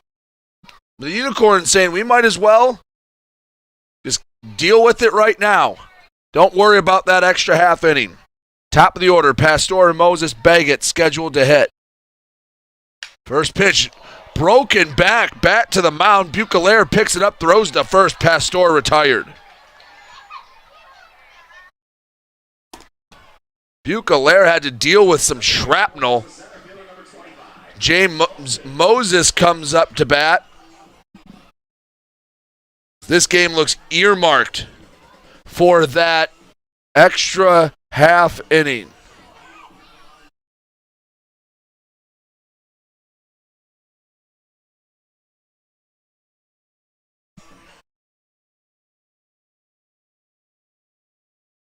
James Moses trying to get on. They're a bat boy, hard at work. That was a whole heck of a lot of bat that went flying at Bucalaire. You know, it might not seem as tough from the stands, but you see that shrapnel flying at you, and you still have to field your position. And in the bottom of the 6th of a scoreless game, essentially the bottom of the 9th of a scoreless game, that's tough for John Bucalaire. The 1-0 pitch. Swing and a miss. Bucalaire will come at you with just 3 pitches, a 4-seam fastball, a sinker, and a slider. So everything he throws is going to have some relatively good velocity to it. Matters if it moves or not. 91 on the gun as Moses swings through it. Like I had that diving action. Bucalaire, deep squat as he looks in. Keeps that ball behind the back, comes set. The 1-2. In the dirt. 2-2. I like that idea. Chased on 1-1. Go back to that same spot. Make Moses prove that he's able to lay off that pitch. 2 balls, 2 strikes. Ground ball left side, fielded by the third baseman Spears. Throws across. 2 away. We are an out away from the extra inning.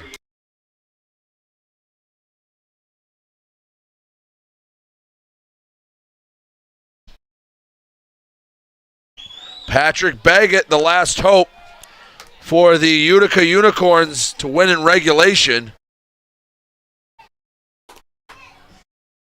Bucalaire cruised through this inning. First pitch. Slider, called strike. Think about the strategy. You win the coin toss. Who's coming up in your order? The last out will be the runner at first. The 0-1.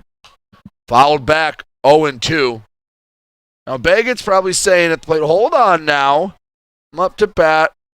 If I find a gap, if I get a hold of one, I can end this with one swing of the bat. Don't get ahead of yourself. Bucalaire comes set, the 0-2. High and away. Fastball at 92.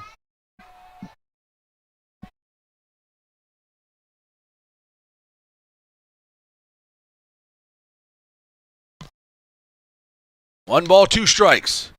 Swing and a miss. The slider sets Baggett down, and that means we're going to the sudden death extra inning. So, again, if you're just joining us, the extra inning, it's 1/2 inning. Both managers will meet at home plate. We will flip the coin. Whoever wins the coin toss gets to decide, am I batting, am I fielding? If the fielding team retires the batting team, they start with a runner on first, then it's game over. If the run scores, the batting team wins. Okay. We're going to see the coin flip. Carol Wolfbauer down there leading the coin flip.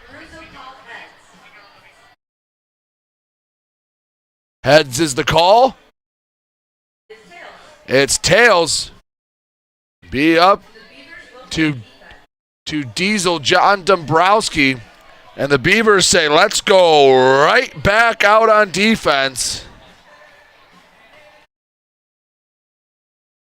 So the Unicorns will put Patrick Baggett on first. And I like that idea. John Bucalaire just mowed down the Utica lineup. And trying to come right back out, stay in that rhythm.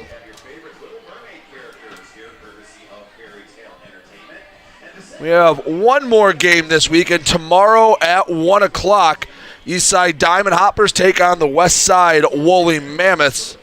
And a game at 1:05. It is Little Mermaid night. Or Little Mermaid Day, I should say. But it'll be a quick turnaround for some daytime baseball. John Bucalaire will have to go through Baker, Gomez, Bisharat. Baggett makes his way over to first. So again, if Baggett comes around to score, then the Unicorns win. They fall short, and the Beavers able to get the 3 outs. The Beavers win.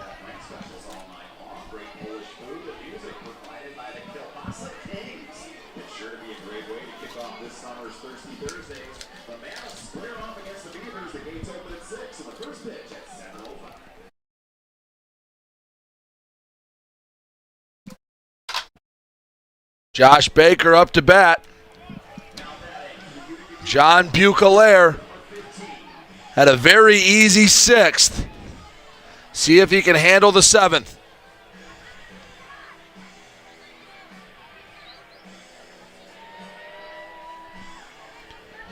Bucalaire Patrick Baggett.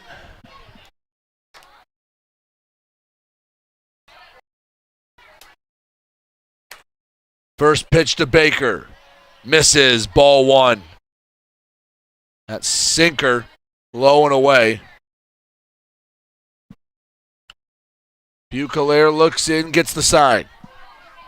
Comes set. Pick off to first. Back in sliding Baggett. Disengagement number 1. Sun is down. Lights are in full effect. Big time sudden death half inning. Baker waits on the 1-0. Called strike. And fastball at the knees. 1 ball, 1 strike. Expect a heavy dose of that sinker trying to get the ground ball. Throw over to first. That's the second disengagement. Bucalaire. He throws over again. Baggett moves up to second unless he gets him out. The 1-1. Oh, that caught Baker. Off speed. Hit him in the front leg. Moves the winning run to second.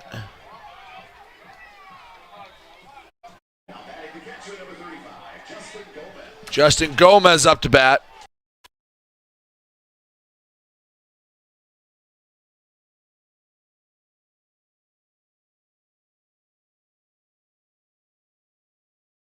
Justin Gomez comes up to bat. Strikeout and a flyout on the day. Base hit could win it.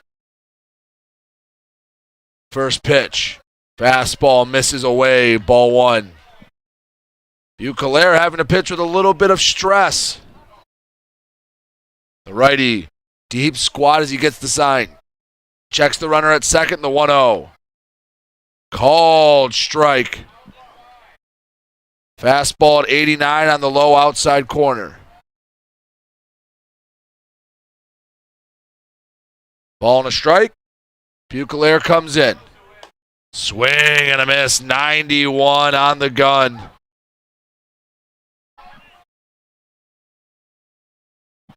Gomez takes a second, gathers himself.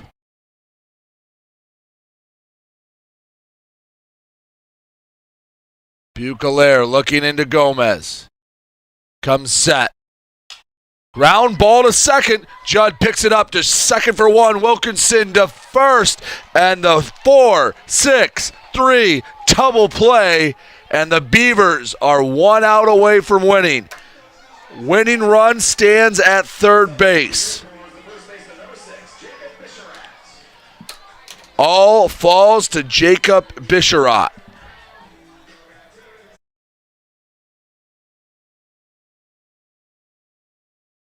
Flied out, struck out.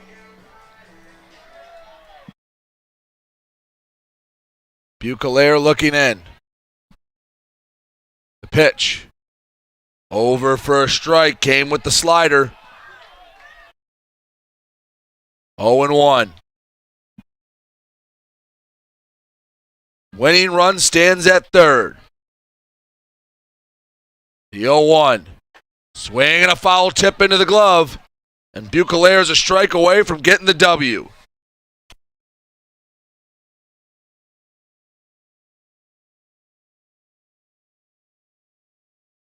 No balls, 2 strikes. Bucalaire comes set for the game. Swing and a foul. Bisharat just stays alive.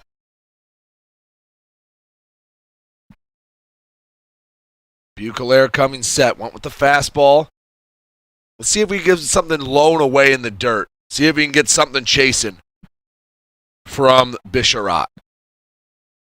The 0-2 again.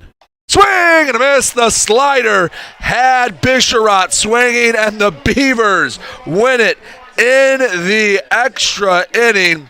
Final score will be 0-0 with the extra inning win for the Birmingham Bloomfield Beavers. Their second win of the year. They split the doubleheader.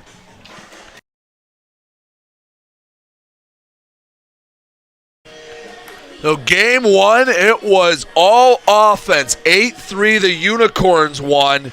And in game two, no one able to push across a run, including in the extra frame. John Bucalaire goes the final 2 innings. And I'm assuming he'll get credit for the win, even though no one comes across the score. Great pitching performances from both Jesse Galindo of the Beavers and Tristan Harvin. They went 4 innings of scoreless baseball. And, well, no offense could get going. Biggest play of the game, however, has to be from Nick Pastor when in the top of the 7th, he made a diving catch with the bases loaded and 2 away that kept the Beavers off the board. Unfortunately for Pastor and the Unicorns, it did not lead to the win.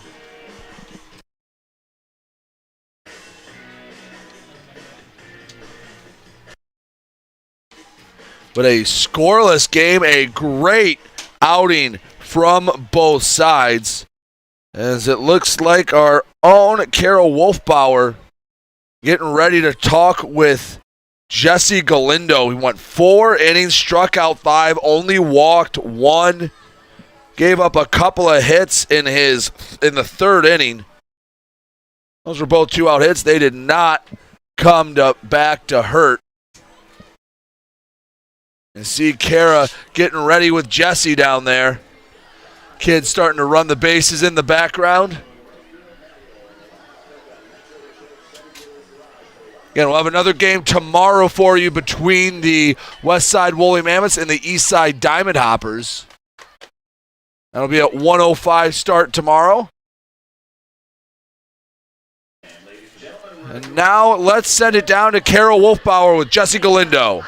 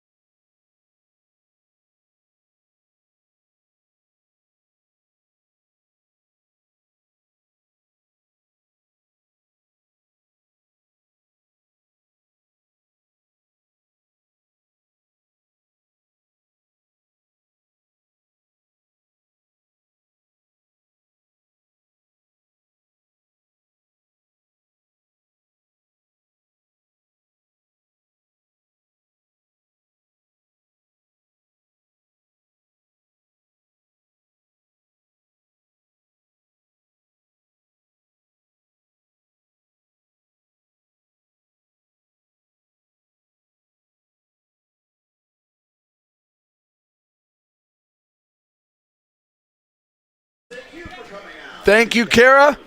That was Jesse Galindo, our player of the game. Final score is 0-0, but the Beavers get the extra inning sudden death win. Again, tomorrow, the East Side Diamond Hoppers and the West Side Woolly Mammoths will square off. I'll be on the call alongside Alex Johnson. Thank you so much for spending your Saturday with us. I've been Brady Beaton for the USPBL Network. Thank you, and have a wonderful and safe Saturday night.